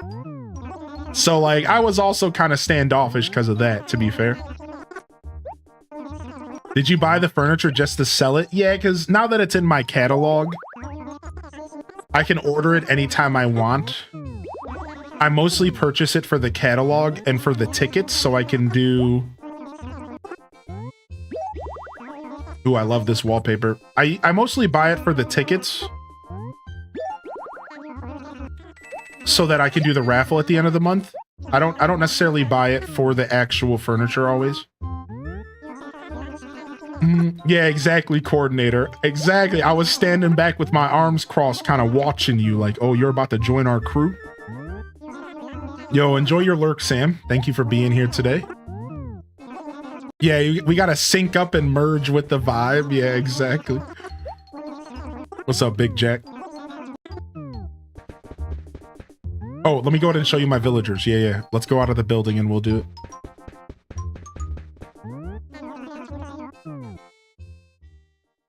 Protective of the energy in the group. Yeah, I was big on that. Now, you know, in hindsight, I was obviously overprotective. You know. All right, so we got Tangy, Velma, Camo Frog, Midge, Tad. I love Tad. Tabby, of course, Queen's still here. Hazel, Derwin, and Leopold. And keep in mind, this is not Hazel with the unibrow. This is old school Hazel, which is now Sally. Because Hazel got turned into Sally, but Sally is also just Sally. So they took Hazel and they turned her into Sally, and then they took Sally and she's now gone, and I think she turned into Hazel, and then there's new Hazel, which is a whole new squirrel. So there technically is 3 squirrels, but there's actually only 2, and one of them just got left behind, and I think it was Sally. So there's Hazel and Sally. I don't know. It's all very confusing. Oh yeah, and let's not forget about Callie. There's also Callie. Yeah, there's a lot to this. Yeah. Anyways, we also have Rex the lion, and Margie the elephant, and Tasha the squirrel, Peanut the squirrel with little cutie pie. I do like Peanut. Butch the dog, and then last but not least, we have Robin the bird. So a pretty nice group of villagers. We have 15 villagers, and we've already had one move out. It was Pinky the bear. So Pinky the bear was our 15th villager, and she already moved because if you know how this game works, newer villagers tend to move faster. So we already lost Pinky because we weren't playing a ton, and Peanut replaced Pinky, which is kind of fitting because Peanut's a pink squirrel and Pinky's a pink bear. Kind of worked. I think it was a good trade, you know? But yeah, Pinky already dipset. Ooh, an ugly shirt. Nice. Nothing better than finding an ugly shirt in the trash. Let's go ahead and rock it. Nice, dude. It's dirty and gross. We'll go ahead and we'll rock the Vans logo on the background. We'll take the spring shirt home. And we'll sell the purple tie-dye. Yeah, same here, Duel Master D. I miss the shop upgrades. I think upgrades in general were something that were kind of left behind in a bad way, you know? I think, like, let's use New Leaf as the example. New Leaf had content for days, man. Like, first off, you had to unlock the strip. And then you had to slowly upgrade the shop, while then you eventually got Leaf, then you got Kicks, then you got Abel's, then you got an upstairs to Abel's, which was a hair salon. Meanwhile, your museum was slowly getting filled and was kind of getting upgraded in that sense. On the other side of town, you eventually got a club called Club LOL, where you got music and you were able to get emotes and watch KK Slider. You also unlocked the sleeping place where you could sleep with Luna. Well, that's weird. You could sleep while Luna watches anyways, and you could do dream addresses. There was also the place where you could take your photo card and get a picture up for your new photo card. There was also the Nook's furniture place where you could buy upgrades for the outside of your house and upgrades for buildings and stuff like that. And then there was also the post office. And then on top of all of that, in the far back, there was Digby and the whole house market thing.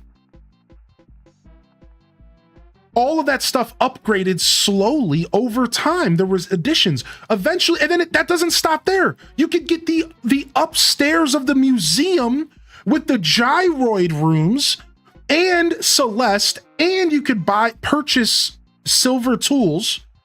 And then it keeps going. Then you could also unlock Blather or Brewster's Cafe, which was a separate building in your town.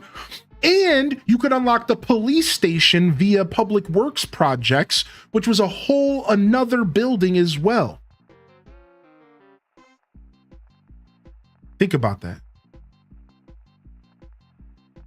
So I could not agree with you more that the idea of like upgrading your town and like upgrading buildings and all that stuff was totally left on the table in New Horizons.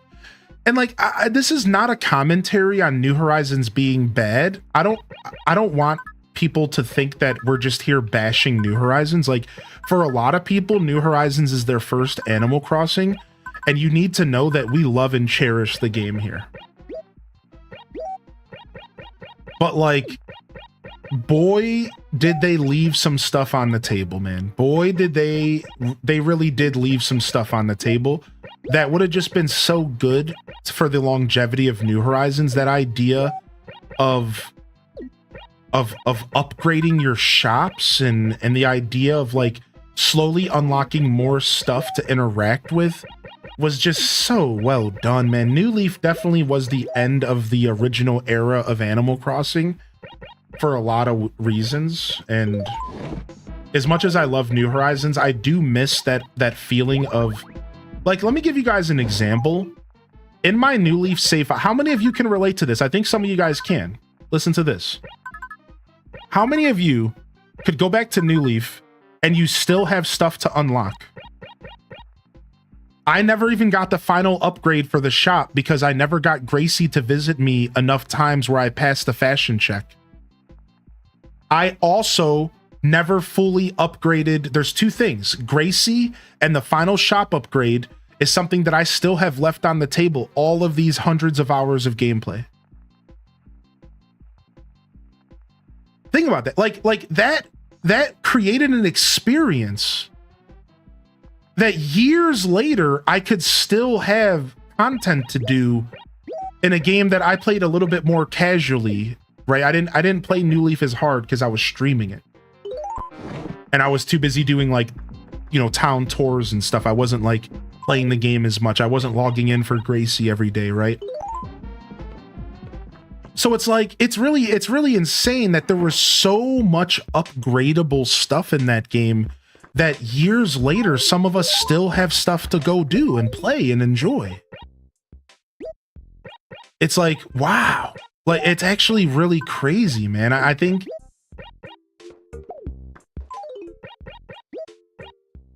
they definitely missed a little bit of something there, right? Yeah, somebody mentioned the campsite as well, right?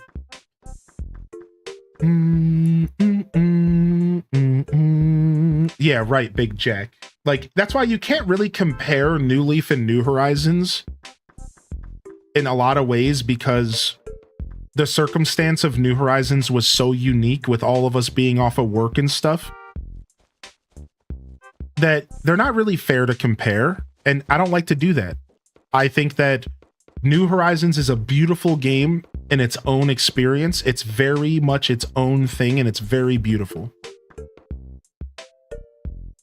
Right? And like, that's cool. I just think that New Leaf did things differently, therefore provided just a different sense of progression and feel throughout the game.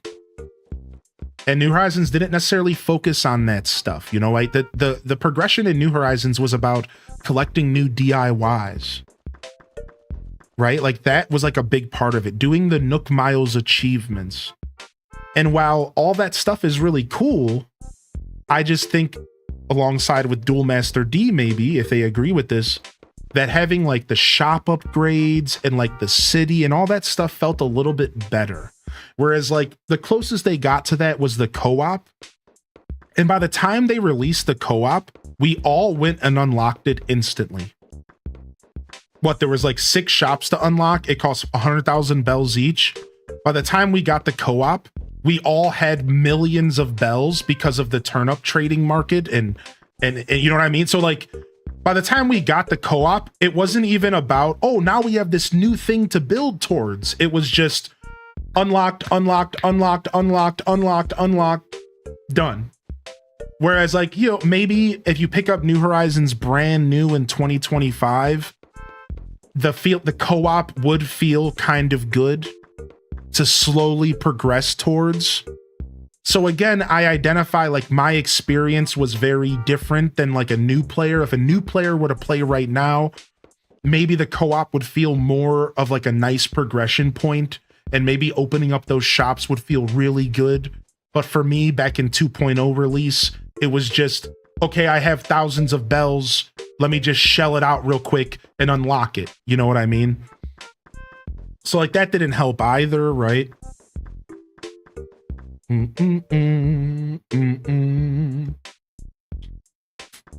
bum, bum, bum. Bum, bum, bum. I remember I was going for an eccentric fancy grandma vibe in New Leaf. I miss it. Your eccentric fancy grandma vibe. I like that. Oh, we missed the fishing tournament this weekend. Ooh, Tangy won the fishing tournament. Of course she did. She's the queen. Good morning, Tangy. Hey, wait up a second. Where are you going? By gum, I'm making it my business. Sneaking around like that with a wicked little grin on your face, you're up to something. I can just tell. When you do anything, you better let me know first, okay? Well, I guess you don't like have to, but it would sure be funner for me.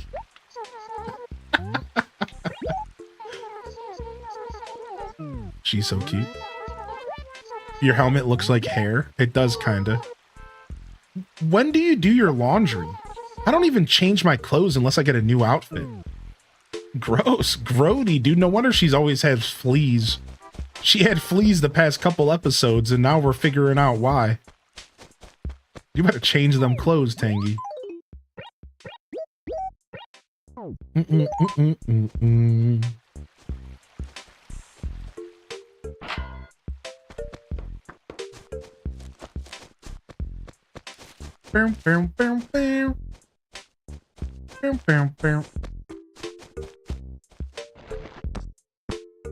If it fits, I sits. Yo, what's up, Ponka? Yeah, New Leaf is a beautiful game. I unfortunately didn't even appreciate New Leaf as much as I could have, because it was just a strange time in my life, man. Like, New Leaf came out and I didn't even have a 3DS and I couldn't even afford one. So I barely even remember the release of New Leaf. By the time I got to my 3DS and started playing New Leaf, It had already been out for like 2 or 3 years. I picked it up. I played the living heck out of it. I loved it. Then I had to sell my 3DS. So I sold it and my copy of A Link Between Worlds and my copy of New Leaf. So then another couple years go by and I pick up the game again. And this time now the Welcome Amiibo update is already out. So it's like a brand new game in a lot of ways. And because of that, like the timeline was just so weird. I never really got to connect with New Horizons. Like I did, and especially because I streamed it, I really connected with it over the stream. But I never really got like as close to New Leaf as I did with Animal Crossing GameCube or with like City Folk. I didn't get as attached to it.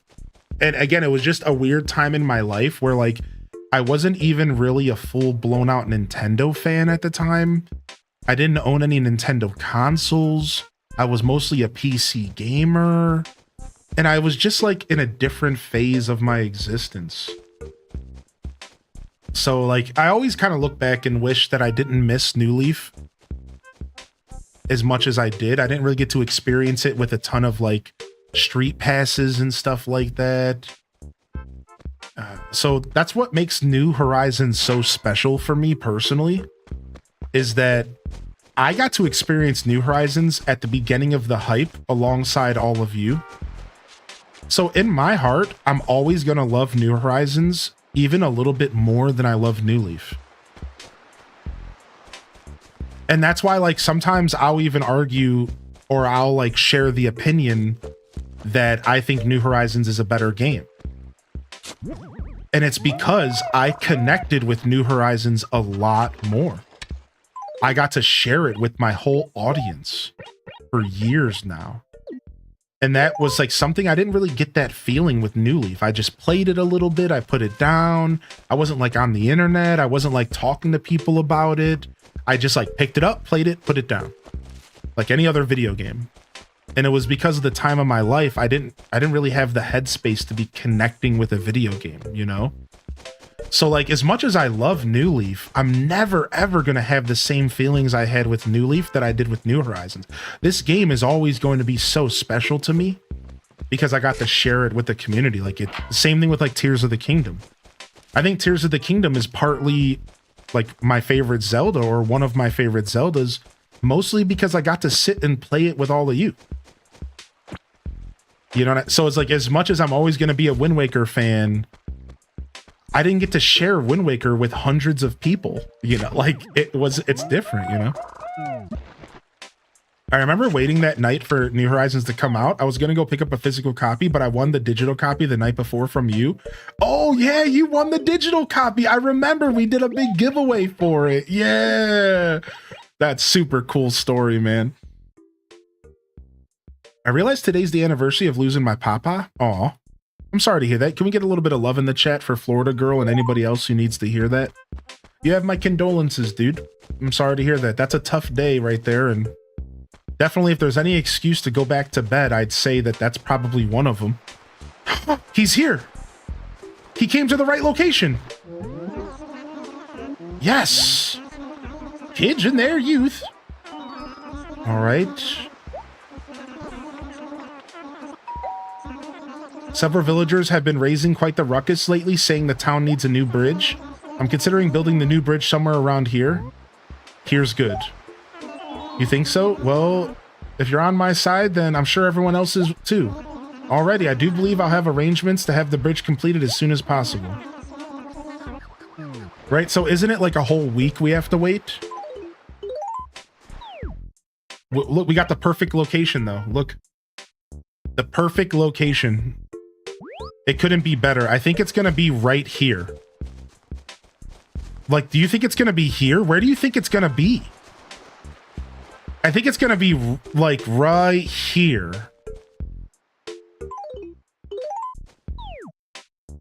Yeah, I think it's going to be right here.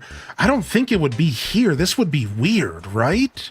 In a cool way. A very cool and weird way.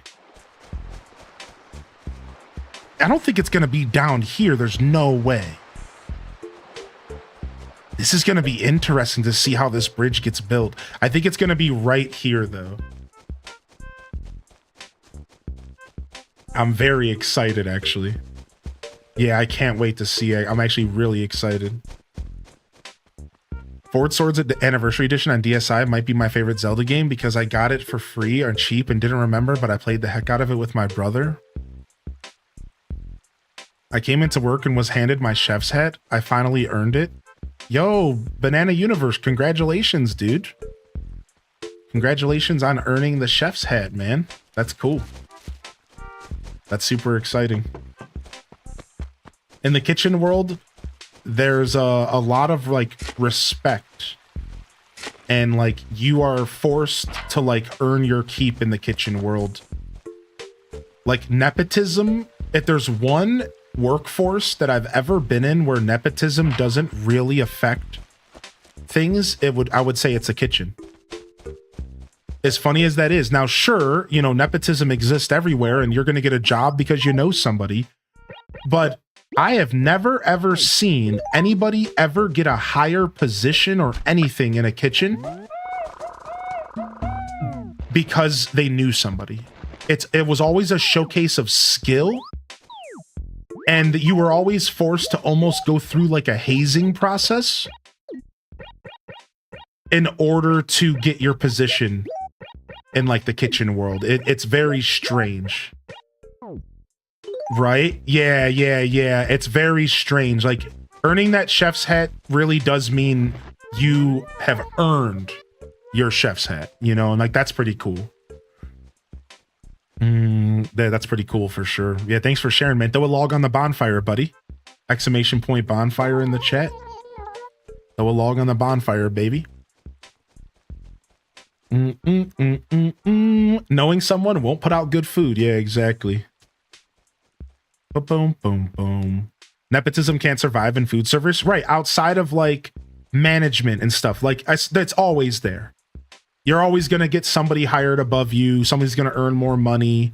Nepotism is always there. But I'm just talking about the respect you get in the kitchen cannot be given to you. You have to earn that respect. And that's a big part of the kitchen world. The respect that you get as a cook is only earned. You'll never be able to buy that respect. And that's the one thing I learned about working in kitchens for like 8 years. It doesn't matter who you know, you will not be respected until you prove yourself. And that's pretty cool because I don't think there's a ton of places, a ton of jobs, a ton of careers where respect for what you do is earned and like sanctioned in that sense. A lot of times you just get thrown into something and then, you know, you're expected to be respected because of your title. But one cook standing next to another cook, their level of respect is based off of their merit, not their title. And that is what I'm saying. It's actually really cool in a lot of ways. It's also kind of brutal. But you could say you've worked a million places. You could say you've been a sous chef, a head chef. You can bring a resume that says you've worked in 5-star restaurants, and you're still going to get treated like a dog until you prove that you earned that chef title in those 5-star restaurants. You're still going to get treated like a rat because no one just gives respect out in the kitchen in the restaurant business. It doesn't matter. You could have accolades, right? Unless you're freaking Gordon Ramsay's, right? You aren't going to get like instant respect. Now, I think there are cooks that probably do, right? Like I'm sure there's like certain status of cooks where it's like, if Gordon Ramsay's walked into your restaurant, you're going to go, wow, this guy knows what he's doing. But a lot of that's just because he's famous, you know? Right. Yeah, I used to work in restaurants. I before I started streaming, I was a retail and a cook for like 6 to 8 years. I did retail for about 6 to 8 years, or sorry, cooking for about 6 to 8 years. I did retail for about 4 or 5. I even did management. I had up to about 15 people under me working for a kind of a convenience store kind of vibe, but with a bit more going on. And so I've definitely earned my keep in that sense. You know, I've worked some regular jobs day in and day out since I was 16 years old. I've been working jobs, and I didn't cozy up into streaming until I was 29. So I went through the workforce for about 13 years, doing all sorts of jobs. I've sold stuff door to door. I've cooked. I've done retail. I've done cleaning. I've done, you know, industrial cleaning. I've done maid service cleaning. I've done a lot of different styles of work, and it all led me to doing this for a living, which is pretty cool. So I'm blessed in that sense, but I do like to share this sometimes because I like my people here to know that where I come from, you know. This is not a comment. I don't want to turn this into a negative comment, but I will say there is like a stigma on content creators that they don't understand reality. And I think I do get a little defensive sometimes, and I feel like I'm very proud that I have come from a pretty strong background. I lived life, I experienced life, I worked for a living for over a decade before I finally, you know, locked in and found this job through creativity. I like people to know that because I think it's important for people to know that I do have life experience. I don't think every creator does, and that's what I meant by like negativity. Like, I think there are plenty of creators out there who'd have zero life experience, and they got super lucky into what they were doing through hard work and through luck. You know, luck has nothing to do with it. I don't even know why I said that. That was almost rude. It's more just like you get yourself into a position, and then you don't necessarily have like the same experience as other people, so it's hard for people to relate to you. So I find that there's a lot of judgments that get thrown around the content creation space, like, you know, stuff like, how does this guy know what he's talking about? He's never worked a day in his life kind of comments. And it's like, nah, son, I have. It's like, nah, son, I have. And I do know what I'm talking about. And I do have enough experience to share. And I take a lot of pride in that. So I won't judge them for that either. I mean, judging doesn't do anybody any favors, right? And that's why I was making it clear, like, this isn't a judgmental comment. This isn't me commenting on any other creators. I'm happy that my journey was filled with so much tenure and real life that led me to this point, because I can feel really confident as a creator that I'm relatable and that I have an understanding of what you are all going through every single day. That's a very important thing for me. I think it's really important that people know that I know where you're coming from. I know what it feels like to wake up every morning and say, I really don't want to do this thing, but I have to. Like, I know what that feels like, you know? Yo, thank you, Re-Rack, for 13, bud. I appreciate you, man. Thank you so much for 13. Thank you for that Prime. What's up, Renegade? Good to see you as well, bud. HDes pet. Yeah. Like, I take a lot of pride in that, man. I really do. I feel like that's a big part of who I am as a creator. The years of hard work that I put into the system helped shape and mold me into the creator that I am. Right? Like, that was really special for me. And I don't think my show would be what it is without those experiences. So, in fact, I know it wouldn't be. I know I wouldn't have been able to do what I do without that experience I went through. There's one comment that I missed here. Oh yeah, Scuffed Eats stuff. Yeah, Scuffed Eats got delayed. For those that missed the comments earlier, I ran into a couple snags with Scuffed Eats, a couple snagadoos. And I'm going to work through them right now.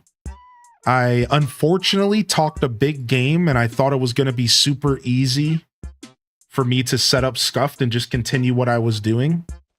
And it's not, for multiple reasons. And again, I don't want to go too far into the details. I'm not looking for any help right now, but from tech issues to space issues, lighting issues, like the gauntlet that I went through on Saturday, trying to make it work, to finally just come to the conclusion that it was real bad. Like it was like, whoa, this is rough, man. Like I might need to take a step back and just accept that I talked way too big of a game. I thought it was going to be easier than it was. And then everything that I did to make Scuffed Eats work started flashing before my eyes.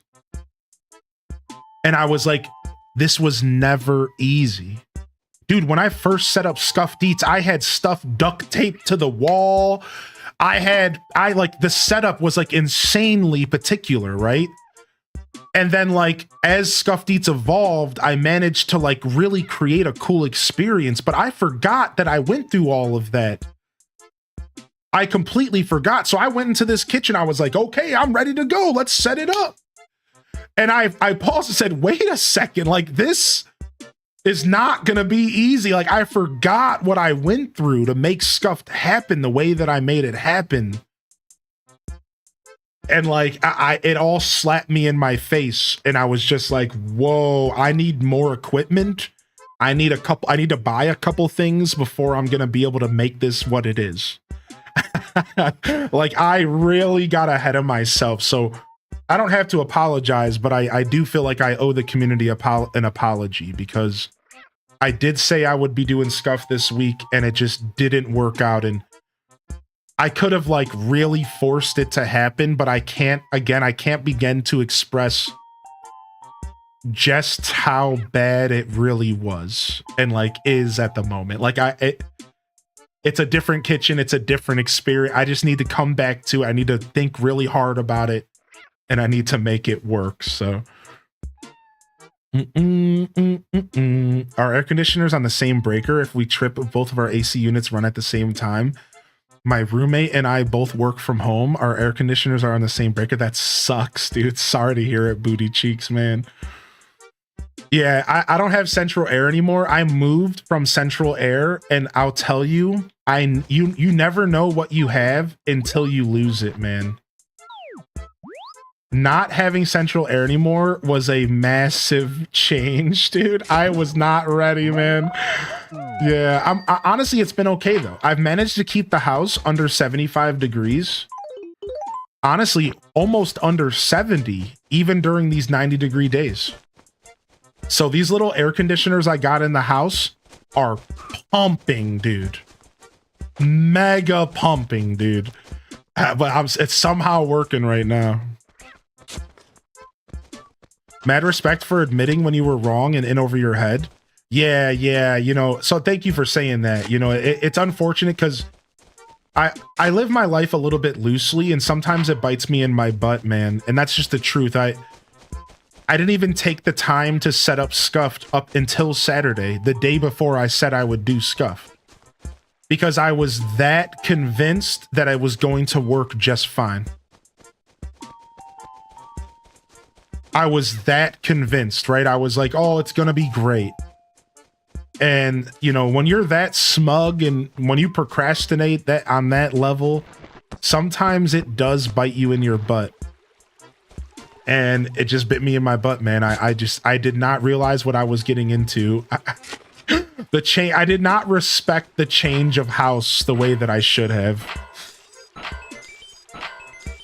Bro, what's your electric bill like? Not too bad at all. At least the last one, but we won't know until the next one. Well, won't we? I'll ask me again when I get my June bill in, because I'll tell you, my May bill was lower than expected, and I was very shocked, to the point where I even called the electric company and double checked with them. I was like, are you sure this is my bill? Because this is a pretty low bill. So we'll see. We'll see what the June bill looks like, because it could be bad. I don't know, man, but it was very low. Stormy, I haven't set that stuff up yet myself.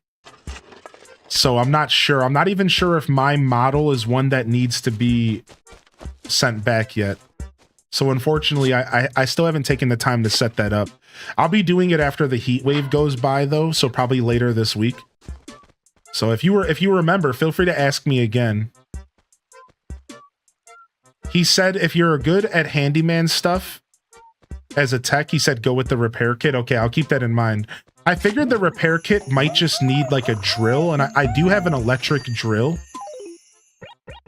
So I figured that might all that it needs is like maybe just a good drill, but yeah, we'll see here.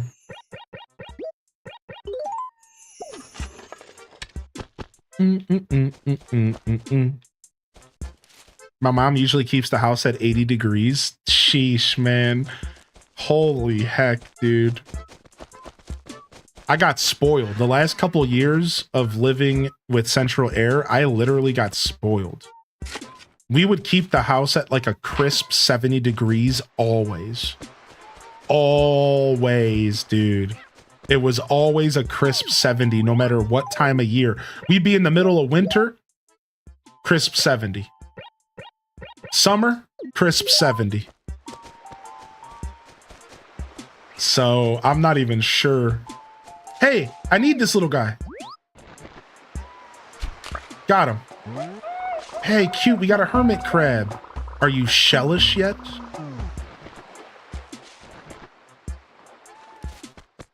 As it should be. Keep my apartment at 77, but I get cold easy, so I keep my sweater nearby.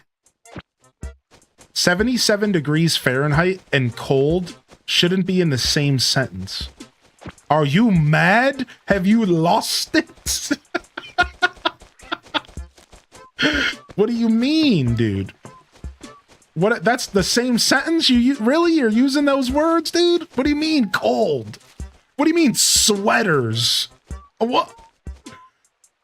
63 or bust? I mean, major beef. I honestly prefer it to be cold, but I live with people and they're all little thin skin and bone people. Like my old roommate, homie would his teeth would chatter at anything lower than 65. So I had to compromise. And like my partner,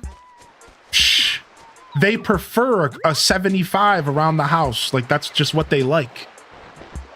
So like I unfortunately can't lean into my need to have a cold space because they like a nice just warm environment, whereas I'm over here like give me the cold, give me the frigid temperatures. I want to be freezing my kahunas off.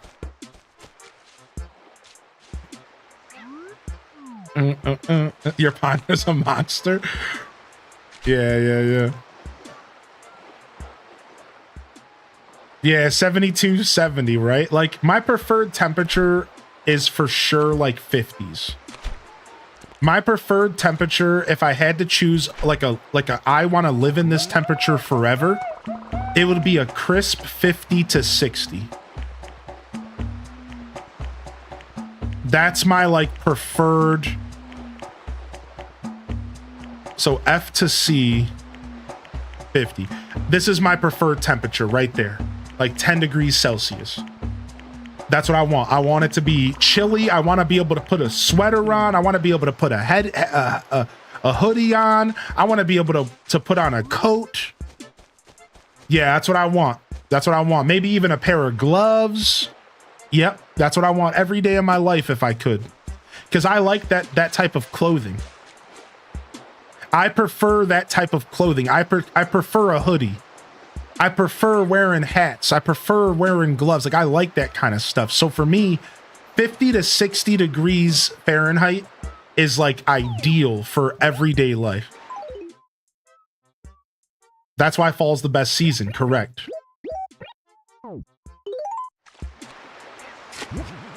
You couldn't sleep in 13 degrees Celsius? Really, dude? Dude, over here in Ohio, I'll sleep in like, so you're talking about your actual bedroom.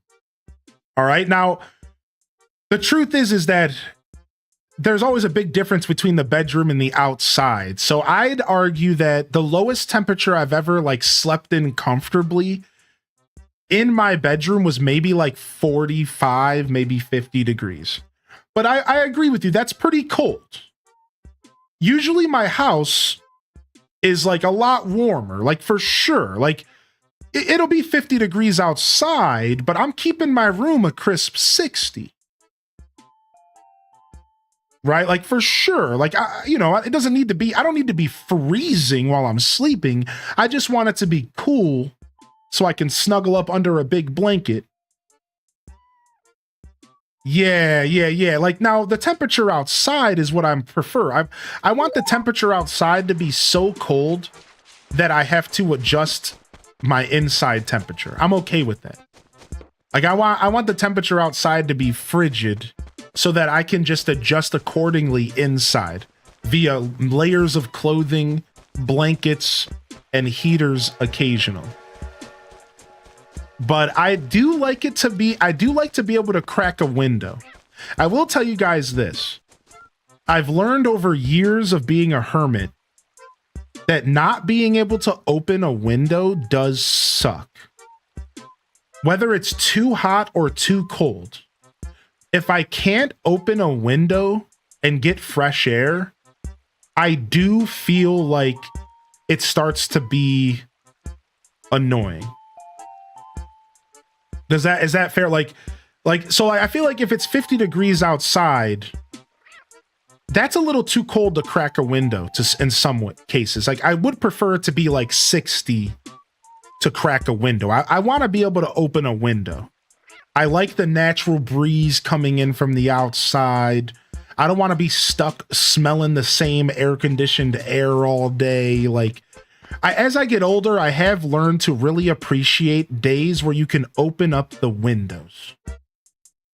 That is like my new goal nowadays. So I would say like I've grown up a bit in that sense. So like I prefer to have my windows open. It's too hot out. Yeah, it's too hot out today. I ain't opening no windows today. Yeah. Oh yeah. Dude, anything over 80 degrees, I ain't opening no windows. I might not be opening windows if it's over 70. I might not be opening windows then either. What's up, Nick 82? 94 here right now? Yeah, you got me messed up.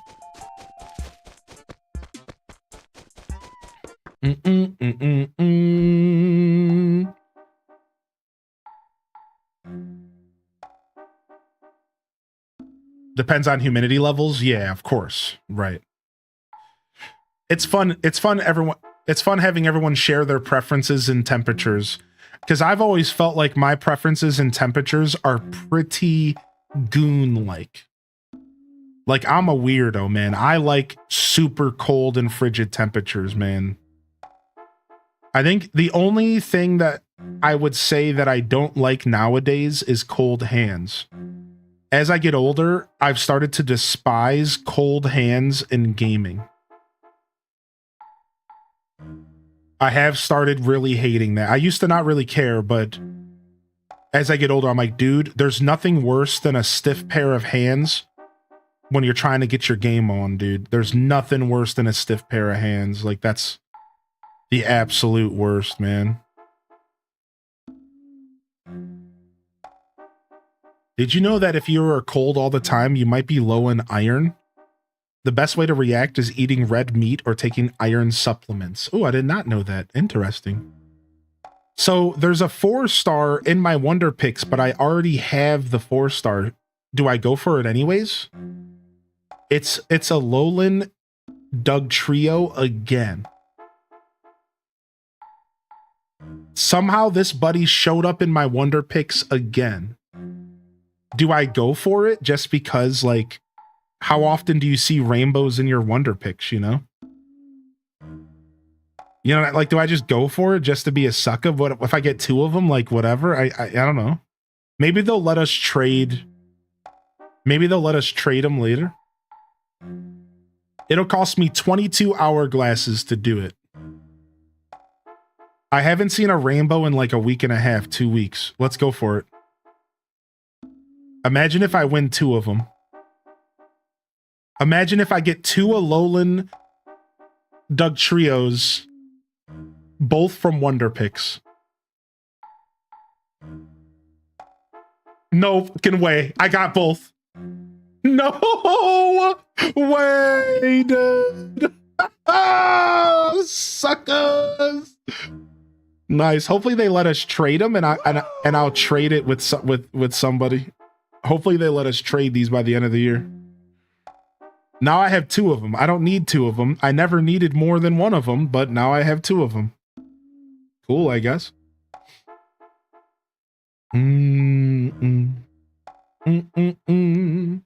Sick. Sick, dude. What's up, cool legendary, man? Bro, what did I miss? I was pulling packs on TCG Pocket. How does it feel to be Arceus's favorite? Shut up. That's funny. That's funny. What's up, SJO? Yeah, I was pulling a Pokemon card from TCG Pocket. We play a little bit of TCG Pocket around here.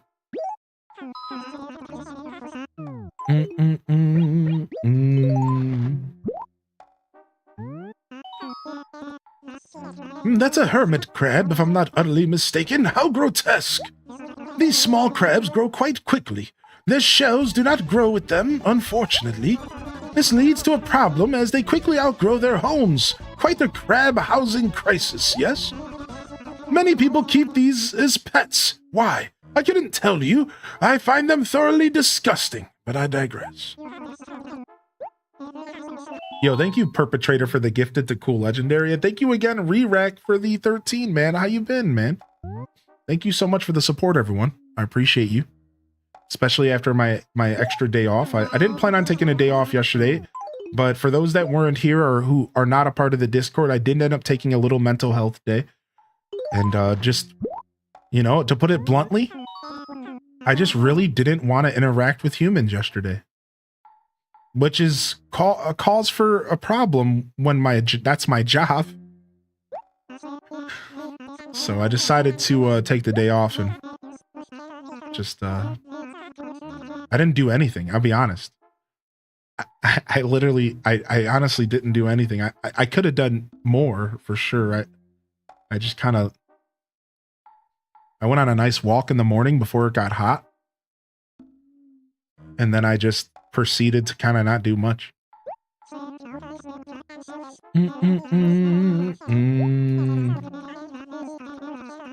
Sometimes you need a me day. Yeah. It was just a me day. Made myself some eggs. Made myself some eggies. It was pretty delicious. And the eggs had... I had some fresh herbs to put in them.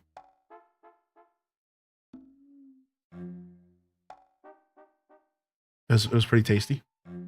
I don't cook with fresh herbs as much as I would like because I always end up throwing them away, but I picked some up.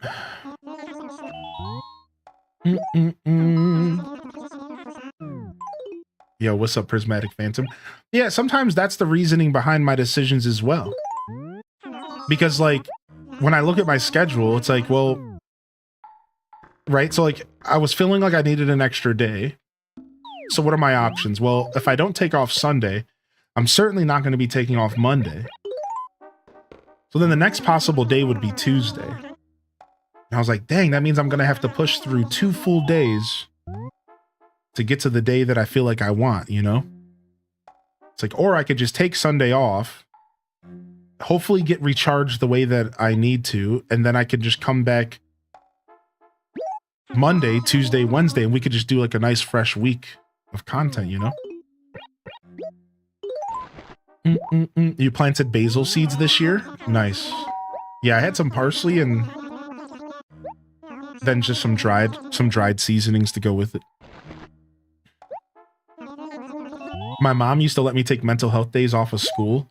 Dude, that would have been the best, man. Yeah, my mom wasn't quite about that life. Yeah, dude.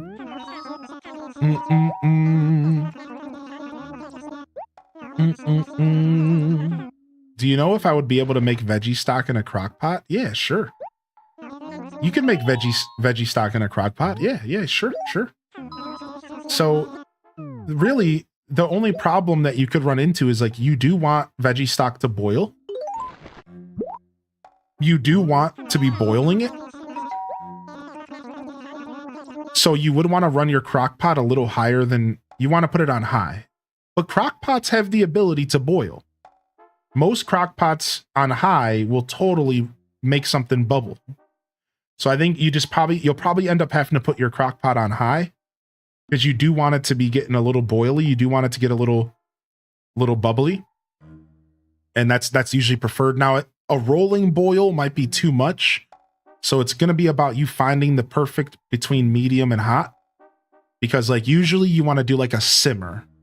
So you start off, you bring it to a rolling boil, then you bring it to a simmer. You want to try to find the perfect middle ground between simmer and boil, which is going to be hard to find, you know, in a crock pot, but you can do it. I'm sure you'll figure it out. At the end of the day, you know, when it comes to stock, you don't want to overcook because you might strip too much of the bitters out of the vegetables and whatever you're using to make the veggie stock. So ideally you do want like a nice consistent simmer kind of vibe so that you're extracting the flavors, but you're not overdoing it. That's like the ideal stock situation from what I understand.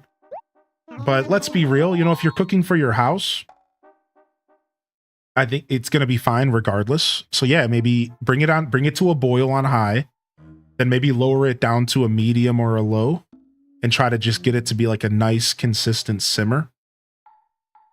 You'll be good to go. You can let it just sit there for hours, man, and then you would just have to filter it and all that. Yeah, for sure.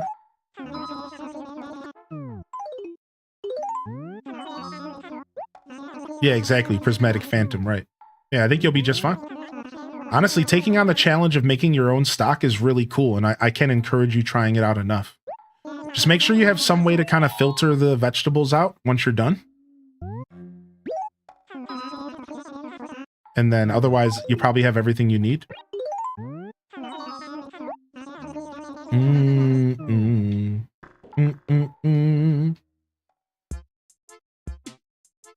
Yo, you got this, cool legendary hero.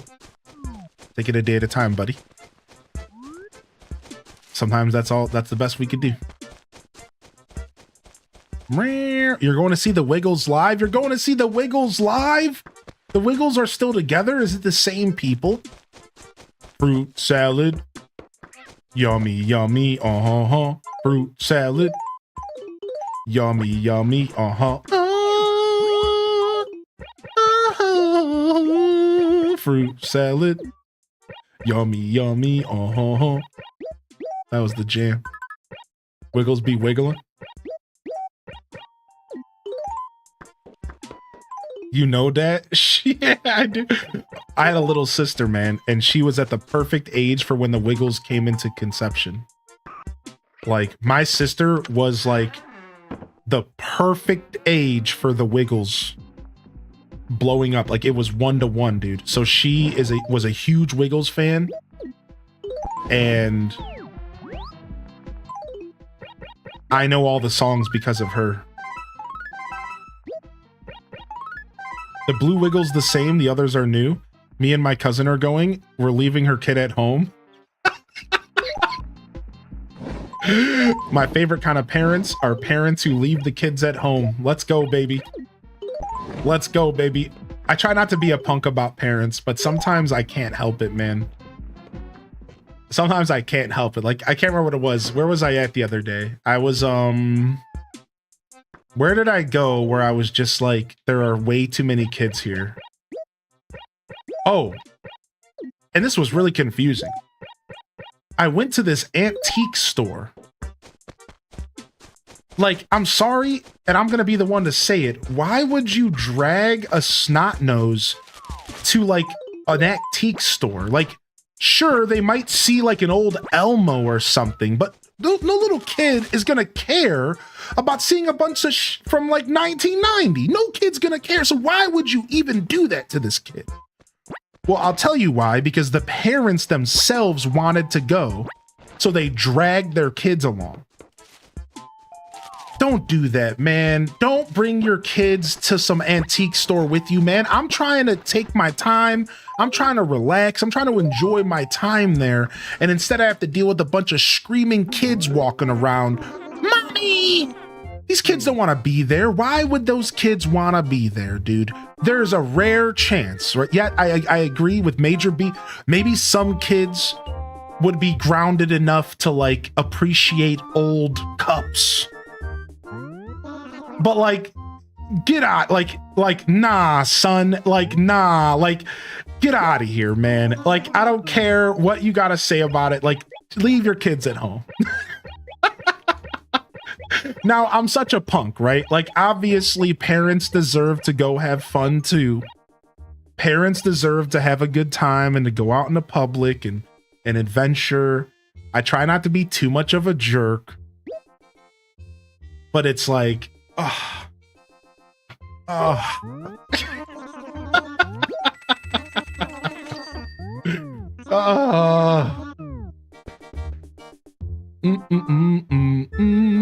My question for the parents is, who brought the little kids to see Deadpool movies? I saw way too many little ones in those R-rated movies.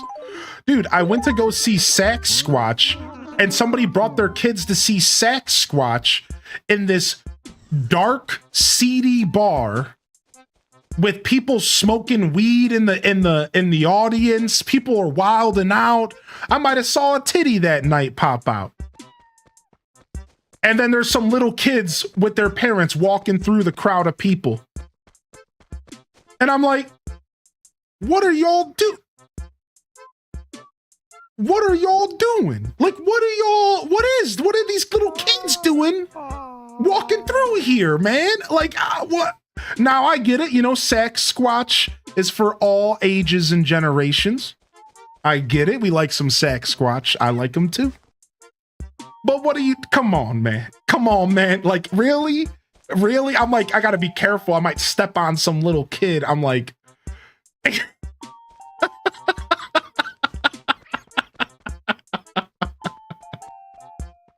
highly inflashed Sasquatch is all I'm hearing.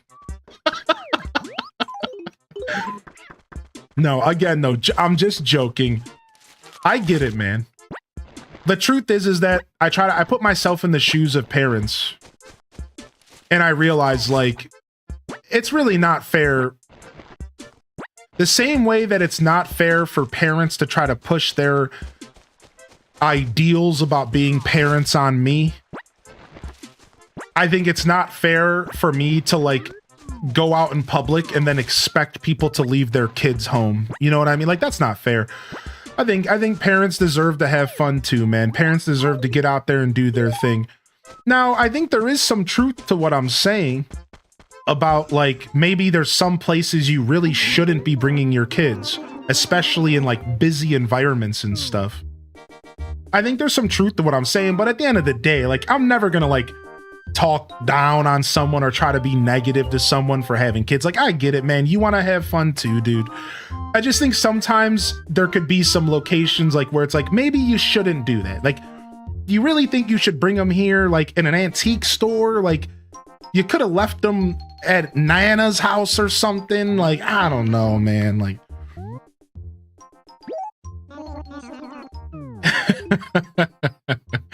I legitimately have no one to watch my baby, and I'm not trusting strangers, so I just don't get to go to any movies I want to see anymore. Right, whereas, like, that's how I would expect most parents to react. You don't get to go do that stuff anymore. You made the decision, deal with it. But as I said, like, it's not all the way fair for me to say that to you. You know what I mean? Like, no, in all reality, you deserve to go to a movie sometimes too. And if you're gonna take your kid out to go to the movies, who am I to tell you not to do that? I'm just the guy who also spent $20 and has to listen to your kid crinkling the plastic from their nachos container the whole time, and I have to keep listening to you to tell them to stop doing it, and 2 hours into the movie, they're still doing it. Oh, but, you know, that's totally cool, right? Like, I'm supposed to just accept that even though I also spent $20 to walk in this place. But okay, you know, that's fine, right? Like, see, like, I think like it's a thin conversation, you know what I mean? It's like, on one hand, you should be able to have fun, but on the other hand, really, that kid shouldn't have been in the movie theater. Stop crinkling. I wanted to smack the plastic out of his hand halfway through the movie. I wanted to smack it so hard. I was like, dude, I'm gonna tee up on this kid. You know what I mean? I'm just sitting there like, what am I supposed to do? Am I supposed to move my seat or something? Like,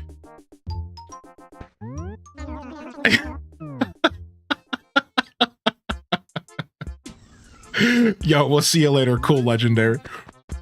That's why I stopped going out to places where they let kids in. Send the nachos into orbit. Yeah. I think there are instances where in society is expecting you to be too accommodating to kids.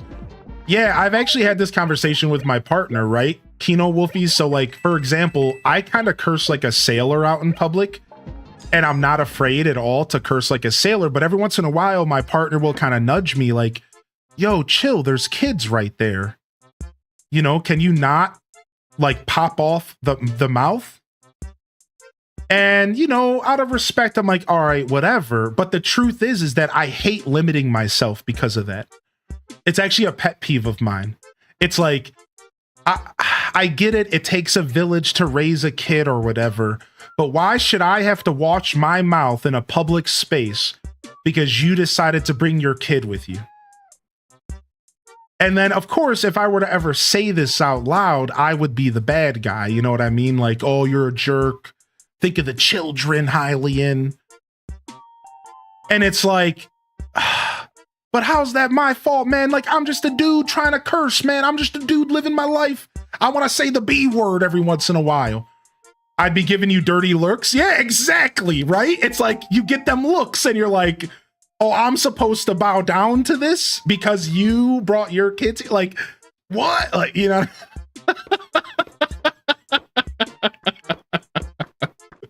You know what I mean? Yeah, it's like weird, right? It's like, I don't know. It's just a weird thing, you know?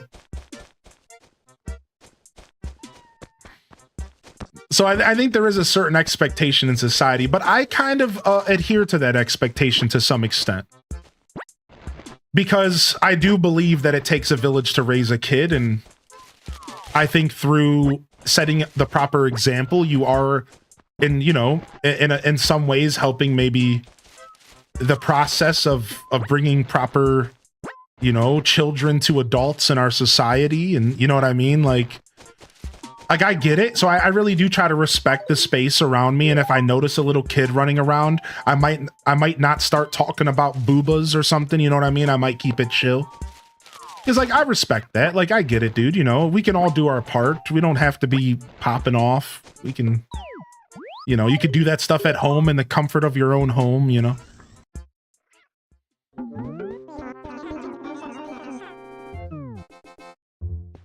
I don't know. I was pretty entertained by my 8-year-old niece telling one of the other kids they were D-bags. I laughed so hard. Yeah. Took my 8-year-old niece to see a Broadway play and had two men cursing behind us. I gave them the black mother look and they apologized. It was a family-friendly play, so family-friendly behavior, please. Right. So I think it goes both ways. I think there's a lot of situations where you could be respectful and it's not going to hurt you. You know what I mean? Prof Unknown gets it. But I think there's also some situations where, like, you can't fully expect me to protect your children's ears. So if something falls out of my mouth, just know that, like, I'm not doing it on purpose. You know what I mean? So, like, yeah, I think there's a give and take for the parents, and I think there's a give and take for the people who don't have the kids. So it's like we come together, we kind of create a harmonious experience. Maybe I'll watch my mouth a little bit. If you respect that, maybe something slips out, like I'm not purposely trying to be rude. It just happens, right? I'm not thinking about it. I don't have my own kids. You know what I mean? Like, my filter reduced during COVID. I'm getting it back. Yeah, my filter's you would think that my filter would be good because I purposefully like filter my stream, but it's not. My filter as a full-time streamer adult is pretty bad nowadays.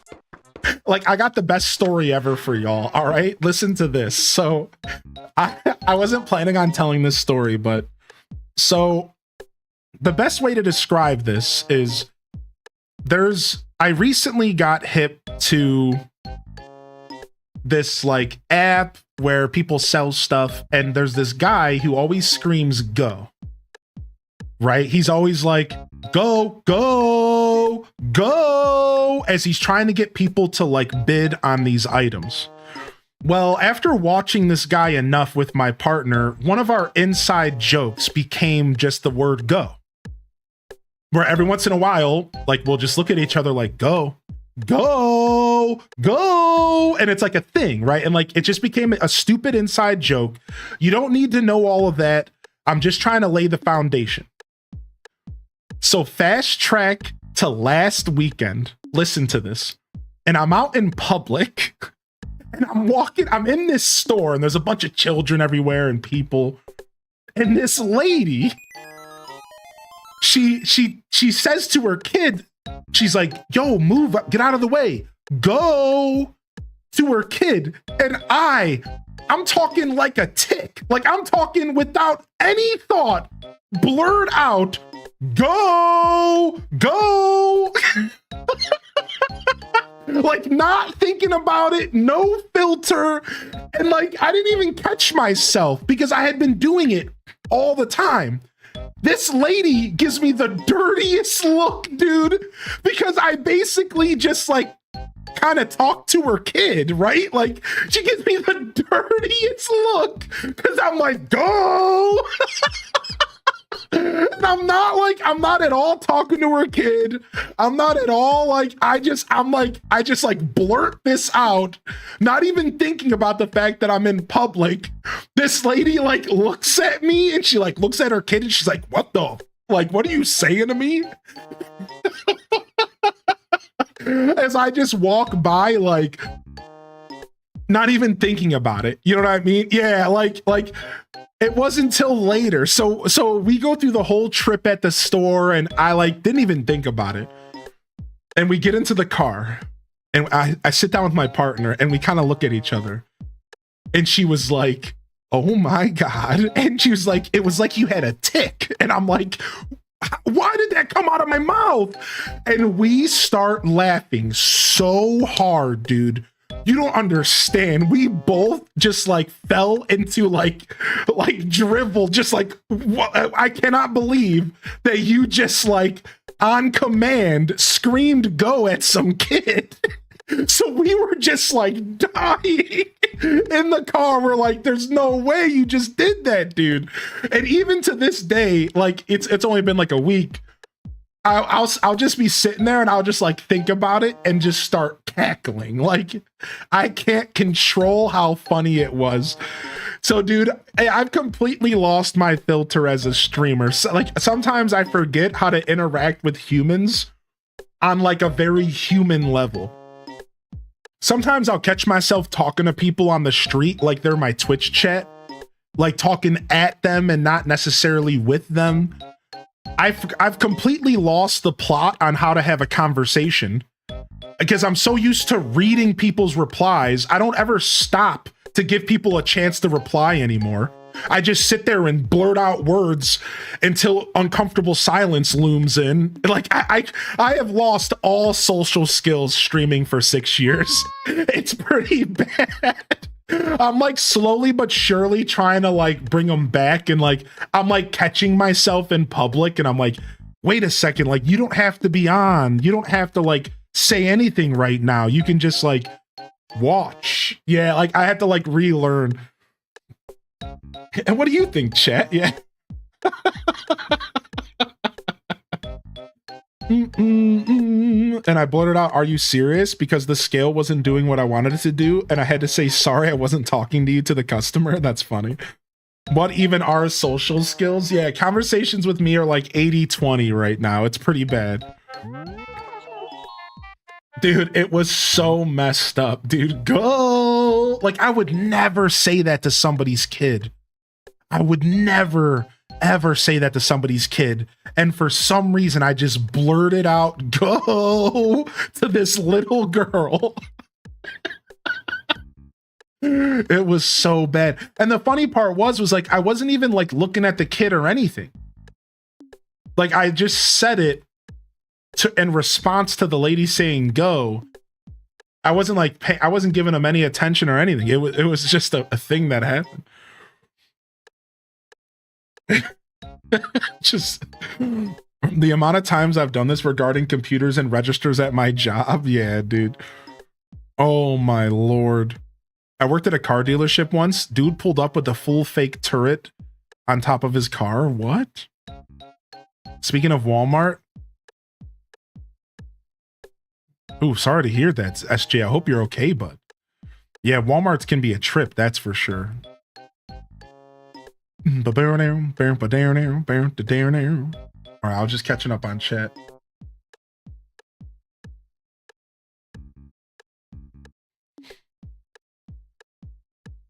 Oh my gosh, just the thing that happened. This might have topped the Easy Bake Oven story for me. The funny part was I wasn't even planning on telling that story because of just how out there it was about the go. But like, it actually was a good story. I'm glad that we told it. Go.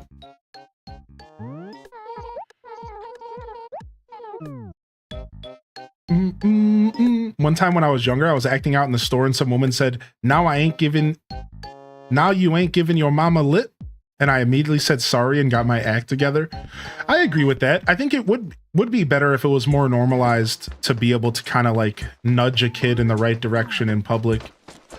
I'm always afraid to do that though, because it's not normalized and like, I don't know. I'm not trying to have somebody snap at me. You know what I mean?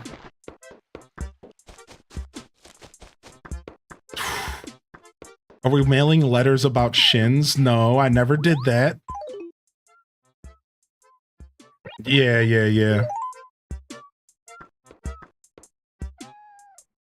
If you think about it, animals in nature do it all the time. What's up, Trainer Gina? In packs, it takes a village. Yeah, exactly. I do think there's some truth to that, though. I think it would be healthier overall. I think. For sure, even if some people wouldn't like it, I think it would be healthier overall if more people were able to say, hey, you know, cut that out.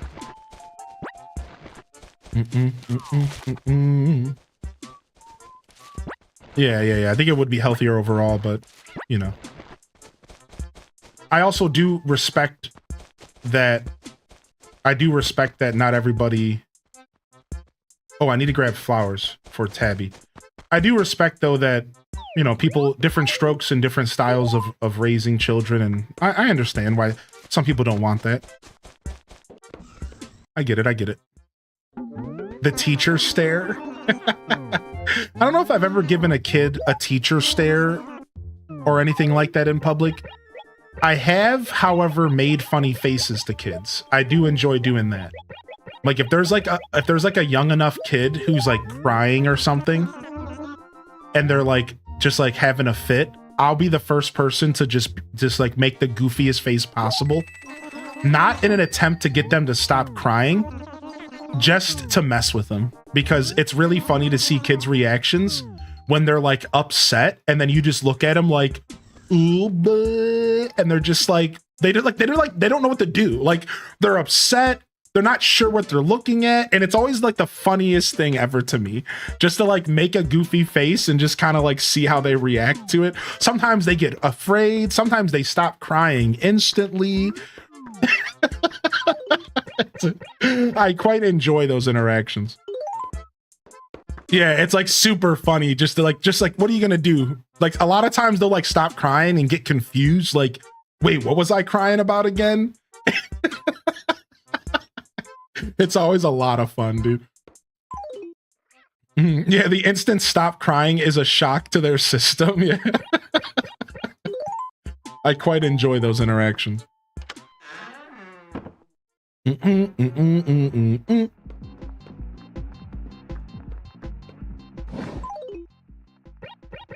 Bam, bam, bam, bam, bam, bam, bam.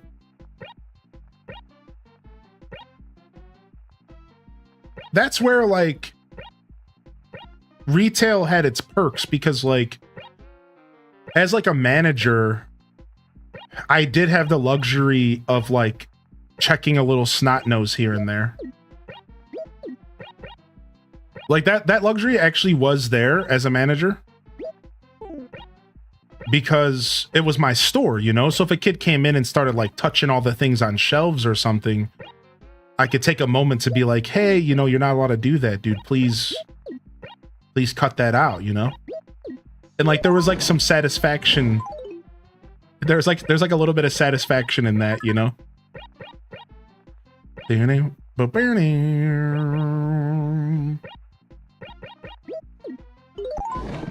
think it's 5 bags of flowers when somebody requests flowers around their house. I think it's 5.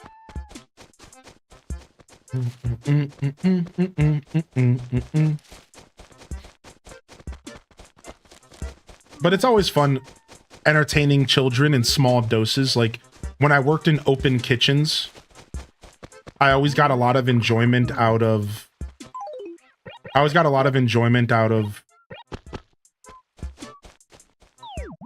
we would like give the kids who sat at the counter like a big ball of dough to play with. And we would like throw the pizzas up and like toss them around and like try to like get the kids to smile. Like that's always fun, you know?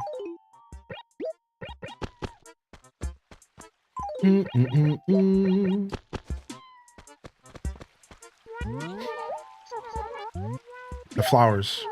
Oh, thanks so much. You planted all kinds of flowers. Me, wow, you're the greatest. This flower planting campaign is obviously a huge success. And now for your reward. You get down with Spaceman Sam, right? I think you'd have to be nuts not to. Dude, nice. Dude, I'm so happy she just gave us Spaceman Sam. Watching a chef as a kid was my favorite. Yeah, we used to do a lot of cool stuff. And like we were quite the spectacle to watch. Like we could toss the pizzas across the whole restaurant. Yeah, we could like take the pizza dough and like spin it and throw it across the room and catch it and then throw it back, and we would have like a lot of fun.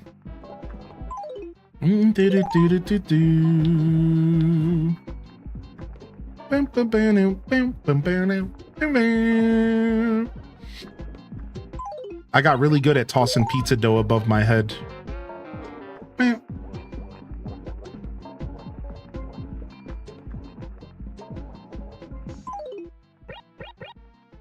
Spaceman Sam, where are you gonna go here? I'm gonna have you hanging out over my bed.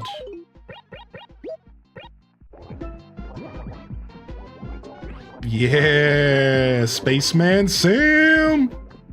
What a legend. Do, do, do, do, do, do, do, do, do. Fun chats. I appreciate y'all. Thanks for joining in on the discussions. And I'm glad nobody took what I said personally. Like I said 1,000 times, you know, I'd never want anybody to think that you know, parents and kids and stuff, you guys deserve to have fun too, man. I get it. But not having a kid does give me the freedom to talk some smack.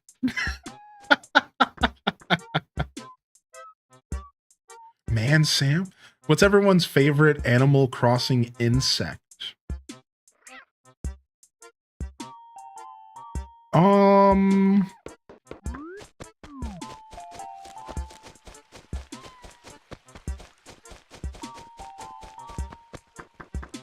So like it's hard not to mention the beetles because the beetles are the money makers. And I've always loved them because of that. But recently with Animal Crossing Deluxe, we managed to get a hermit crab and then a regular little crab. And I think that these guys have become my favorite insects. They're technically insects in this game, I guess in later Animal Crossings, they're considered fish or like diving critters. So I just wanted to shout these out because I think these are so cool. But if we were talking New Horizons, I think my answer would probably be the beetles. I've always thought all the different beetles in the game were so cool.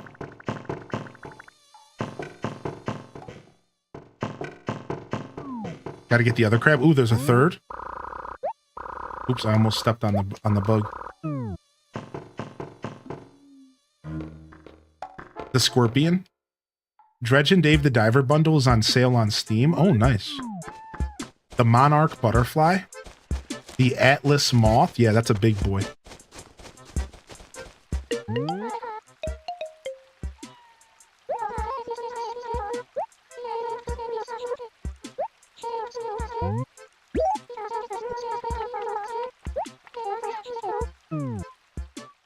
I take leave of my life.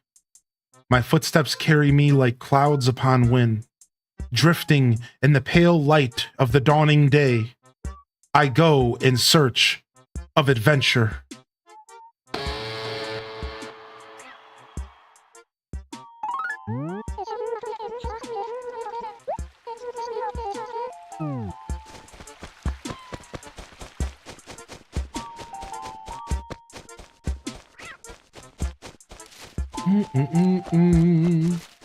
Yeah, the birdwing, Queen Alexander's birdwing. That's a dope bug.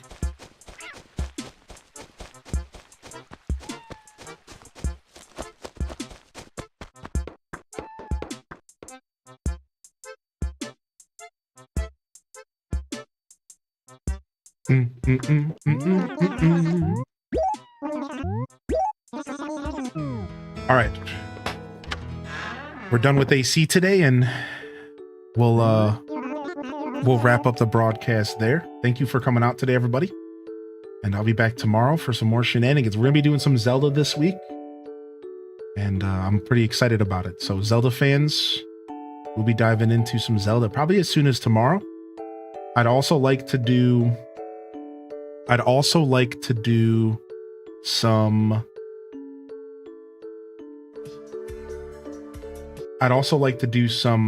more Rune Factory this week as well.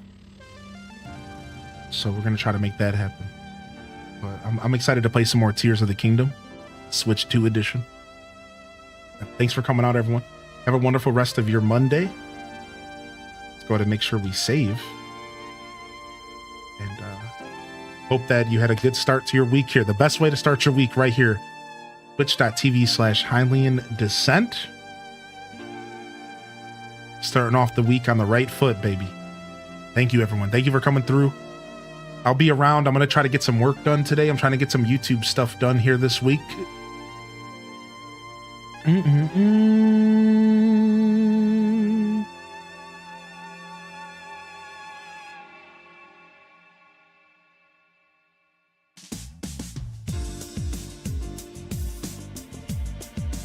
All right, fam. Bless this dope space and bless this dope chat.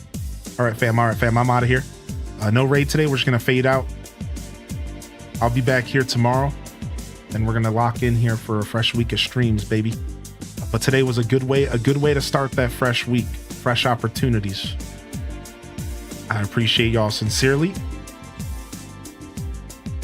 On that note, this is Hylian Descent signing off from another wonderful Pyro Gaming Group production. Go! If I don't see y'all here tomorrow, I'll see you when I see you, fam. Don't forget to game on. And of course, as always, peace.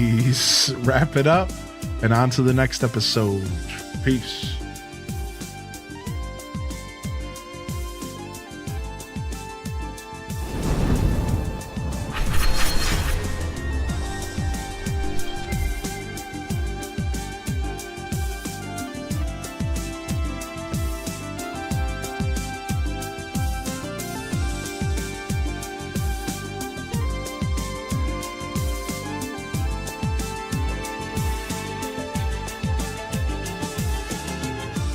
All right. I just want to say thank you to all my supporters today. Ryan Perpetrator, Re-Rack Flip, Thank you for the support coming in here today. Of course, Wonder Waffle, Raina B, Porky the Bird. Thank you so much, Porky Bird. B Kimberly, Priya Praya, The Magnificent, Burger Smalls, Flo Dunny, Katie Please, Dual Master D, Rock Socks. Anybody else I missed out there, y'all? And the chatters, of course, SJO, Gamer Lady, Jess MP, Spicy Sin Bun, Ham Labs, Cozy. Big shout out to the mods. Couldn't do this without you, man. Thank you so much, mod team. Tima, Mini Mansky, Atlantic Chaos, Nembo Tavi. Anybody else I missed out there, y'all? Love y'all. Appreciate y'all. Honored to be a part of your daily routines, and I'm certainly honored to have you as a part of mine. But until next time, this is Highly in Descent signing off. Peace. And hit them cat jams, baby. Peace.